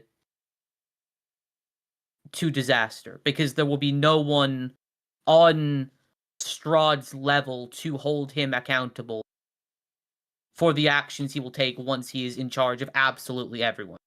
Along with the fact that he doesn't think he'd be the type of person that would be good in that position anyway, even if he wanted someone to take that kind of objective, So you're omnipresent saying role. that whoever was to take such a role would have to be utterly Sorry, I cut out there.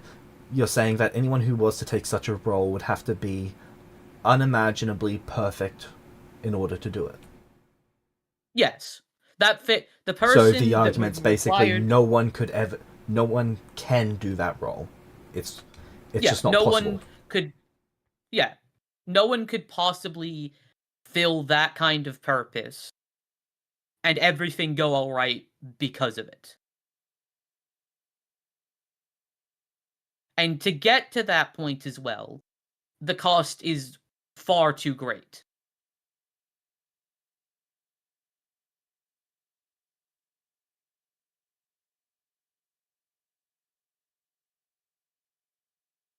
Because what happens if there's peace for like a countless millennia and he's got nothing to do and then he just gets bored one day? Like what then?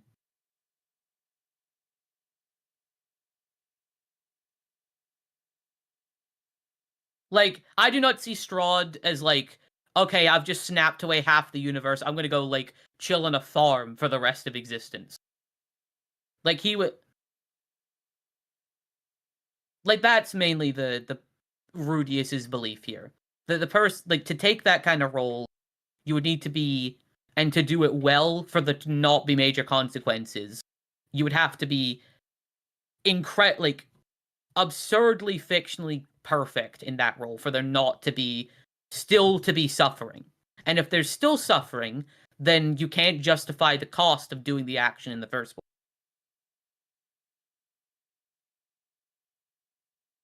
So when Rudius evaluates that up against the current reality of cycles of suffering, based on his perspective of the previous cycles of suffering, he thinks that the small compounding changes will lead to short to mid-term peace before the next cycle, and that is a better system.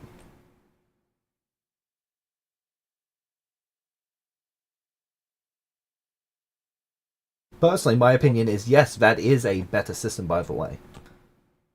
What The if short it to mid term. Sorry, go ahead, Bonfit. What if it was just Strahd ruling over all? Wish I had a character with an actual philosophical stance in this like- in this situation. What if like the solution Just to like- this problem is yes, Strahd wants to bring about this change, but also how he talked at this, he wants to put himself at the top alone. That's how it also sounded to me, and I think from what Wu just said, it's also how it sounded to him. But what may be the problem there is that putting someone alone above everyone makes everything very single-minded, single-sided. Yeah. So what if Strahd agrees on not having, if he like until he achieves this goal, he is the, let's say, chief of Barovia and everything. But if that is achieved, there's going to be a council that rules with him in it, with maybe Rudius in it, or other people. So that different viewpoints can be included into this. I'm not sure if that aligns with his like philosophy, but yeah. It might lessen the problem that Rudius had with one person being in charge in the end.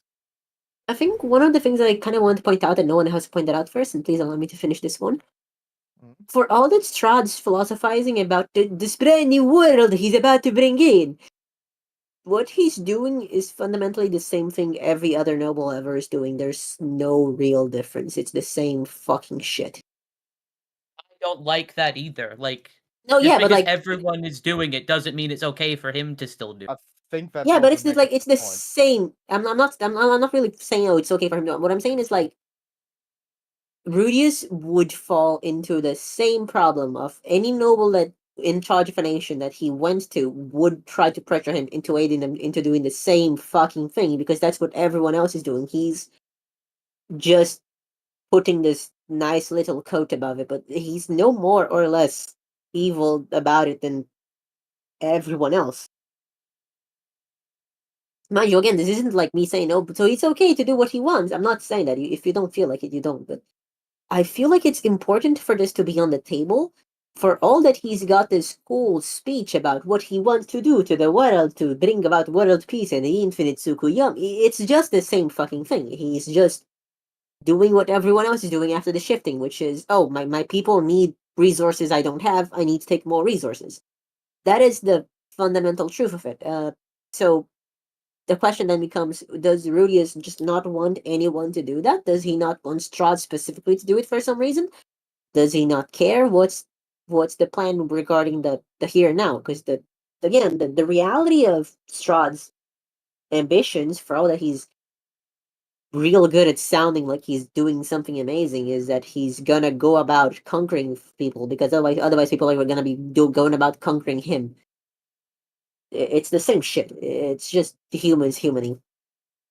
Well, yeah, but I'm not saying the that's bad. I'm character just would. saying that needs to be in the table. Yeah, but the thing is, this is about the long-term thing that Rudius has an issue with. He doesn't have an But if issue it's with about the Barovia. long-term thing, then you have literal hundreds of years to, like, talk with this fucker about that without intending to stab in the back or whatever. Or if you feel like murdering him in the future, I don't know. It's Oh, he like, for can't. example, if He you're can't. No, but you now I can. can, It took because a shit ton of time for me to see like 20 years into the future. yes, but he's just going to want to do it again, and then my plan will still be to eventually overthrow him in that scenario. Also, Okay, so yes, clarify a that bunch in of universe. nobles are going. I don't think he would accept that. I don't think it'd be like, hey, we're cool until you start going for your real goal, in which case then I'm going to betray you. Like Clarify that that also doesn't work. clarify to him that the part you're taking issue with is the idea of a tyrant rolling over the entire world, because he Yes, might be willing to like work out a different system or something in the future.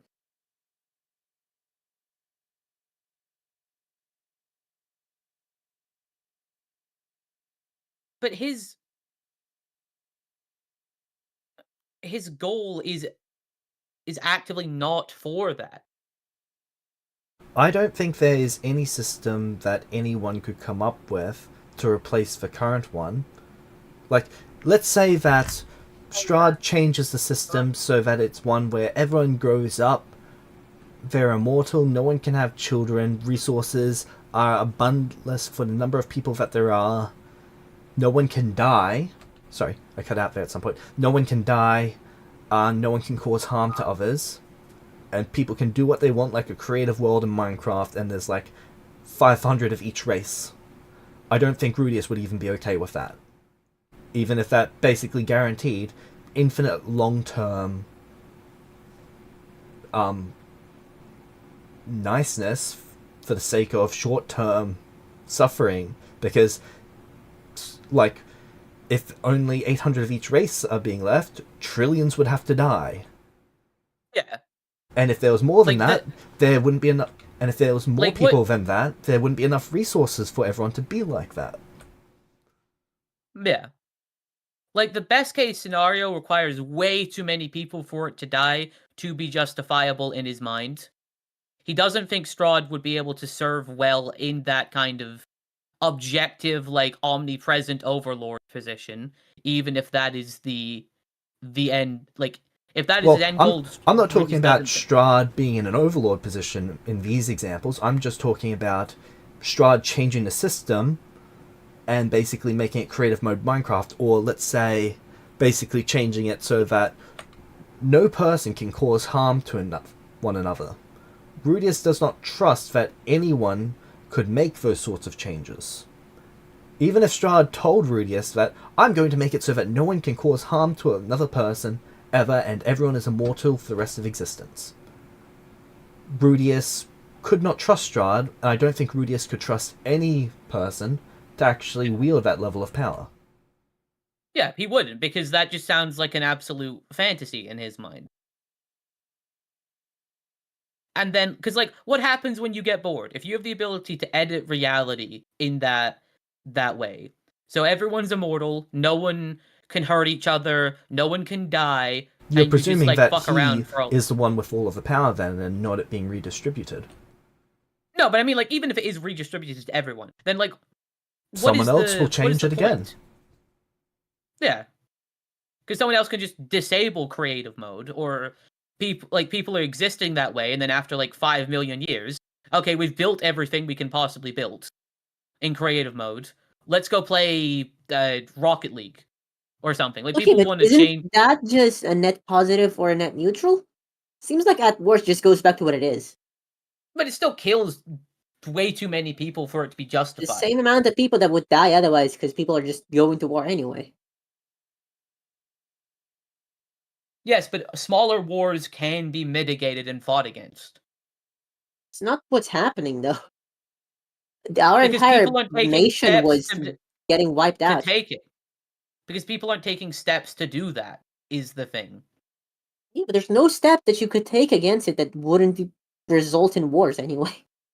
And But if you'd be able and to if do you can stop short-term- it for your lifetime, and you might stop it for every living person's lifetime, but eventually, everyone who currently follows the rules will have died, and there'll be a new generation of people playing by a new set of rules, and they might ignore what happened in the past because they just don't even know about it. It's been that long, and they start wars. Yeah. Yeah, that is the reality of life, but it is still possible for good things to happen, for suffering to stop, for net neutrals and net positives to be gained during that. Yeah, but it's like again, fundamental net neutral at this point. Yeah, that seems like an absolute neutral point. Everything might be bad, but everything is also good.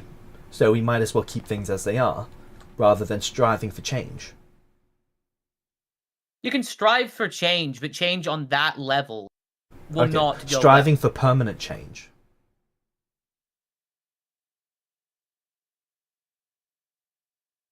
Or, I'm not even going to call it permanent change. Striving for an extreme change.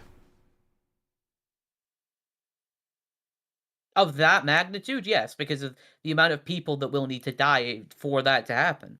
Yes, but even your current method requires 1 billion times as many people to die for it to keep going at the rate that it's going.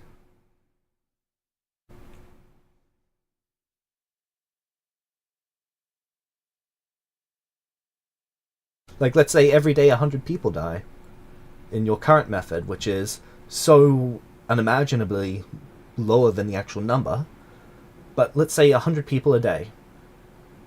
Even if forever, so let's say the universe only has 100 years left, so that's 100 people a day for 100 years. Let's say you change reality so that no one can die, but you suffer 10,000 dead today. Well, that 10,000 being dead over that 1,000 years works out to be less people than otherwise. Now, system changes, even more people die. That could be a far worse reality to live in. Which is his point of, you can't trust those sorts of people with that much power. So I think Rudius is just scared of any form of extreme change because he cannot trust the nature of people. And I think that's what it comes down to for Rudius. If that's how you want to see it, yeah. I'd like to be corrected if I'm wrong. Well, Because Well, Rudius I'm doesn't trying want to- anyone to make that change unless they're utterly perfect, unimaginably perfect. Which means he believes that there is enough evil in each person that eventually they are more than likely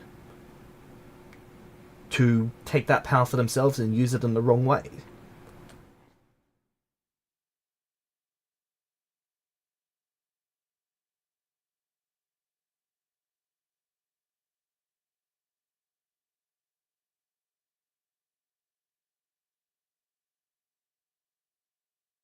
Is that true? yes, it's true. Okay.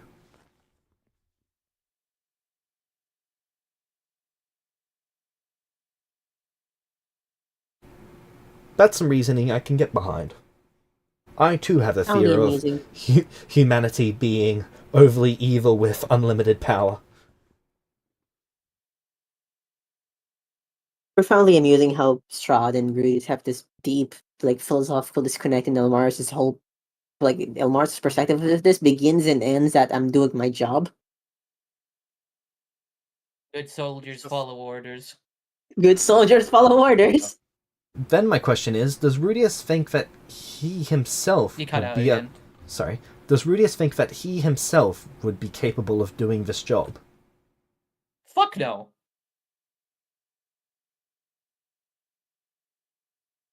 Based.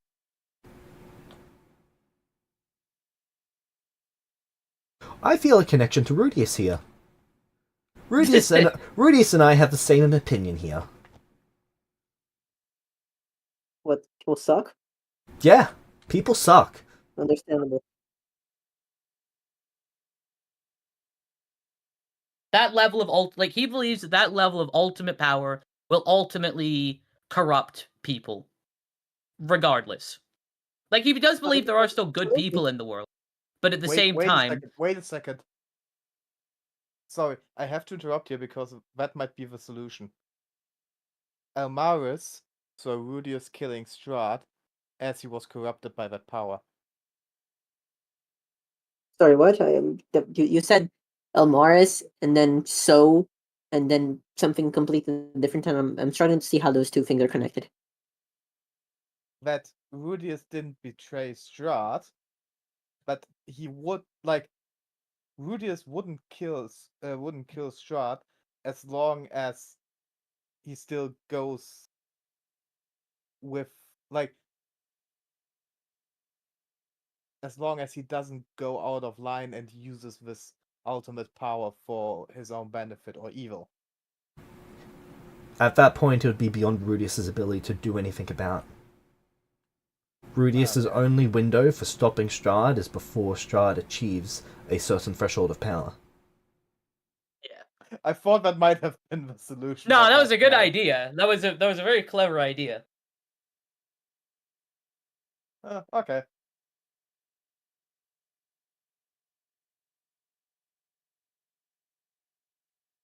Sometimes shit just sucks, huh? Yeah. Okay, I think we argued for around 1.5 hours. About philosophy. Still less yes. time than we spent trying to get Lumino to not die last time.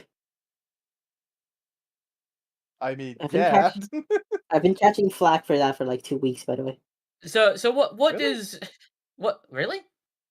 Yeah. Well, No, I sorry. Snuffy sat down and watched the whole 4-hour session of me trying not to kill Lumino, and apparently it was not a very enticing experience. It was fucking painful. Well, Snuffy, if you're watching this, I Hey, hope the you roleplay enjoyed was us arguing about There was ethics 15 minutes for of an hour and a half. roleplay, 3.5, more than 3 hours of I don't want to do this, I don't want to do this, I don't want to do this. Oh, I. To be fair, I didn't want to do this. Yes, So we I know! guess- So I guess the question is, I think if you what does start with that again, Snuffy will break. Sorry, your Lily, I know friendship. you have actually been getting more flack than you deserve for that. No, it's fine. At the end of the day, everyone knows that I will survive. it's not like it's a hard decision position to be in. I get it. It was I a have- very tough position to be in. I have honestly So what did- tried to not give you flag for that actively. You have given me no flack for that. It is actually rather impressive. Yeah. In your And in I'm your the one position, who I would died. have. Yeah, and Yep. he's the one that died, and he gave you no flack. mean- So that's pretty impressive. So what does Strahd say when I bring that point up? What's his ethical retort? I suppose.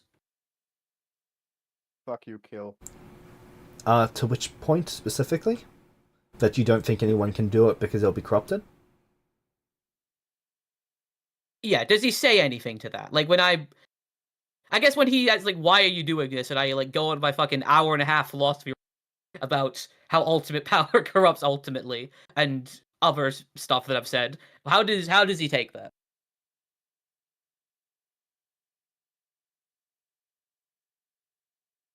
He just fundamentally does not agree that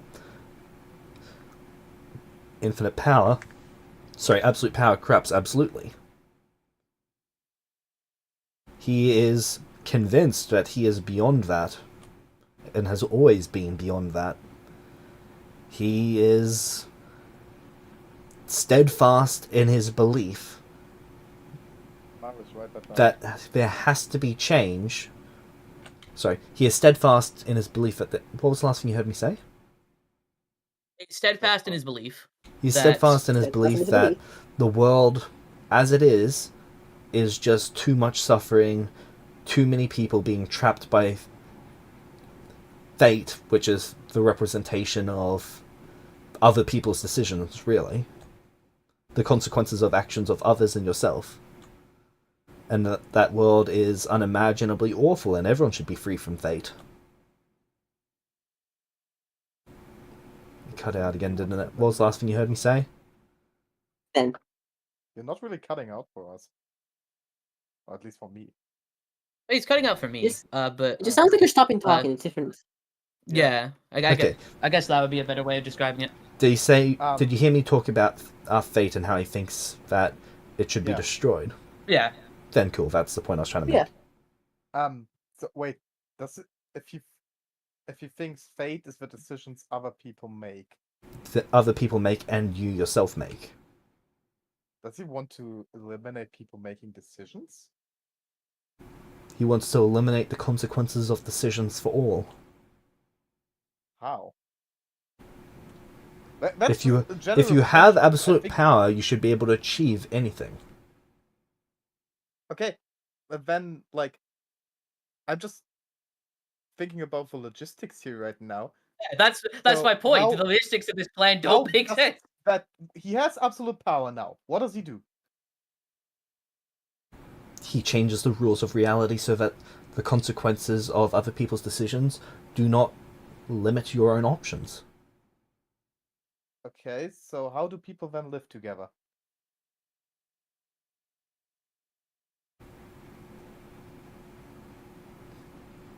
If you're not affected by other people, like two people apply for a job. Reality warps and distorts so that whatever way is necessary for both people to be content with that outcome, for both people's decisions to be... So let's say you both apply for a job. Reality warps so that there's now two jobs and you both get it.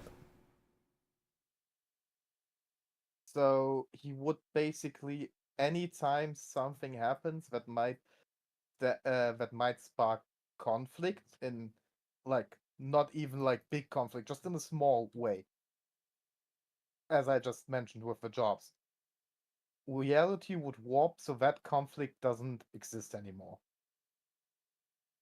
To explain it on a meta level, he basically wants to invent the multiverse where you're the main character and you live in the universe where everything goes right for you. Oh, Yeah. Like, it's less Tsukuyomi, more like multiverse theory, I guess. But that's not That's how not he kinda would be able silly. to Okay, describe but- it. that's Yeah. something we haven't talked about yet, which I can find quite interesting. Like how it really would, like, if everything would work out, how it would play out. I don't know how I feel about it. I would just say Lumino could dig it. What if your desire is to hurt people? You can hurt as many people as you want. Those people are basically golems. Basically, you don't live with people anymore. You live with NPCs. Yeah. Yeah, Everyone is in NPCs, their own technically. little D&D campaign. Nah, And- that would suck. Nah, and- in the end, it would suck. and everyone's realities that conform with each other, they exist in the same one. Until they conflict, in which case they are divided up, and no one is none the wiser. When they split up. But he wouldn't be able to explain it as such, because those concepts are beyond anyone who is not a real person in the real world's Okay, but- understanding of things. Maybe for argument's sake here right now, could we say that he explained it in a way that Rudius would understand it? Or do you two not want that to be the case? Well, I'm doing a No, very no, in-depth it would understanding. help. Rudius would have a very broken and imperfect Yeah. understanding of it. Like, he wouldn't understand the idea of the multiverse, but he would know that there would be the idea of someone being in the world, but if someone tries to kill that person's replaced with a golem, and that other person continues living their life just fine. But that golem was murdered, but that golem was never actually a person in the first place. So both people are content with the outcome. Does it actually become a person if you give it full-on sentience and the ability to feel emotions as if it was the person being murdered? But it wouldn't be. It would only exist for the sole purpose that it was given. What if the golems manage to grow powerful enough to revolt? I feel like that's becoming an AI sentience argument. Yes, kinda. Strahd wants to make AI real and the multiverse real.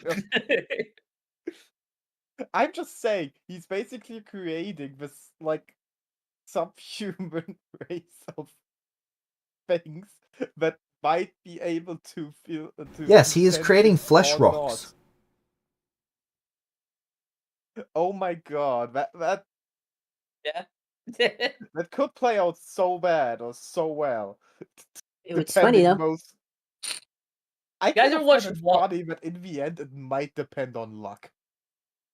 You guys ever watched Wall-E? Ha. That's kind of what this is sounding like. He would basically describe it like killing cows. Yes, let's kill all of the cows. Finally, So some good fucking food. So why continue life if you can get everything that you want anytime you want for no cost? You're saying the only reason to live is suffering. No. Then shouldn't you want to be able to get everything without suffering? It's not the only reason to live, but suffering brings about change and growth and the ability to experience Yes, but new suffering things. isn't the only way that change and growth occur.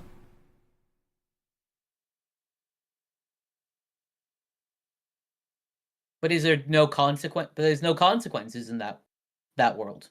You're objectively right. No matter what you do or what action you do, in that reality, it will change to make it so you are objectively right. And how what's will wrong you with grow that? and change? Why would you need to grow and change? Let's say, for argument's sake, you can't change unless something bad happens to you or your worldview is challenged. Why do you need to change? I would imagine that the reason you need to change is so that you can get along better with others, conform, and function in a society, really. But if a world is just designed to, like, work with you, you don't really need to change. Yeah, like, exactly. I'm not saying I like what he's saying. I'm not saying I like it either. I'm just saying that is the reasoning behind it. Yeah. I too dislike it. That's because I don't like him as a player.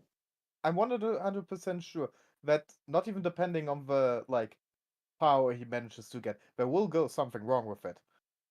He's just too egocentric to even think about there might be a possibility that could be happening. Even if nothing goes wrong with it, I hate it because it feels so mundane and boring. Yeah. There's no thrill, there's no challenge to life. You're never challenged or changed. Life just becomes boring if you get everything you want whenever you want without having to do anything to get it. Oh my god. I just hate it because I think all dictators should die horribly. But that's me as a player. I'm sorry, but no, it wouldn't. If he makes it perfect, then life could basically change around you like a D&D campaign, but that favors the player.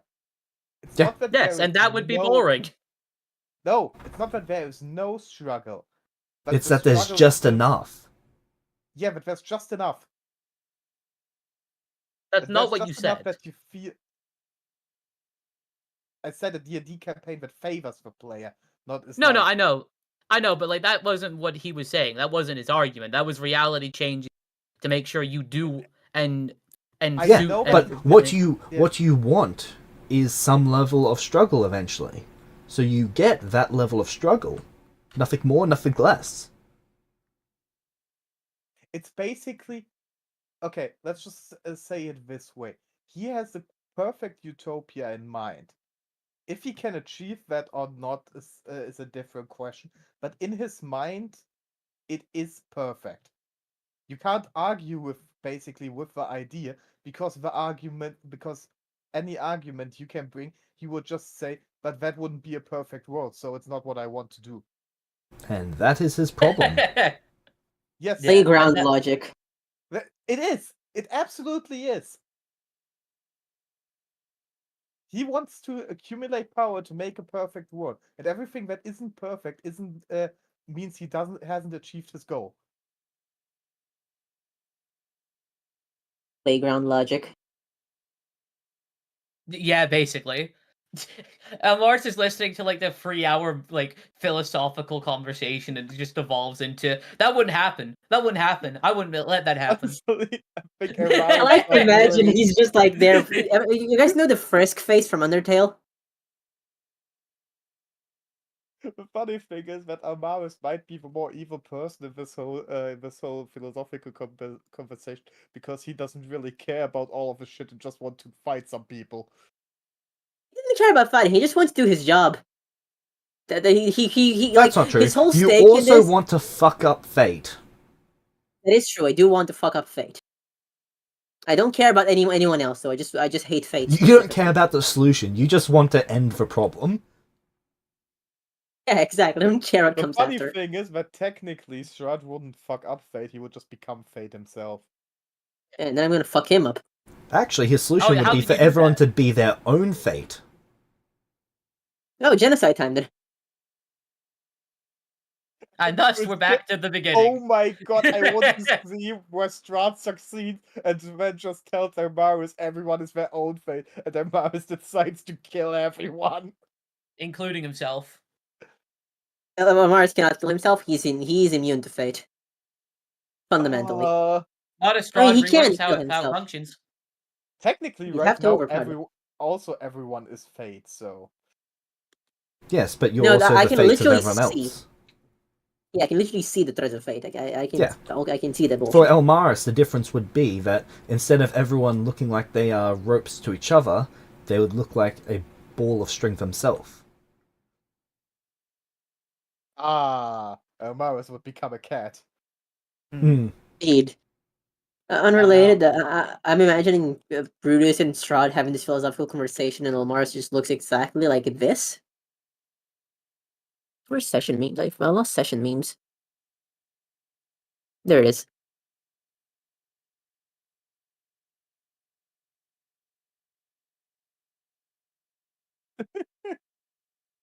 Honestly, looks a bit too content. Yeah. It's just generally neutral. He cares very little about any of this. Not emo enough. He just wants to do his job and fuck up fate. And this whole thing about like what comes after, whatever. Who cares? Good soldiers follow orders. But yeah, if Rudius comes to the conclusion that that reality is impossible, then I don't think, and he is opposed to anyone attempting such, then I think there's no way that they can work together going forwards.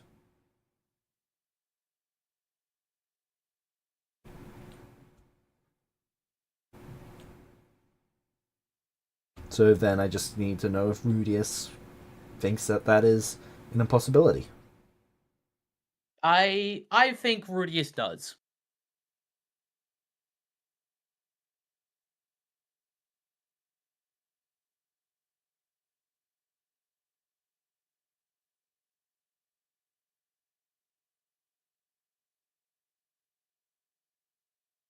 This is probably the funniest way this conversation could have gone. Alright. I apologize for destroying the table, Rudius. I will have another brought in here, so that you can finish dinner.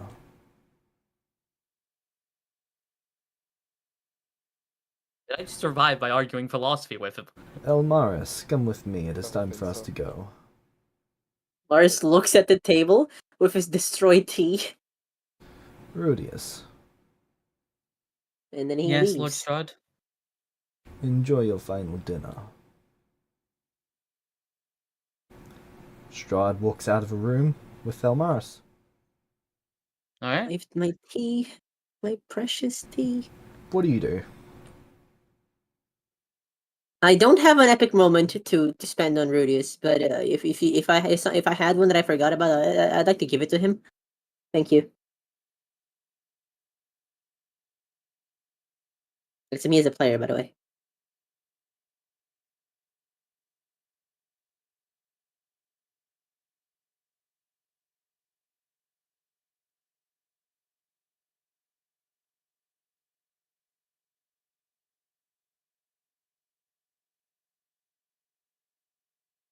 Rudius is just gonna sigh because the last year of work have just gone down the table now.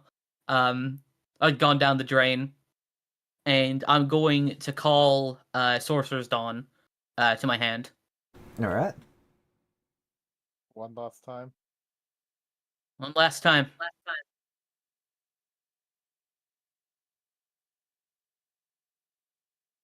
Come on. Do it. Does anything happen?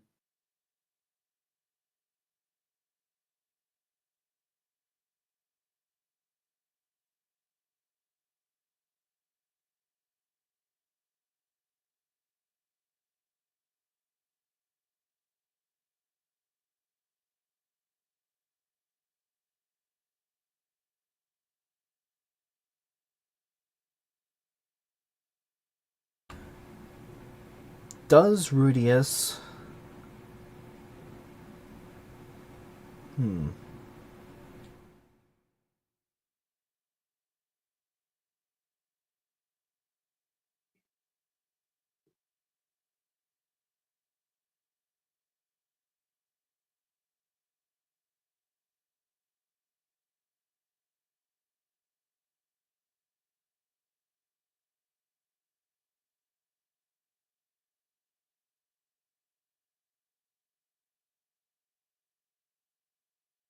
Yeah, I can't... I would say that Rudius is able to attune to it because there is nothing else he is able to comprehend as him needing other than it at the moment. So yes, you can attune to it. Alright.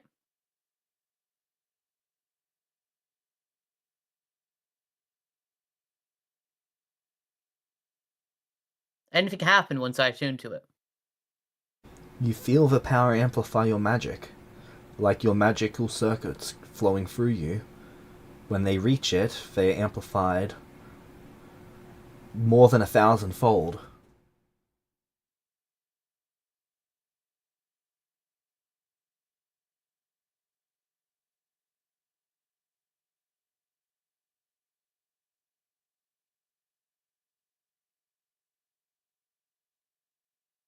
Hey, Rudius.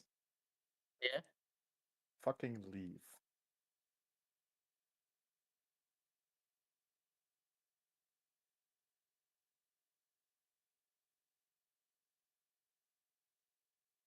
I go to leave.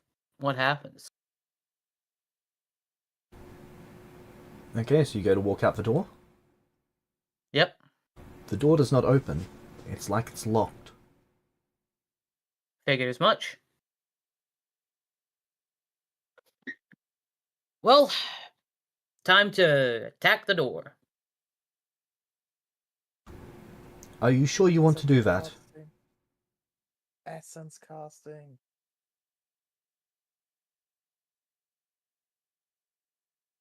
Why wouldn't I? The house is a mimic.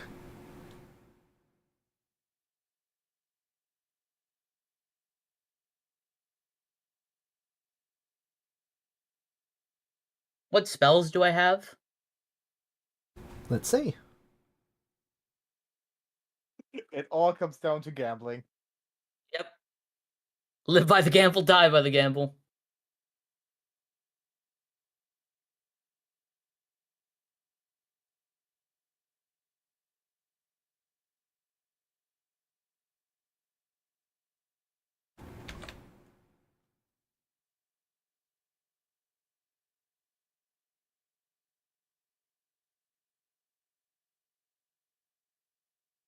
Can't believe he wasn't even gonna kill me himself.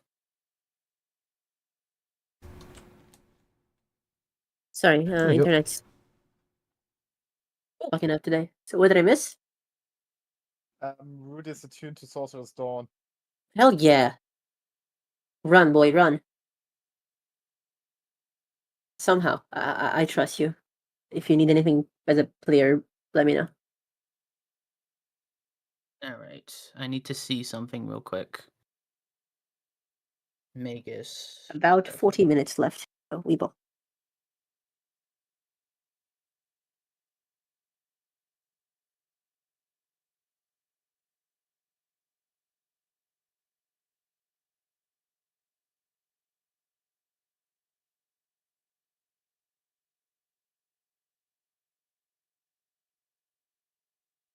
Also, I'm not sure if I've told you guys this before, but the attunement condition for Sorcery's Dawn is that you have to need it for what you're trying to do. Yeah. Yeah. Before, Rudius You know what the sad needed a thing- sword for fighting. He didn't need Sorcery's Dawn specifically. When he felt the partial attunement before, he needed magic to save Lumino, but he didn't have the magic that could do it with Sorcerer's Dawn.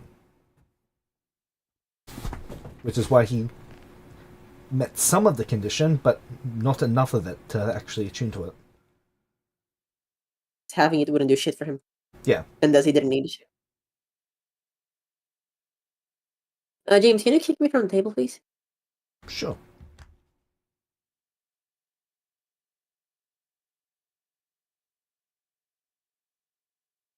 Alright, I will essence cast translocate. Locate. Okay, that is a teleportation effect, isn't it? I meant the foundry, but okay. To be fair, he did what you asked. There you go. Yes, that's technically correct. The worst kind of correct, and the best kind of correct. I mean, did I see anything cast on Ravenloft? Yes, Yes. yes, we can. Okay, We've been able to hear you the whole time. You've only been in 2 sections of Castle Ravenloft. The Master's Quarters section. Sorry, hiccup. And the dining hall region. You've also been on the main... in the main corridors, but that's it. I've also been in the dungeon because I saw where Rudis' dad is. You've been in the tower. Oh, the tower, sorry.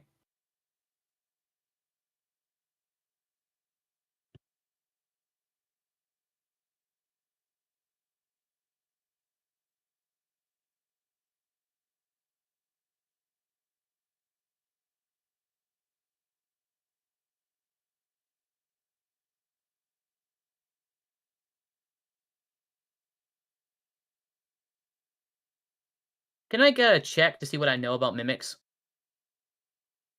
Sure. That would be a nature check or a specific law. I don't have that, so let's go for nature. DC 35. I'm spending an inspiration, you can have advantage. That's kind of you.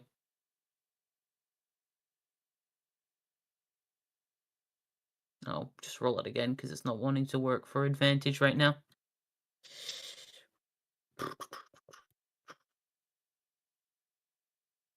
$34.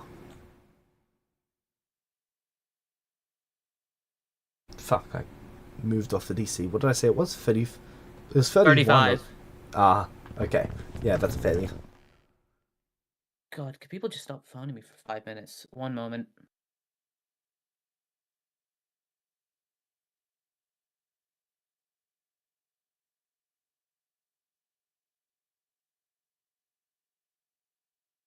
For some reason, I'm still in the foundry, James.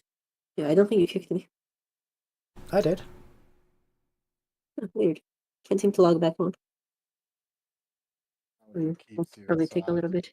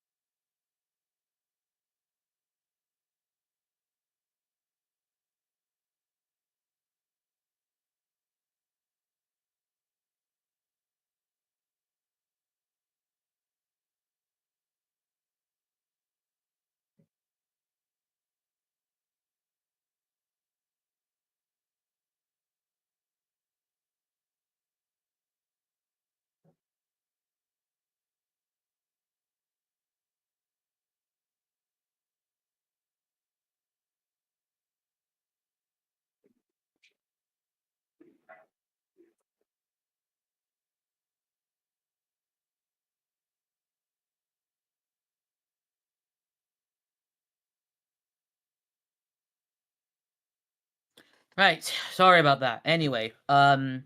but yeah, you said 35. So Yep. Anyone Don't want know to plus anything. 5 that?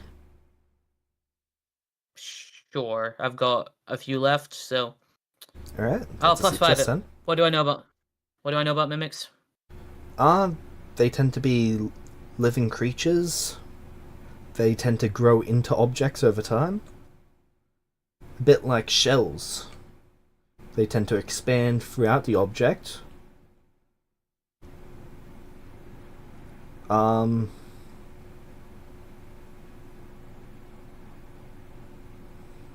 There's not really a lot to know about mimics.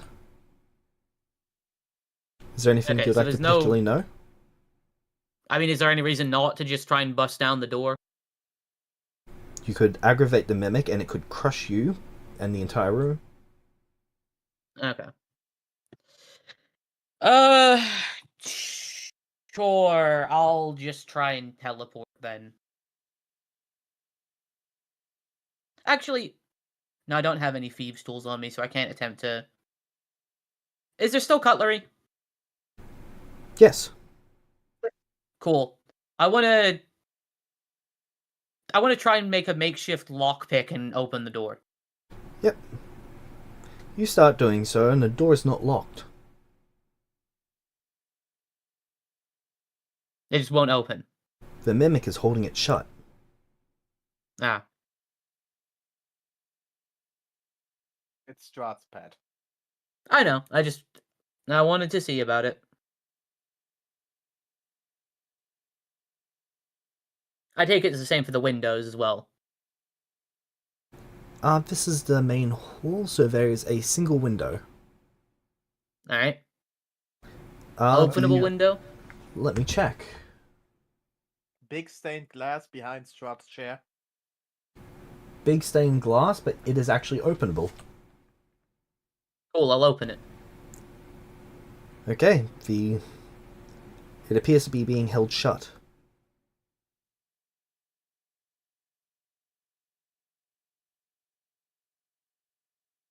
I'll try to teleport. What happens? Okay, you teleport and you appear to be in some sort of cage. You can see a dimly lit torch across the corridor. Okay. Stone sigils in the ground.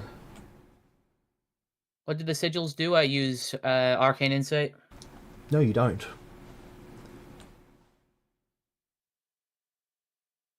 That is a magic-based ability. Yes. Yeah, so it fails. Okay. Use the sword. Can the sword like override that? Like, can I try and cast a spell and see if just that sheer How much amount magic of would you like to overpowers throw it? for it? And what spell would you like to try to cast?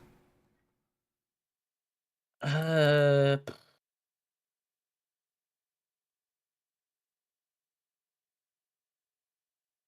Sorry.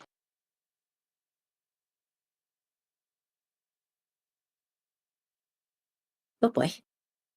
I'm gonna try and cast Rust Cloud. Okay. What does Rust Cloud do? Red blown flecks of rust concealed metal that rusts off a creature. Basic. Oh wait. I know it's just creatures. Sorry, I didn't know what that spell did, because it just says Cloud deals 5d10 slashing damage to any creature that starts to turn the area. You Basic could apply that to fortitude saving throw. an object if you'd like to try. You've just got to actually press it Metal right up that- against the object. Okay, metal that rusts off a creature adds to the cloud. When a metal creature takes damage from the cloud, the cloud's area increases by 5 feet to a maximum of 40 foot. This castle's a mimic, it counts as a creature. The cage is metal. Sure, I'll use that then. I'll cast Rust Cloud. Okay. So it gets heightened by 10 levels, right? Sorcerer's Dawn Yep. spells? So that's 4 to 14. 40. Yep, 14 level. Okay, that gets knocked down by 8, so that is level 6. All right. Okay.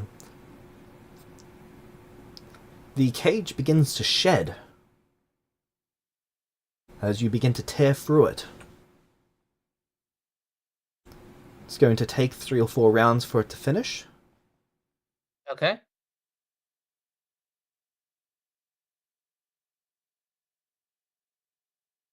Make me a fortitude saving throw, please. Sure.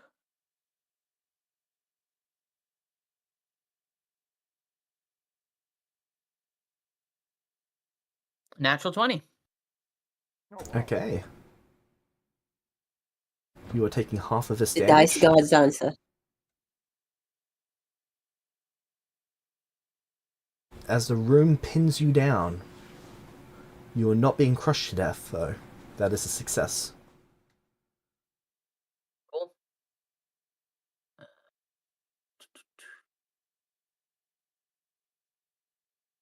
Okay. Next round, fortitude save.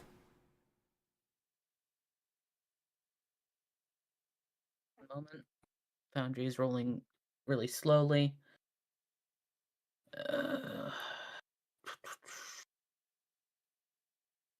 Oh, is that a success? That is a critical failure. I will roll again. Boy. Hey, That is just a standard failure. 32. But Cool. critical's an insta-death effect, so this is only 56 more damage. What do you mean only 56 points of damage? Well, it could be insta-death, so... Well, still, that's over half my health. well, Check you're if still the- alive. Check if Yeah. the wounds are still there. Okay. The... I think one more, and if you don't die next turn, you're gonna be fine. Yeah, sure, for the number of rooms of insta-death damage that'll come out. So third saving throw then? Yep. Can I do something before that happens? What Or do do you I not have at to the do? time? You've got a turn each turn. Sure, I'll battle medicine myself. Can you... Let me just check a condition.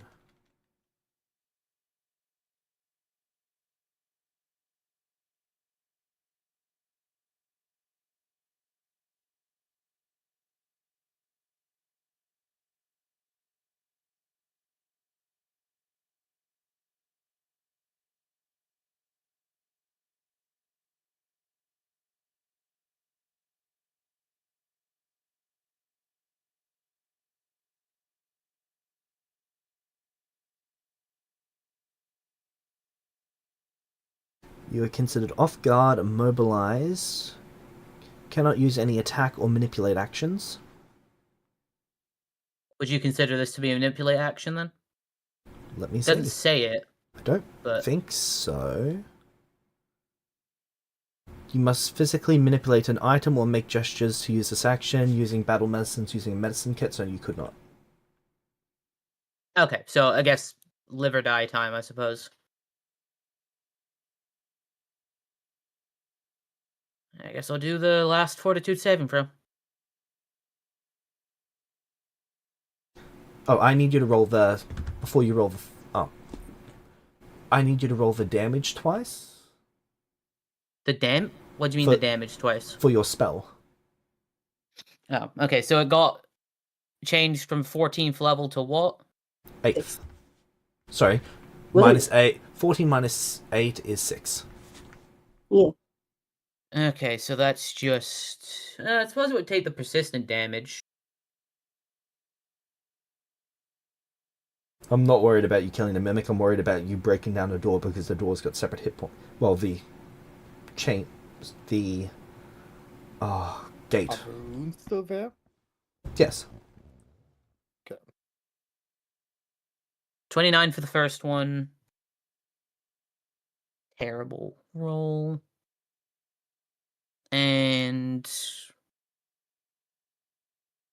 40 That for is the six, second one. that is over 65, so they are broken. So before you'd be taking the damage Okay. this round, you do have the opportunity to crawl through. Alright, I do that.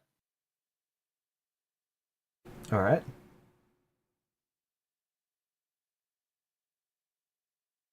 I'll go to the door to try and get out then, I suppose.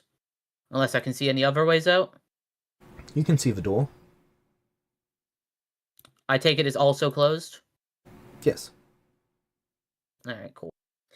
Uh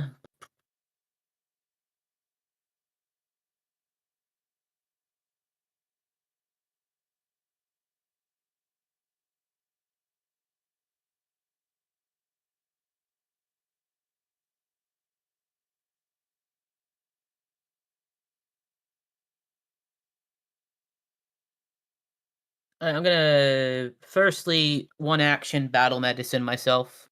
All right. I guess I'll.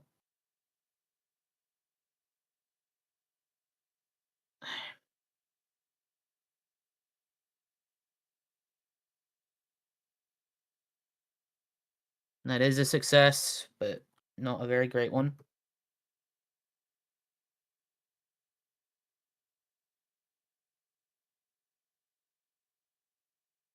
Okay. Before we go on, I'm going to give you the call on whether you want to continue this or you want to call it there. From what I can see on your character sheet and from the spells that you have, I do not see a way for you to get out of this. That is not me saying that there's not a way out. I'm just not coming up with one myself for how you would. And I told you that I would basically give you this call if I saw such a situation. Right.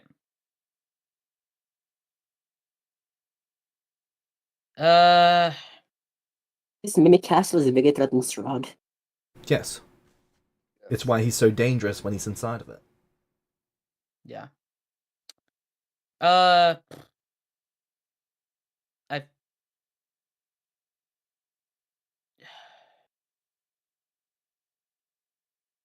don't know.